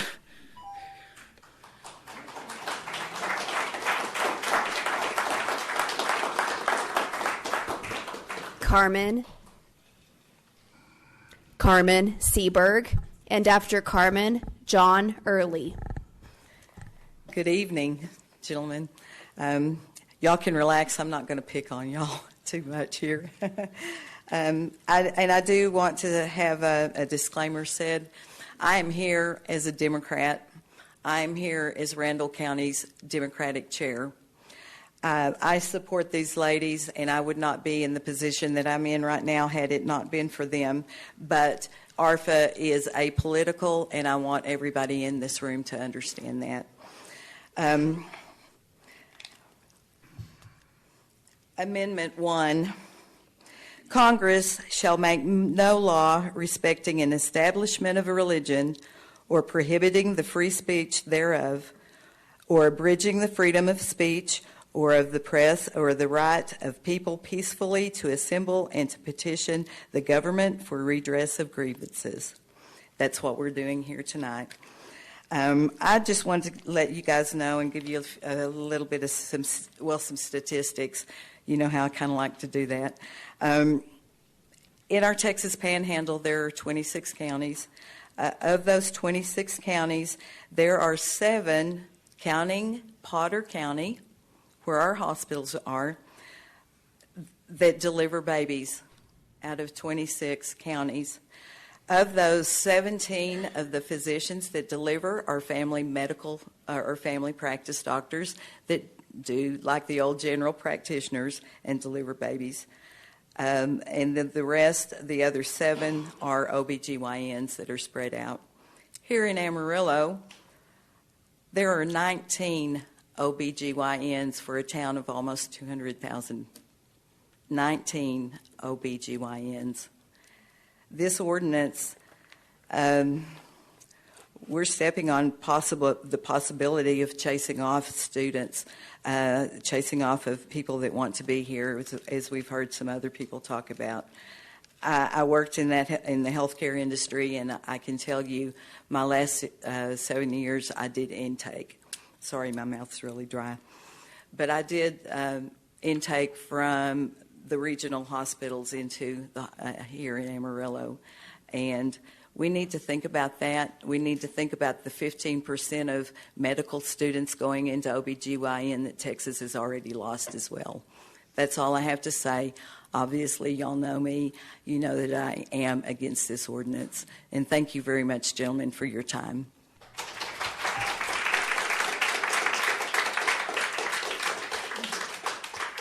The last speaker that has signed up is John Early. Oh, can I have her last 22 seconds? No. I guess not. I'm John Early. I live in Amarillo and have most of my life. And Mayor and Commissioners, I too trust your intentions. I know y'all want to do what is moral and effective and good for Amarillo. And for a moment, I want you to revisit the innocency of your childhood and remember the first time you heard Aesop's fable about the sun and the wind, seeing who was strong enough to get the man to take his coat off. And as a child, it was clear the gentleness of the sun was effective and the force of the wind was not. Let's suppose our objective is more of God's children born into our country and in our city. And what is the gentle policy that works? After the baby boom peaked in 1957 at 4.3 million births, a gentle decline gave way to a 27% plummet to only 3.1 million children born in 1973. And that sharp decline was stopped by something that happened in 73. Women's rights expanded. The next year, 74, women had the right to open a bank account without their husband's or father's signature. The next year, in 75, the Supreme Court ruled that women were almost complete citizens, that they had to be treated equally in being called for jury duty. That almost completed the transition from women being the property of their father or their husband to being full citizens. And what happened after that? Births exploded. They rose 33% to almost 4.2 million in 1990. Women gaining rights over their body, expanding the freedom and rights of women, is the gentle sunshine that brings more births. Now, when Roe was overturned in 22, the next year, the number of births plummeted and abortions surged.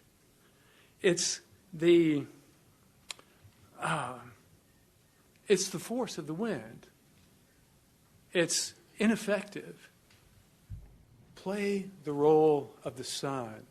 Love the living, breathing women and children that are here.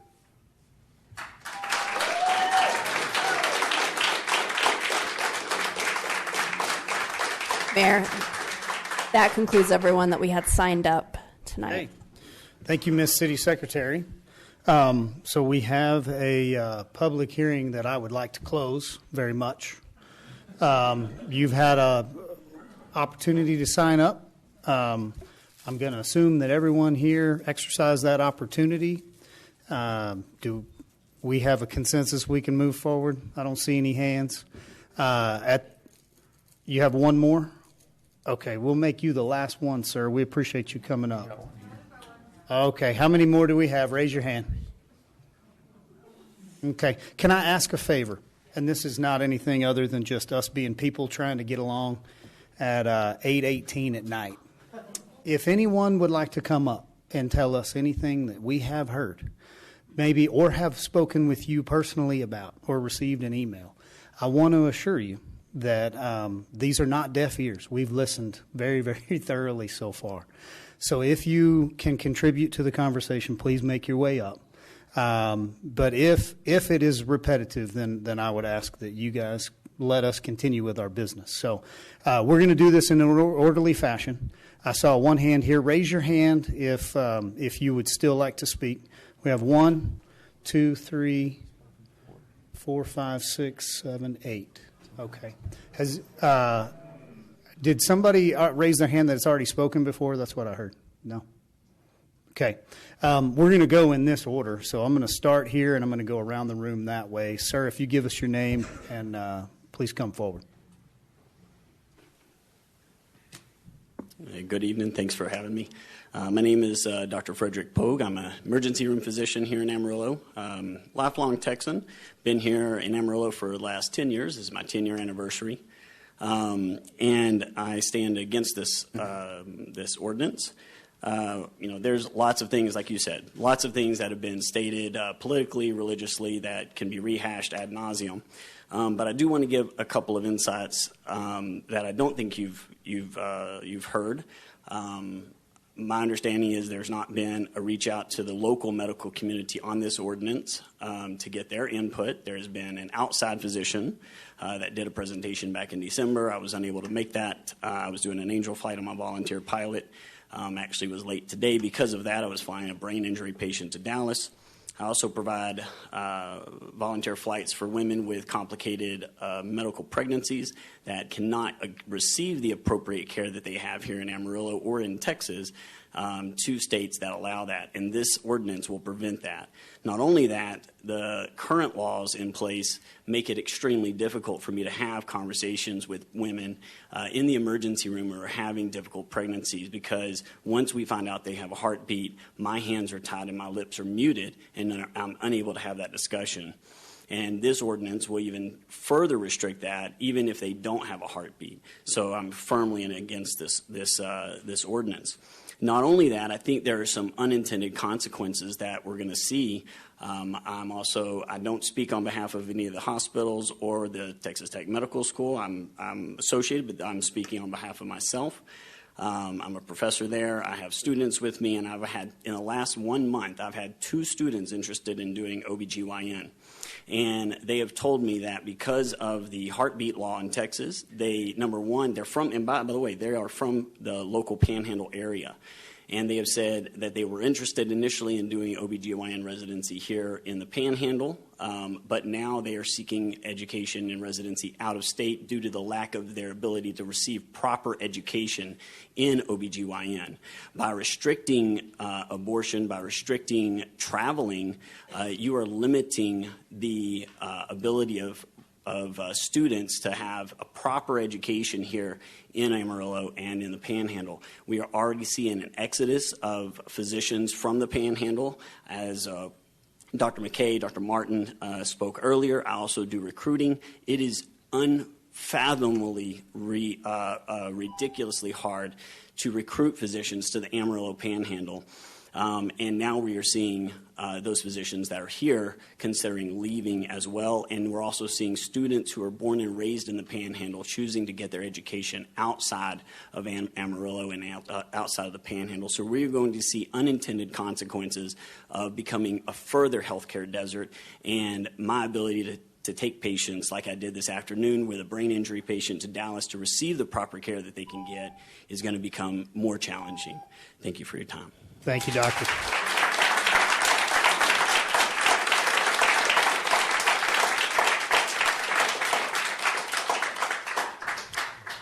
So, hello, I'm Minda Fitzgerald, a resident, 35 years here. I have 3 children that are alive and well, and I encourage all of them to leave this town, especially my daughter. I'm a teacher, and I wanted to share with you my perspective because it's extremely relevant today for you guys. Aesop's Fable, banned. It's banned. The book that the gentleman, a couple of people before, yeah. So every book that's been written by powerful women, black men, about our civil rights, about women's rights, about a queer community, it's gone. It's all gone. And it's because people from like Dallas or Houston that doesn't live here at all have come up to Amarillo for whatever reason, and they throw Bible verses everywhere. I don't feel like this is the place for me to like convince you of whether or not I'm a follower of brown baby Jesus or white baby Jesus. It's not your business. Good. Keep going, ma'am. I just, my greater fear than the obvious is like those books, they're not coming back. They're gone. And that's the point of this, is to make people forget and not even know what they ever had. Like, they don't even know what they're missing, yeah? And so when these things, all this radicalism that's been taking over, this divided stuff, is scary. This is dumb. This is immature. And also, genuine thanks to you. You're not a whack, and I'm so grateful that you are our mayor. And I mean that. I know that sounds a little bit brash, but it's the only reason why I'm here, because I was told that you were a sensible man. And so I'm glad that you're here and that you take your job seriously. That's not me threatening to not vote for you, okay? Thank you. I genuinely mean thank you for what you do. Well taken. Thank you.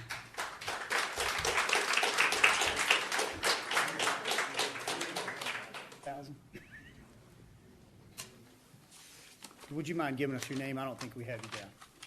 Hello, Mayor. I'm Angelica Ramirez. Hello, Councilman. I'm born here in Amarillo, and I'm strongly against the city ordinance. I've always believed that church should be kept from state. A lot of people here don't like abortions, and because of that, they're pushing their belief on us, me, other people, and they say that abortion is wrong. They're choosing to only hear and believe that abortion is murder, and that isn't true. There's a bigger picture here, and that it is truly health care, whether they like it or not. I'm adopted, and I hold no grudge against my mom for making that choice that she did for putting me up for adoption. Luckily for me, unlike a lot of others, I was able to go to my family. It was the best choice for her. Other women don't always get that. They don't get lucky like her.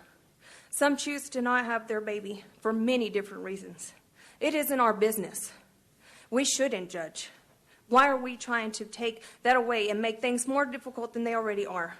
Many people say that they are pro-life and talk about protecting the unborn, but at the same time, they aren't protecting the ones that are already here, like the ones in our failing foster care system or the mother. A mother should never lose her rights because of someone else's feelings. When this petition started, they came into my neighborhood looking for signatures to meet and surpass, make things look good for themselves, to you. A young girl, she came to my house looking for a signature for this petition. I told her, I'm sorry, I can't sign this. I want her, like myself and others, to have that right, have those rights and that freedom. When bad things happen to kids, you hear the parents say, if my child was molested or hurt, I'd kill them or be in jail. Well, what about those that end up getting pregnant? If it were your child, would you want to be able to make that choice for them? Sorry, it is my body, my choice. Don't think that it can't happen to you. Please don't pass this ordinance.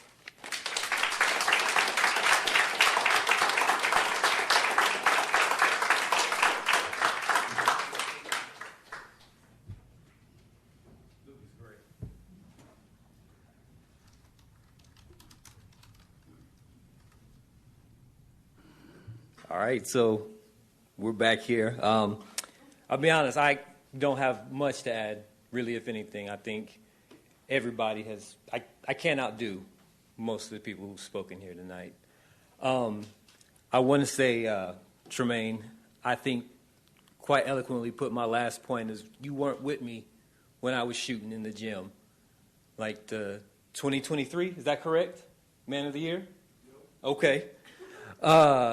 Like, he's been putting in the work. He does the work. And the fact that faces are unfamiliar with him, but talking about the work that he does is crazy. Like, if you want to help life to all stages. If you want to get from point A to point F, help all the points in between. But again, you're not in there when we have the conversations about the mortality rates of black women and black babies. You're not in the room when we're having the conversations about the teen pregnancy prevention coalitions. You're not in the room when we have conversations about the actual trafficking that goes through Amarillo and through Dallas and through Oklahoma. You're not in the room when we have the conversations about the mortality rates of trans kids. Okay, help everybody in between before you get to your point. That way we can all move up. Also, on another note, I think it's crazy that you don't even go here and you come in and making jokes, and I'm all for jokes. That's fine. But have some decorum in a place that you're not from. Act like you're not from here. All right? Like the nerve of somebody who looks like they used to try to manage Fred Durst's career to come in and have jokes. That's wild talk. That's nasty work. And so that's really it. Appreciate your time. Thank you.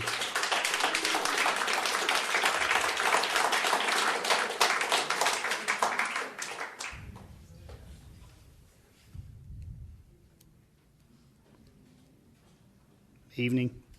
Hi, council members. How are y'all tonight? I won't stay on that question very long because it's probably been a trying night. I'm Jade Casillas. I was born and raised in Amarillo. I plan to stay around here. My husband and I are even looking at buying a home soon. I'm really excited. But instead of doing that tonight, I'm here to support this ordinance. You see, Amarillo made their voice heard whenever they elected each and every one of you. Most of you ran with a pro-life campaign promise. And unfortunately, I haven't seen that come true yet. I know myself asked very pointed questions about this because it was a concern of mine. Many people of Amarillo aren't here because they believed you guys would stand strong for what you promised. So you know what the people of Amarillo want you to do. I won't exhaust too many points because I've sent you a prior email, and I believe you all read it. But I want to know that the people I voted for actually stand strong to what they told me, so I would vote for them. You see, this ordinance protects children from being murdered, having a chance for life. And that's been said over and over again. It's worth saying again. Something that should not be taken from them, a chance of life. Each and every one of us were blessed with it. And I can say the people that I've worked with throughout this entire thing do care for these children. They support them. They support these unexpected mothers, and they will continue to do so. I aspire to be like them in that regard. You may not see us having these conversations in the back of the church, on the street, but they're happening, maybe in a quieter way. But I just want to leave this because it left an impression on me. We should protect these children, especially whenever eugenic ideologies are being perpetrated to bring them to their death. So I want you to remember that and what side of history you'll be on. Thank you for your time. Thank you.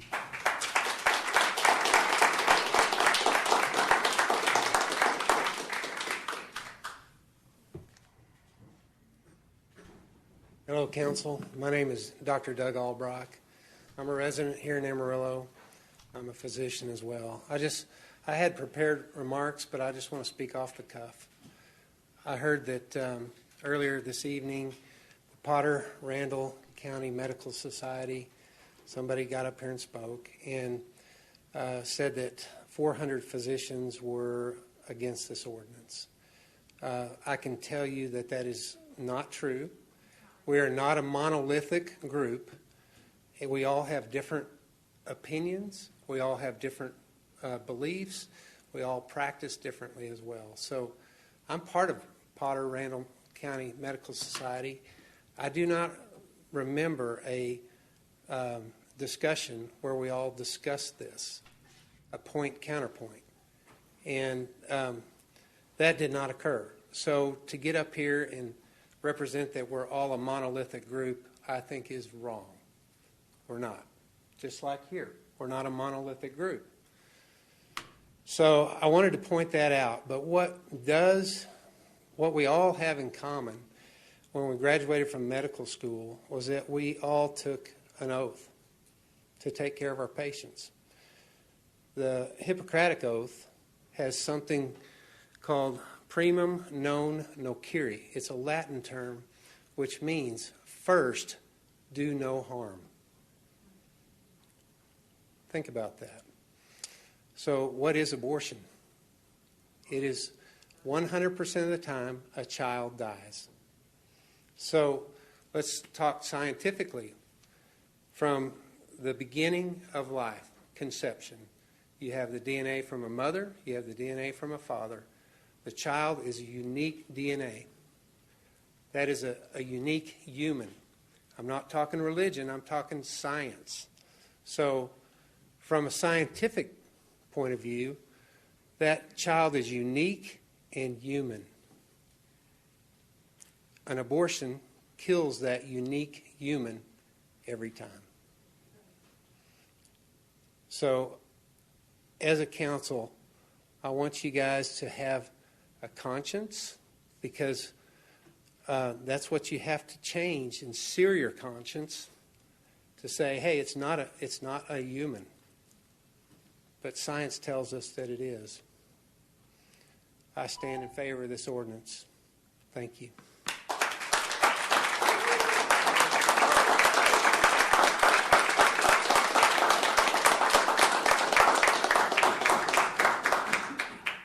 Good evening, council members. My name is Hannah Fortenberry. I'm a citizen of Amarillo, and I'm in support of the ordinance.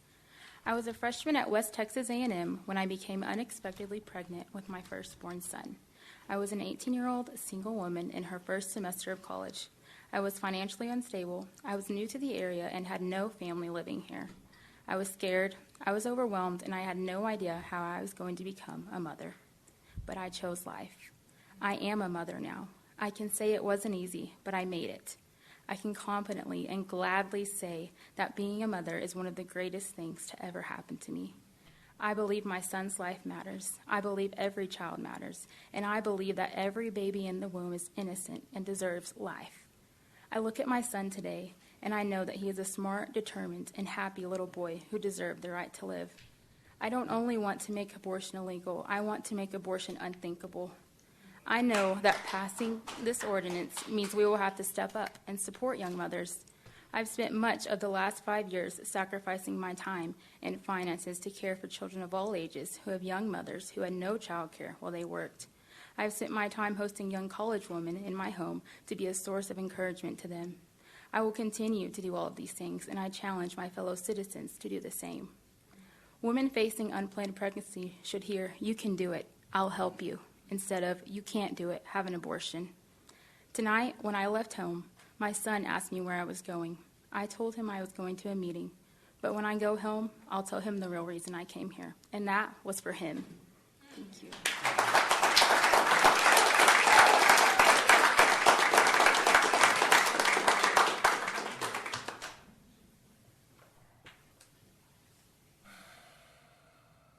Good evening, Mayor Cole Stanley, Don, Josh, Tom, and Les. I know some of you better than others, but sorry, a little tired. Okay, so all I really came up here to say is my name is Jennifer Roberts. I am an Amarillo citizen, and I am standing in support of this ordinance. Thank you. Thank you, Ma'am. Hey.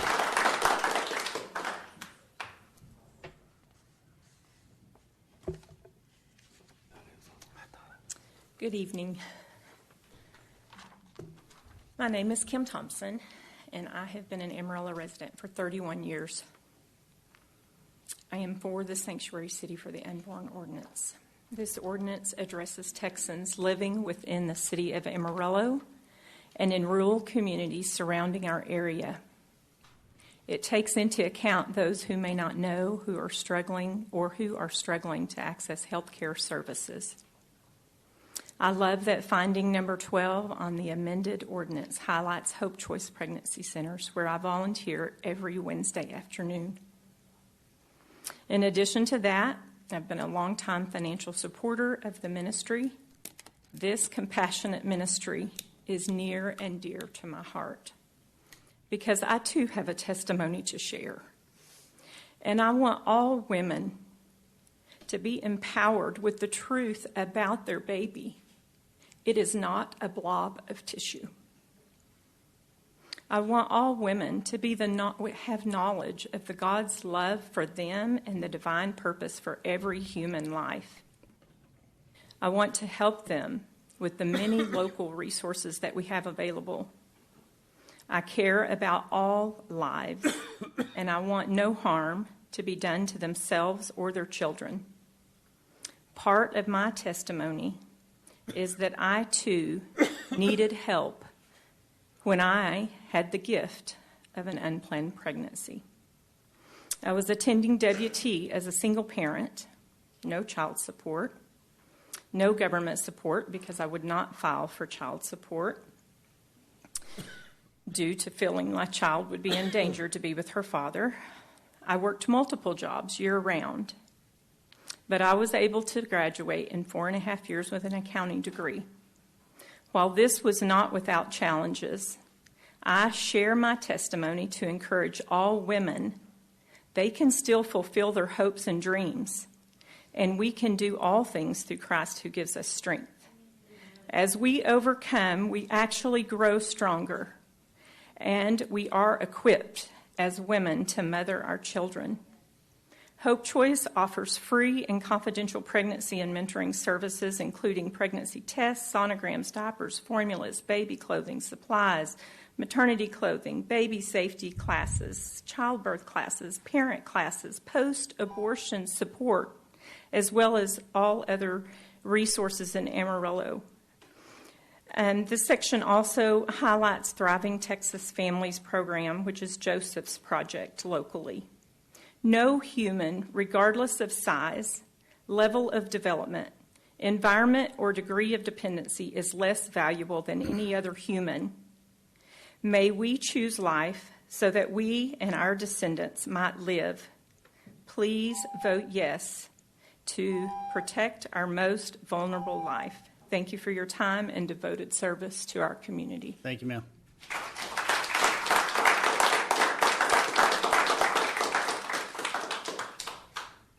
Okay, I would like to thank everyone for participating in the public hearing.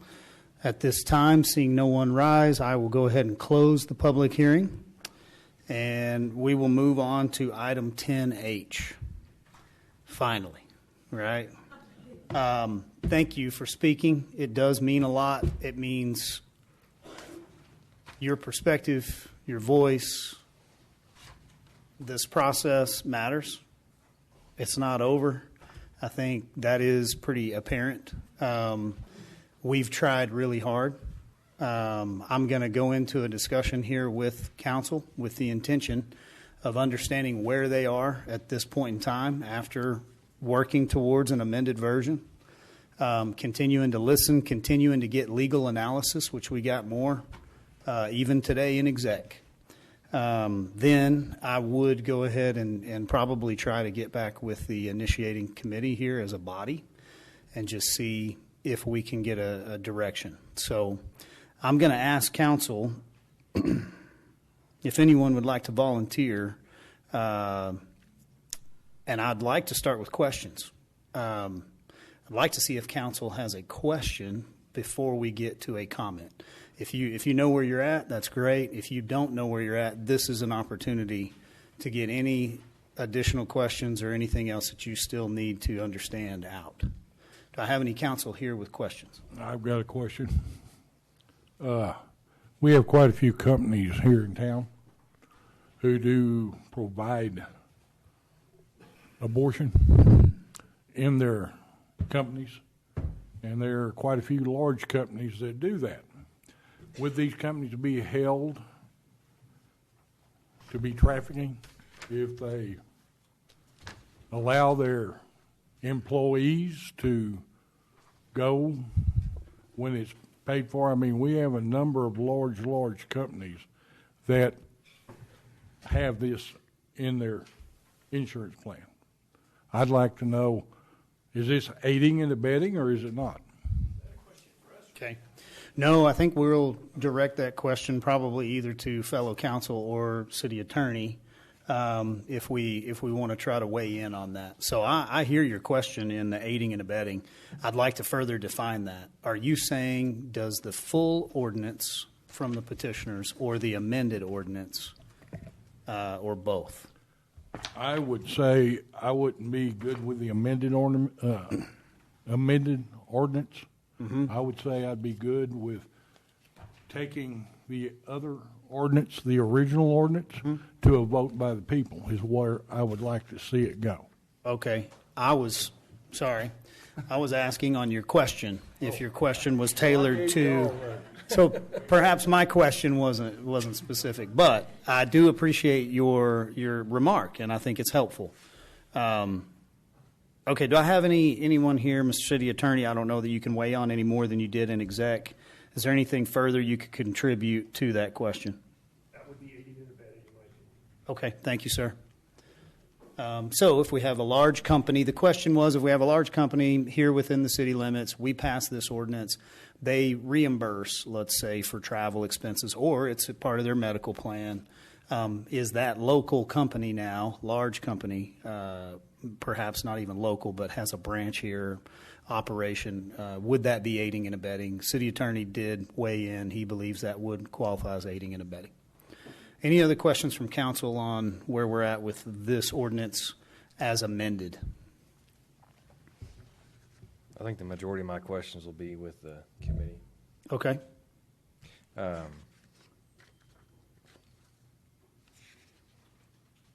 So back to the aiding and abetting question. I mean, under state law, is that not covered already when we're talking with the business question that Tom was asking? That's not. It's not pertinent with this ordinance, correct? It's already covered in state law. Aiding and abetting. The law says aiding and abetting. There is no list. It just says any aiding and abetting. So that would be the same. You're saying, so it's the same language, aiding and abetting, in SB 8 as this one. So you're saying it's already there in the state as a whole. Okay. Okay. Councilman Kraft, you have a follow-up question with that? No, like I said, sir, my questions will be with the committee. Okay. Councilman Tips. I don't think I really have any questions. Okay. Councilman Simpson. Okay. Who from the committee is going to represent the committee? Is this Steve? Are you good? I am. Okay. I would like to go ahead and go back to Councilman Kraft and start with him, and then I'd like to just continue the discussion as much as possible on the amended ordinance is really what we're looking at right here. We have both listed on this, so we could take action on either, but specifically I think the conversation is going to benefit more so if we're looking at the furthest extent that you've been willing to amend it thus far. Go ahead, sir. Mr. Austin, so these are going to be some pretty direct questions, and just answer them the best you can. Okay. My first question is, can you reiterate what loopholes this ordinance is trying to fill with on the submitted ordinance? Yes. The loopholes that this ordinance would cover, where the Texas Heartbeat Act leaves off from the heartbeat reverse to conception. It makes so any conception abortion, would be one of them? Yes. It would make any abortion illegal, including a chemical abortion. Including what did you say? A chemical abortion. You said any abortion. Is it not just elective abortion? Any abortion. Now, let me. I don't, and I know you're not trying to trick me. No, I'm not trying to trick you. I'm just language. Not at all. What? If a woman is in peril and her life is at stake, or her reproductive, if a doctor deems, and I want you to hit me in the back of the head with something if I say something wrong, because I'm not a lawyer, and you guys know that. Not either, sir. But if a woman's life is in peril, and again, I reiterate, if this was anything that put a woman's life at danger, I would be against it. Here we go. Medical emergency means a life-threatening physical condition aggravated or caused by or arising from a pregnancy that, as certified by a physician, places a woman in danger of death or serious risk of substantial impairment of a major bodily function unless an abortion is performed. That's what it means by medical emergency. Those abortions are not illegal under this.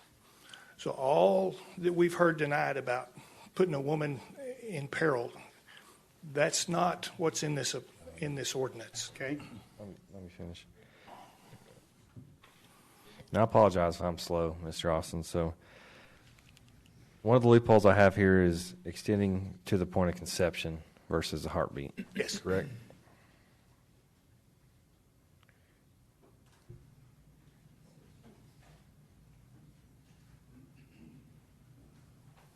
Is there anything else, sir? There are, at this point, it's legal to bring the abortion pill into Amarillo. This would prohibit that. The first one is prohibiting performing elective abortions and aiding and abetting an elective abortion within the city limits of Amarillo. That would be a chemical abortion. We know that there are no physical abortions performed in Amarillo. The next thing is prohibit elective abortions on residents of Amarillo, Texas, regardless of location. Okay. That means So does that mean across state lines, or does that across mean state lines. If they were to go to an abortion clinic in another state, that abortion clinic would be against this ordinance. Not the young lady. The young lady could go. We didn't restrict her travel. The abortion clinic would be the one that would be against the ordinance. The third one is prohibition of knowingly transporting individuals for the purpose of providing or obtaining an elective abortion. Providing or obtaining an elective of an abortion. That would encompass those companies that pay for those abortions. And honestly, sirs, that's what we're after. Let's let him think. Let's let Kraft. Oh, he's got a few more questions. The fourth one is prohibit abortion-inducing drugs within the city limits. The fifth one is prohibit criminal organizations from doing business in the city of Amarillo. Murder is criminal. Every one of you I've talked to, you understand where we stand as far as what abortion is. And a company that would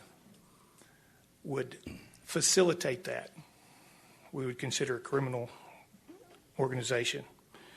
Number 6, prohibit the transport and disposal of remains of unborn children killed by elective abortions.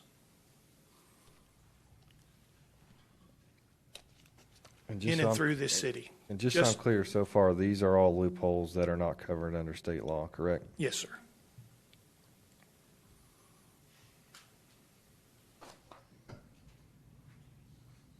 Okay. And so my next question will be, when I'm reading this amended draft, if you'll follow along with me in this ordinance here. So it's going to be section 8-6-2. And it's going to be subsection F. Yes. So one of my concerns here is we've crossed that out, correct? Yes, because the heading of 8-6-2, abortion prohibited within the city limits, that statement was unnecessary. So one of my concerns inside of this ordinance is if you drop down to the next 8-6-3 on A, letter A, and Stephanie, if you can highlight that very last sentence in that paragraph. The thing that's concerning here is it's saying the prohibitions in this section and chapter shall apply extraterritorially. So my understanding of this, Brian, correct me if I'm wrong, is this is applying to that entire section 8, regardless of that F was crossed out. Is that correct? The section 8-6-2 is completely separate from 8-6-3. So this statement is in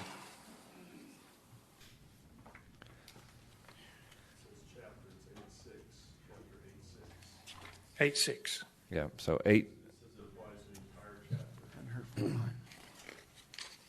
Brian, what's that mean? We struck it from 8-6-2 because it only applied to the abortion prohibited within the city limits. 8-6-3, abortions prohibited on Amarillo residents. It's a different section. I didn't hear Brian's. Can I ask again? Brian, can you? Brian, Sir? are you tracking with me, sir? Yeah.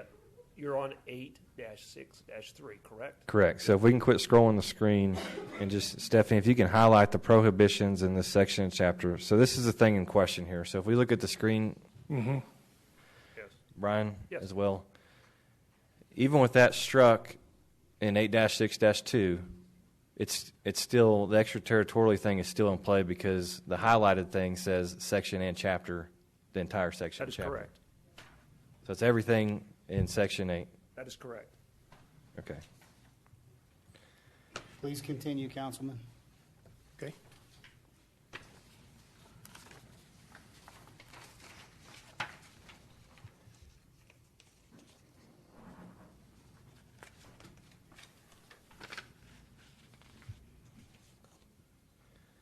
Okay.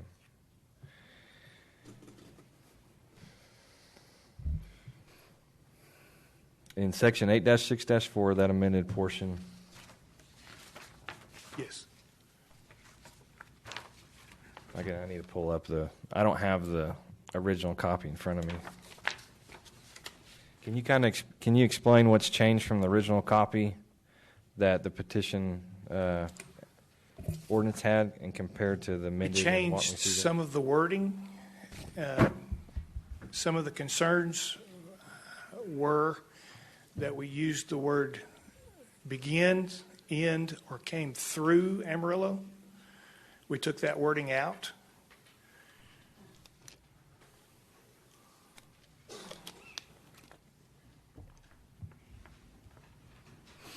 And we replaced it with A.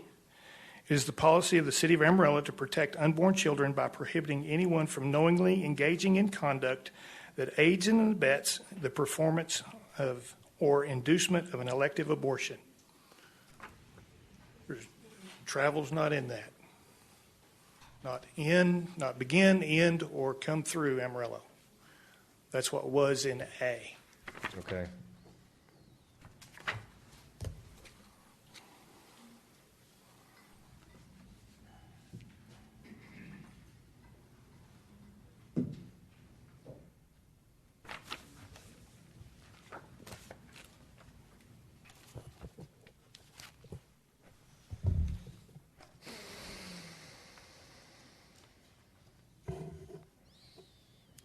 So we still left regardless of where elective abortion will occur, right? And back to my previous question with extraterritorially, that applies to this section too as well, correct?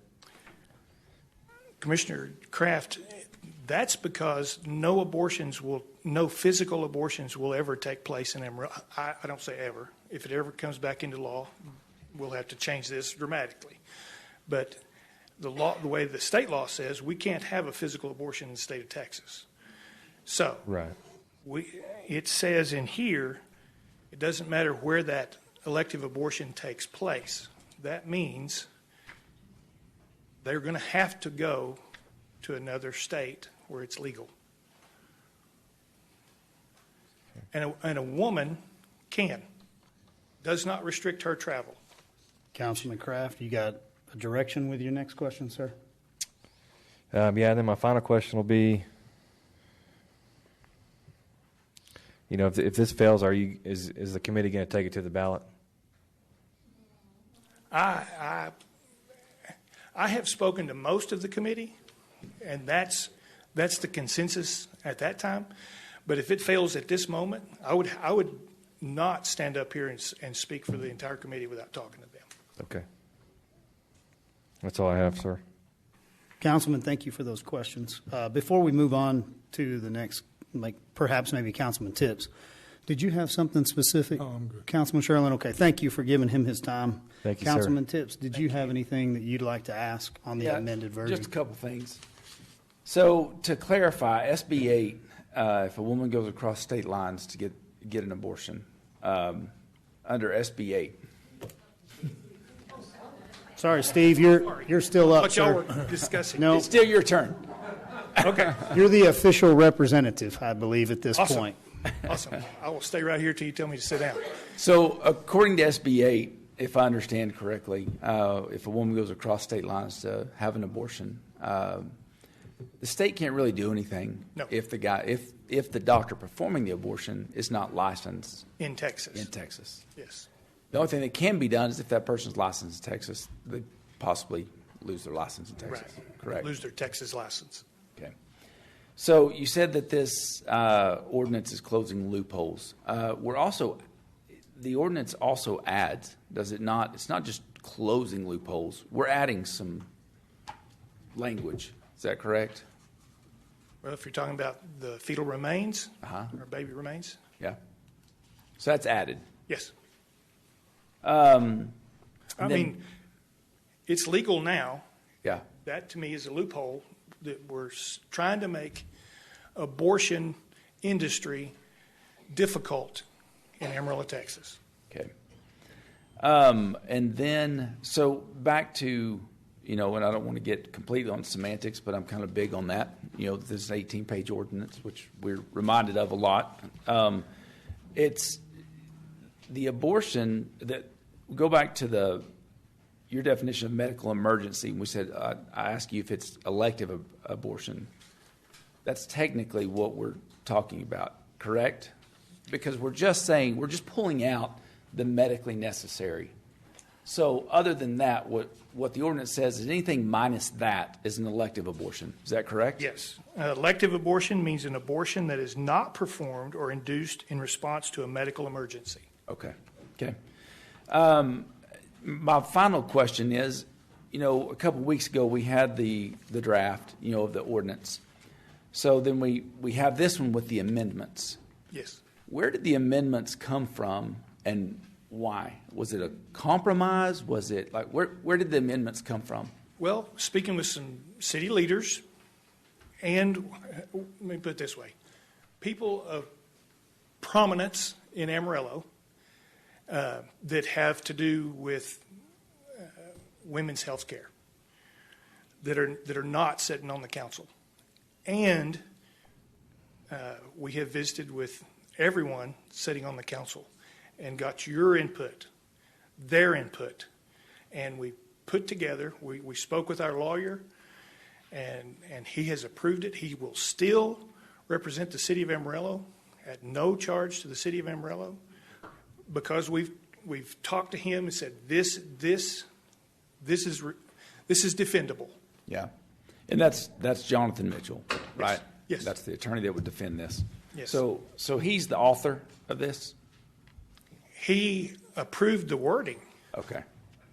Some of the wording came from city council members. We met with you individually, not together.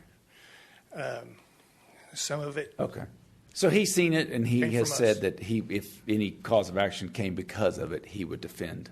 Yes. Okay. That's all I've got right now. Thank you. Okay. Ladies and gentlemen, I know this is a little painful. It's okay. We're gonna mud our way through this.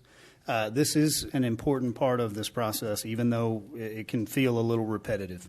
Councilman Sherlin, do you have any questions for the petition initiating committee? Yes. It goes back to that question on aiding and abetting. We have a lot of large companies. And by this document that you have given to me, is going to shut down half the large businesses in Amarillo. How do you propose? No. Okay. Don't do this. Okay. Because I have seen their insurance policies. I have seen what is being given. A lot of government contractors have got to follow federal law. Yes. Okay? Yes. We have that in Amarillo. Pantex has federal contracts. Yes. Bell Helicopter has federal contracts. Yes. Amazon is another company that we look like we're affecting business in Amarillo. Yes. And my question is, we heard that doctors may have a hard time coming to Amarillo. What about businesses? Is that a very good possibility? Amarillo is such a great place to have a business because of our location. Because I-40 and 27, the railroad that's here, this is a great place to have a business. Now, if they know coming in that this is a place that you're going to have to amend your insurance policy to where we're not going to be able to provide for abortions in Amarillo, Texas, that's what we do. But we need to be in Amarillo, Texas because of the location. There's some of these companies we have agreements with, the AEDC and other things. Uh-huh. So do we say we don't work with y'all anymore, or what do we do? No, we do How are everything you we going to do can this? to keep that company I would here. like to, what is the business plan to convert these large companies to your way of thinking? Vote this in, and it becomes against the law. No. They amend No, their... that is communism where I come from. You don't dictate law. We, in my opinion, and please don't laugh at me. I am sorry. Okay? I apologize. I'm making a serious statement. I'm here. sorry. Because we do have very large companies that I don't think it's going to be that easy to change them. Has the committee talked to any of these companies? No, sir. Would it be suggested that we might talk to those companies We're running out of time. before I run off 10,000 employees? I'll be glad to talk to these companies. But I mean, this. So, right now, we're going to let Councilman Sherlin ask his question. And then, what I'm trying not to do is open this up into a debate. Council needs an opportunity to just go through the major concerns that they have with the petition initiating committee in the hopes of either defining like, okay, we could further amend or we put this on the ballot. So I have a direction that we're moving. If Mr. Austin doesn't want to represent the group, you may have another petition committee member represent the group. But right now, I think he's doing a fine job in doing his best to answer. I'm not trying to trip him up either. These are very important questions to the city of Amarillo. And Councilman Sherlin, I apologize for smiling a while ago because we have, that's one of our purposes, is to shut down the companies that are providing abortions to Amarillo residents, that are helping to kill Amarillo residents. That's been our whole purpose. And I'm glad I smiled because you realize that. And I know you think, rightfully so, it's going to be a problem. Yes, we're going to have to tell. These companies that have come into town follow all of our ordinances. That's not communism. This is where I lean extremely to taking it to a vote, because that gives all these large companies in town a voice. And to be perfectly truthful, when we started out in December when we talked in December and we were trying to work something out, then the committee went out immediately and started a petition, which that is y'all's right, completely. Yes. But at that point, y'all went to do a petition to take it to a vote. No, that's where this is at. I mean, hold on, y'all. Hold on. What was the petition for?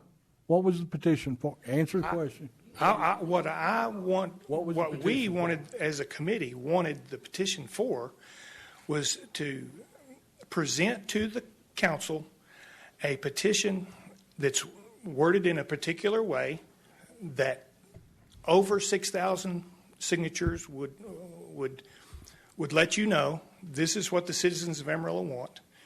And with that being said, you would then have the opportunity to vote it into law after the proper procedures, first and second reading, all that.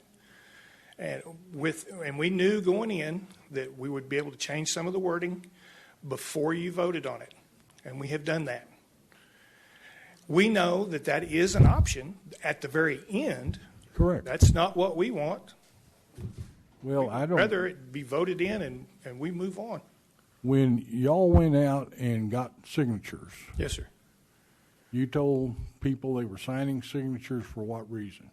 That this petition, this ordinance, filled those 6 loopholes in Texas state law, and that at the end of this, we told everyone, the churches we spoke at, the doors we knocked, that at the end of that, the city council would have an opportunity to vote it in, or if they did not vote it in, it would have an opportunity to go to the ballot.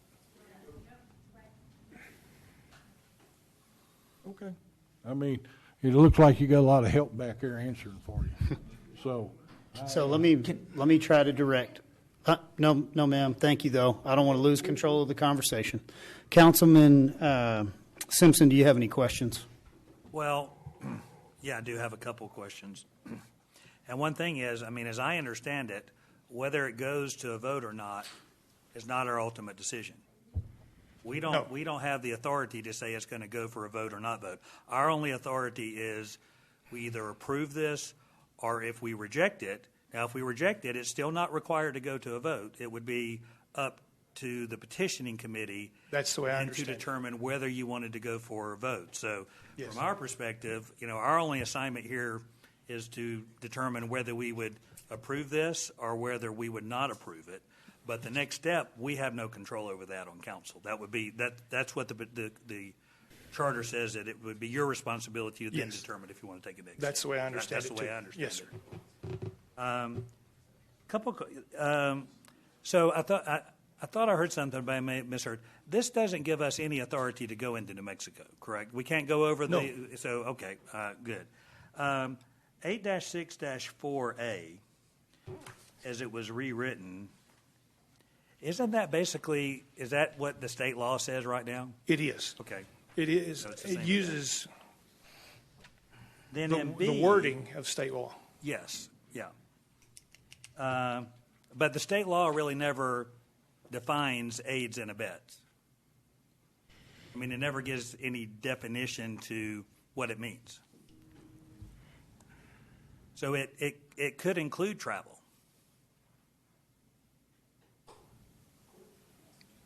Yes, sir. So the state law right now someone could sue someone else through the state law saying you've aided and abetted. So state law would cover that already. From heartbeat on. Well, from whatever SB 8 says, not heartbeat on, but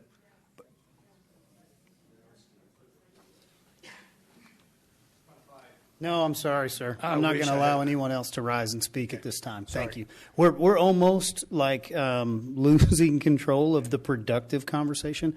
We're going to have to steer our questions, guys, in order to get to a point here quickly. So I'll ask another question then. Brian, on B, when you see knowingly transport in there, is there really any difference other than the words of what we saw before in the original version? No. So this is, I mean, we've changed the wording, but it's still saying the same thing. So knowingly transport could include people going through, originating here? That's not. What is the definition? What is the definition of knowingly transport? If I get someone in my car in Amarillo, Texas, and take them to an Amarillo resident, because that's who we're talking about in the ordinance, is Amarillo residents. If I put an Amarillo resident in my car and take them, in other words, furnish them transportation, she can go on her own, no penalty. But if I provide her transportation or pay for her transportation, put her on a bus, put her on a plane, pay for that transportation in some way, provide that transportation in some way, then I would be going against this ordinance. So we've gone from this to anyone who comes through to only people who live here? That's the way I understand it. Okay. comment from Councilman Tips real Yeah. quick? So, We'll come back to my you. understanding in law, I mean, if it's not defined in the ordinance, the court will define it. Correct, Brian? I mean, if it's not clearly defined, it's just until it makes it to the court, it's just going to be whatever. Correct? Until it's That is correct. okay. So we can define it however we want to, but if it's not clearly defined here, we don't know till it goes to court. So we can say what we think it means, but we don't know. So, and another point, SB 8, companies in Texas cannot pay for abortions already. So this does not affect, this ordinance does not affect local companies. Are you or sure companies. about that? I'm 98% sure. I want the other 2%. Well, I disagree with that. let me Google it, and I'll let you know. Okay. SB 8. Heartbeat. Okay, so valid point. Sorry, but valid point. Right now, SB 8 is heartbeat, Tom. She doesn't want him to talk. We got a lady. Well, he did give me some good information. So, SB 8 is heartbeat. Hold on a second. Let's just, everybody be quiet. We're talking to Steve. Hey, Tom, SB 8 is at heartbeat. So the only difference in this ordinance is just at conception, which most women don't even know they're pregnant from 0 to 6 weeks. They don't even know. I mean, it would be really difficult to even find out. So SB 8 at heartbeat, no company can provide for abortions. Make sense? Well, I hear what you're saying. I don't know if I agree with it. Well, you can not agree or not. It's a fact. Federal law takes precedent. No. Well, state Over law. State law. You need to check our Sure, facts here. but we have SB 8. Okay? Because But- abortion was given to the state level. It's not federal, it's state, so it mandates it. So it's covered by state. So when the state has SB 8, then the companies can't provide abortions with their medical plans at heartbeat. So these So that's are good correct. points. I'm going to ask if I can redirect real quick. We are off on one little issue here, and I don't know that it's totally the subject matter of what we have in front of us in the way in which we go left or right. Okay. And I don't mean that in the wrong sense.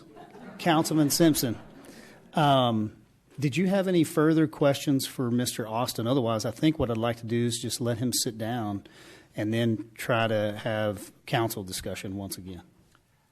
No, I think I'm good at this point. Okay. Thank If you don't mind, Okay. we'll call you back up if we need Okay. to. Thank you. Here's where I'm at in where we've been. So a short recap.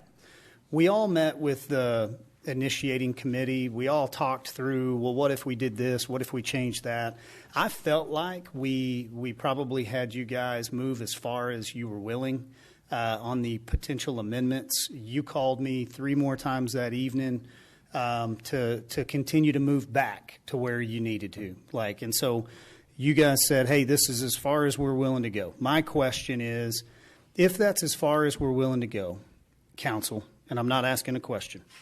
My question is, if that's as far as we're willing to go and we don't have 3 votes to push this forward as amended and go ahead and put it into an ordinance, then I don't want to take action on something as a council body that we know is going to fail just to have a formal vote of who voted for it or against it as an amended version. Because what I'm really looking at is the issue of rejecting the original petition and then assuming you guys would probably take it to the ballot. So I have 1 or 2 directions here to go tonight. And I would ask with council, is there anything that you would entertain that you think would be a healthy discussion with the existing amended ordinance as amended? Are there things, Councilman Sherlin, that you think, well, if this was struck or if I didn't have this, then I would vote for this? Or do we have a consensus here of 3 or more that are still not comfortable, even though we've put a lot of work in trying to get to what we would say is common ground? So let me start back over here with Councilman Simpson. Is there anything that you think would be worth continuing the work to try to further amend? I mean, if this is the final, I mean, and one thing I want to say is I want to appreciate, the committee and, I know, Mayor, you put in a lot of time on this as well, trying to work towards some type of middle agreement. My goal from the beginning was I would love to see a way to try to come to some type of agreement so we do not have to go to the ballot on this. I do not feel it would be good for this community. I think, you talk about outside forces, and there's something going on here. I don't know what it is. I'm not smart enough to figure it out. But there's something going on here, and I don't know if I want us to be part of it. But we don't have the choice. Again, it's up to determine. My goal here would be that we come up with some way to do it without it going to the voters. Okay. But if we've come to if we've come as far as we're going to go, then I guess we've got. So I'm hearing you say that there would still be some interest, some level of interest on your part to continue the work. Councilman Sherlin. I didn't know we came to negotiate another agreement. I mean, we've got the first agreement. We got agreement number 2. How many agreements are we going to talk about? I mean, to me, we've come to a conclusion that either we accept this amended one, or we accept the original one, or we reject both. Okay. And let them do what they want. I don't think we're here to negotiate another time. Okay. I mean, that's my opinion. I understand, sir. Councilman Tips, is there anything in this that you would still like to further amend to see if you could get it pushed through with council? No. Okay, as is. So I have 2 as-ises. We're making progress. I still have one that would entertain. Councilman Kraft, where are you at with that question?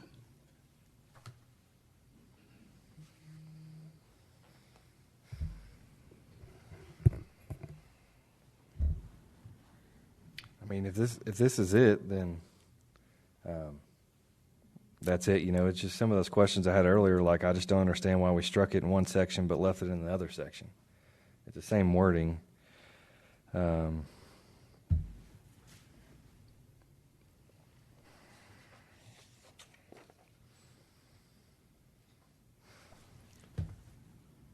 I clarify something while he thinks? Yes, you have time. I'll give you some time.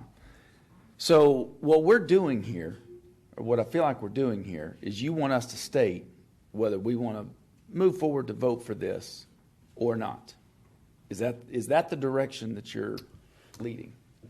What I'm trying to assess right now is if a vote on this amended ordinance is a benefit for this council. If we can establish with consensus that we wouldn't put this into law, then I would prefer to take no action on the amendment and to address the full ordinance and the ballot. Well, why not make a motion and then just see if it's supported? I think the issue here is like this being a muddy mess in the way in which the laws are drawn and how scattered this whole conversation gets. Is there are huge complexities here, and I'm taking every opportunity to try to show my petition initiating committee as well as the rest of the community that we are trying. And so, you know what? I kind of hear where you're at. I think I want to go back to Kraft, and then I'll deliver where I need to be bottom line. And maybe that's what is a little frustrating. I'm trying not to jump out there first and tell you what I think. And so I really want to hear what you guys think.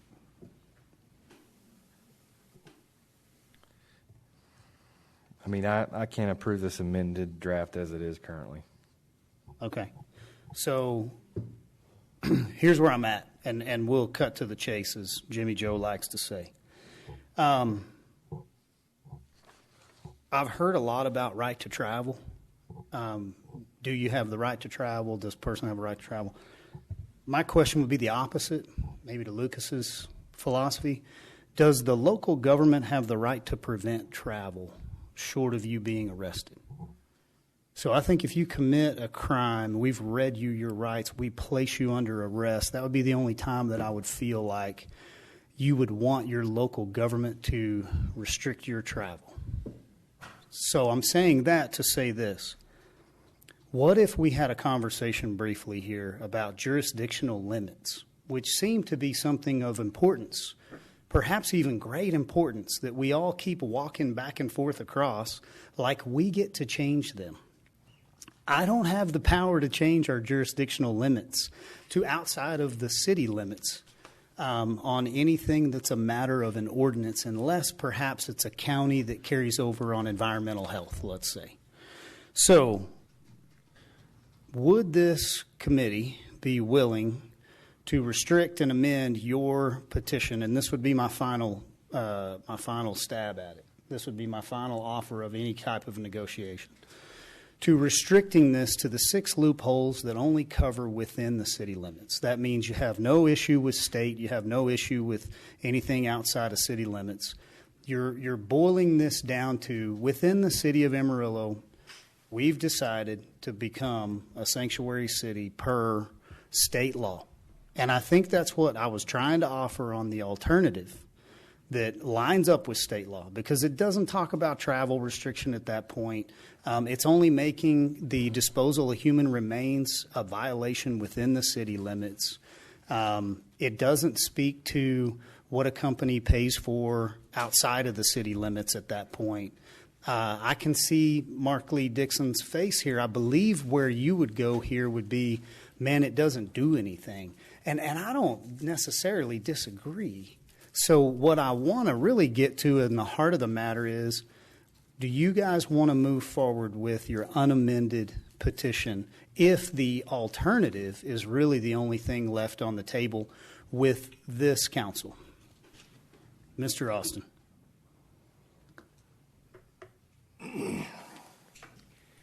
If we were to completely take away anything that had to do with trafficking unborn children, that's the whole ordinance. Now, we've added human remains. And what I'm trying to say is that is the ordinance. Human trafficking. Human trafficking is the ordinance. If we take that out, we have no ordinance. So can I offer something for you here? And if you guys will hang in there with me.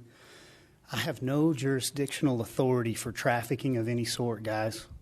That is a criminal offense. And criminally, I would never charge anyone with a misdemeanor on trafficking. It is state law, and it's criminal. And the authority that I have is derived and given from the state of Texas within the parameters that we have as a municipality. And my city attorney can correct me if he'd like to lean up to his microphone at any time.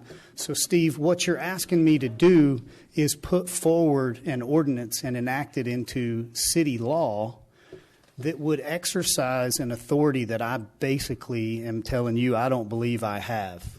And so once you exclude the roadways and you're not identifying the one piece of infrastructure that we do have, that your taxpayer dollars paid for, I don't have any rights, because that was the way in which you were restricting that travel.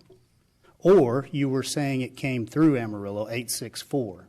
So my question once again, if we're here, then we're here. And we've walked this thing around so many times. The worst thing that can happen is this thing goes to the ballot. Honestly, the best thing that could happen is I disappoint both of you. You get something that you know doesn't say anything other than state law. You get something that you know doesn't say anything other than state law. And this council would try to put this thing behind us. But we all agree we want the full voice of the voter heard. And you brought us a petition not to get us to take action on it. You brought us a petition so that you could get on the ballot. No, you did. You brought a petition that requested a ballot vote. You didn't bring a petition, an initiating committee. I've been on one. I wanted to go to the ballot. Go ahead, sir. We do not want to go to the ballot. We're with each one that we have visited with, including yourself, that has said that would be devastating to this community. We don't want that.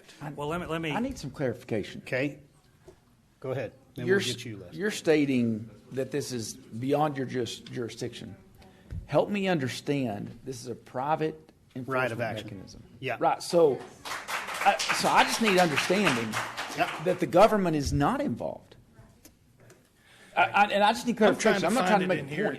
I'll take one out of Mike Ford's book over here. Trafficking is listed as criminal. So you wrote an ordinance. Can we get that up there on 864. Is it 7? 866. If you look at the title, Prohibited Criminal Organizations. The following entities are declared to be criminal organizations. So this is not a strictly civil ordinance in the way in which, and I do agree with you that this is a muddy mess and it's hard to keep your foundation, but it does authorize a private right of action that you already have within the state of Texas under the Heartbeat Act. But then you're telling me it also goes further, so the ordinance now goes further than SB 8, and you're looking for that to be held up civilly. And then we have this prohibited criminal organization in here. So trafficking, like when and I've been in multiple conversations with MLD and everybody else. Here is the statement. You outlaw, you wouldn't be in favor if we traffic drugs. That's a crime. You wouldn't be in favor of sex trafficking. That's a crime. I would never offer an ordinance for you to civilly sue someone who's trafficking drugs or someone who's trafficking a female for prostitution. Those are crimes. So, yeah, I think that my jurisdiction is pretty well known. We have a municipal court that has a maximum fine of $2,000 for a misdemeanor.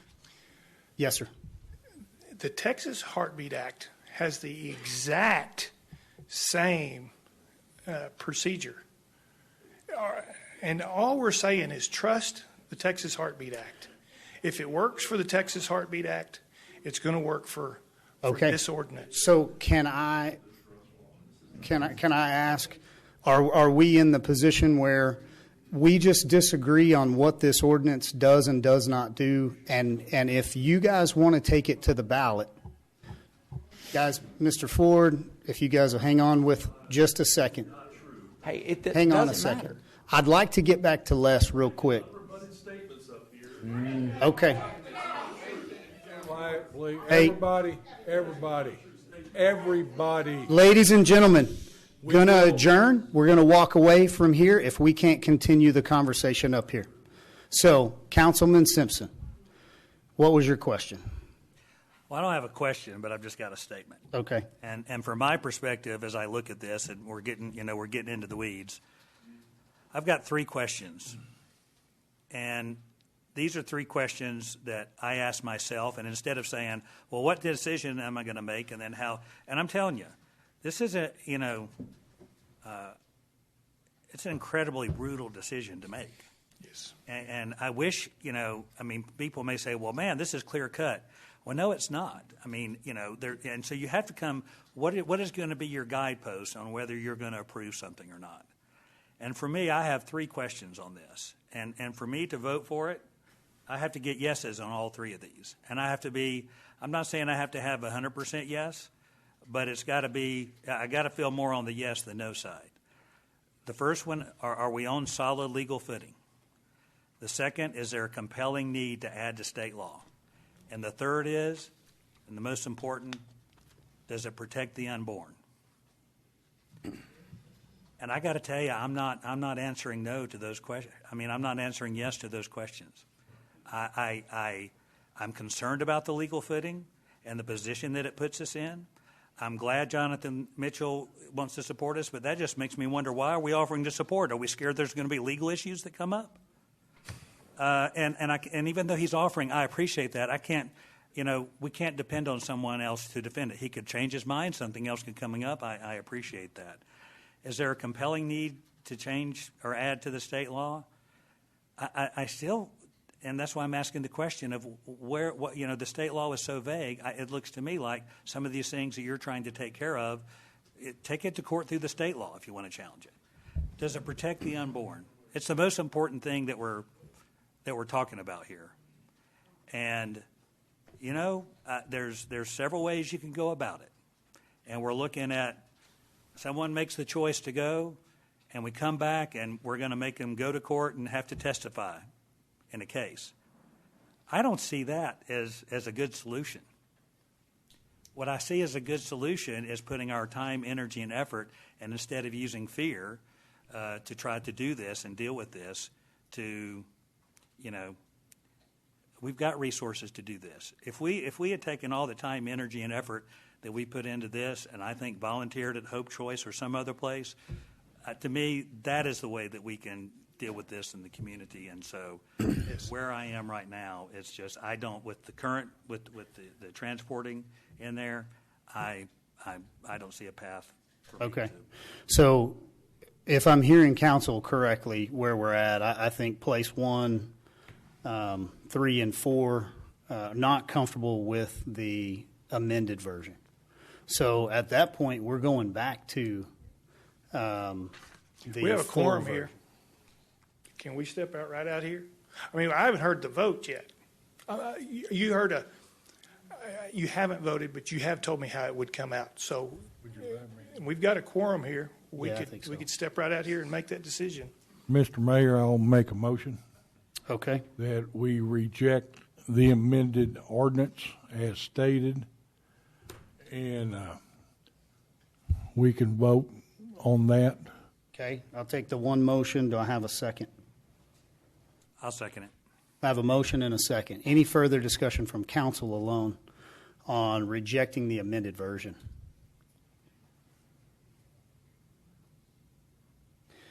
Hearing none, all in favor of rejecting the amended motion, please say aye. Aye. Any opposed? No. Motion passes to reject the amended version by a 4-1 vote.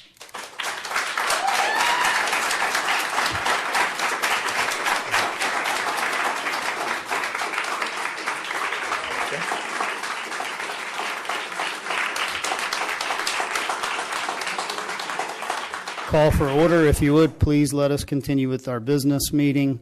Council, at this point in time, we've labored to get through this, finding it not likely that we would approve the original version. Would council want to make a motion to reject the original version and, I guess, request if the petition committee wants to put it on the ballot? So I'm going to stop for just a quick second before we get that. Ms. City Secretary, item 10I, consider ordering of an election for proposed ordinance outlawing abortion and declaring Amarillo a sanctuary city. Can I get from you or from legal at this point, when you have an amendment that didn't come to fruition, does this automatically go back to the original as petitioned? Okay, so we still have the original petition in front of us. And if we do nothing on it, then we're going to be back here on the 25th. So the only reason to come back on the 25th would really be to vote for it here and then vote again on the 25th so that we constitute that second public reading. So that being said, I would ask if legal has anything further you need to guide us on before I ask for a motion. No, sir. Okay. Would ask for a motion. I will make a motion that we reject the original sanctuary city for the unborn as it was presented to us. Okay, I have a motion. Second. And a second from place 1. Any further discussion on the original version? What's the point in rejecting the original? If we reject the original version, then I believe it goes back to the petition committee, and the petition committee then can force it through to the ballot. If we take no action on it, it's going to expire on our 30-day time limit around the 27th of August. So we have to take action because the amended version wasn't accepted. So we're still left with the original petition version. And City Attorney, is that all correct as stated? Yes. Okay. And Mayor, if I can add. Yes, ma'am. Councilmember Tips, to your question, the charter requires that council take some sort of action and that be reflected in the minutes. Gotcha. So procedural is what I would say at this point. Correct. Do we have any further discussion on this item? Nope. Okay. Item 10I, a motion rejecting the original initiating committee's petition ordinance for declaring Amarillo a sanctuary city for the unborn. All in favor? Did you get a second? We did. I got a motion and a second. Yeah, but I think we're voting on 10H, Mayor. No, sir. I'm voting on. Oh, yep. This You know is a what? I second motion apologize. for 10H. So this is the second one, not 10I, right? We are still 10H. So thank you for that. Do I need to change anything else for your minutes? Was the motion stated correctly under 10H? Yeah. Okay. So the motion on the table is to reject the original proposed ordinance under item 10H. All in favor, please say aye. Aye. Any opposed? No. No. Item passes for the rejection of the original petition committee ordinance in a vote of 4-1.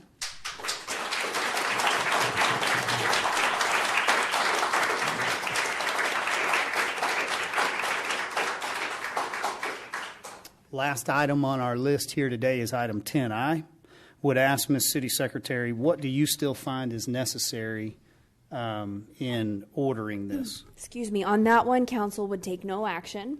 Okay. And the committee now has 20 days from today that if a majority of committee members certify their desire to have this ordinance put onto a ballot, then Mayor, they would send a statement to me within that 20 days, and I would bring that back to council at the next regular meeting. Okay. 20 days from today. Correct. Okay. Does the petition initiating committee have any questions on what she has outlined? We were told that we could have a 20-minute presentation tonight. Okay. Well, I'll be the first to offer you the apology in having to run a difficult meeting. So, meeting is adjourned. If I can get a motion and a second. I have a motion to adjourn. Do I have a second? Second. Second. Meeting adjourned.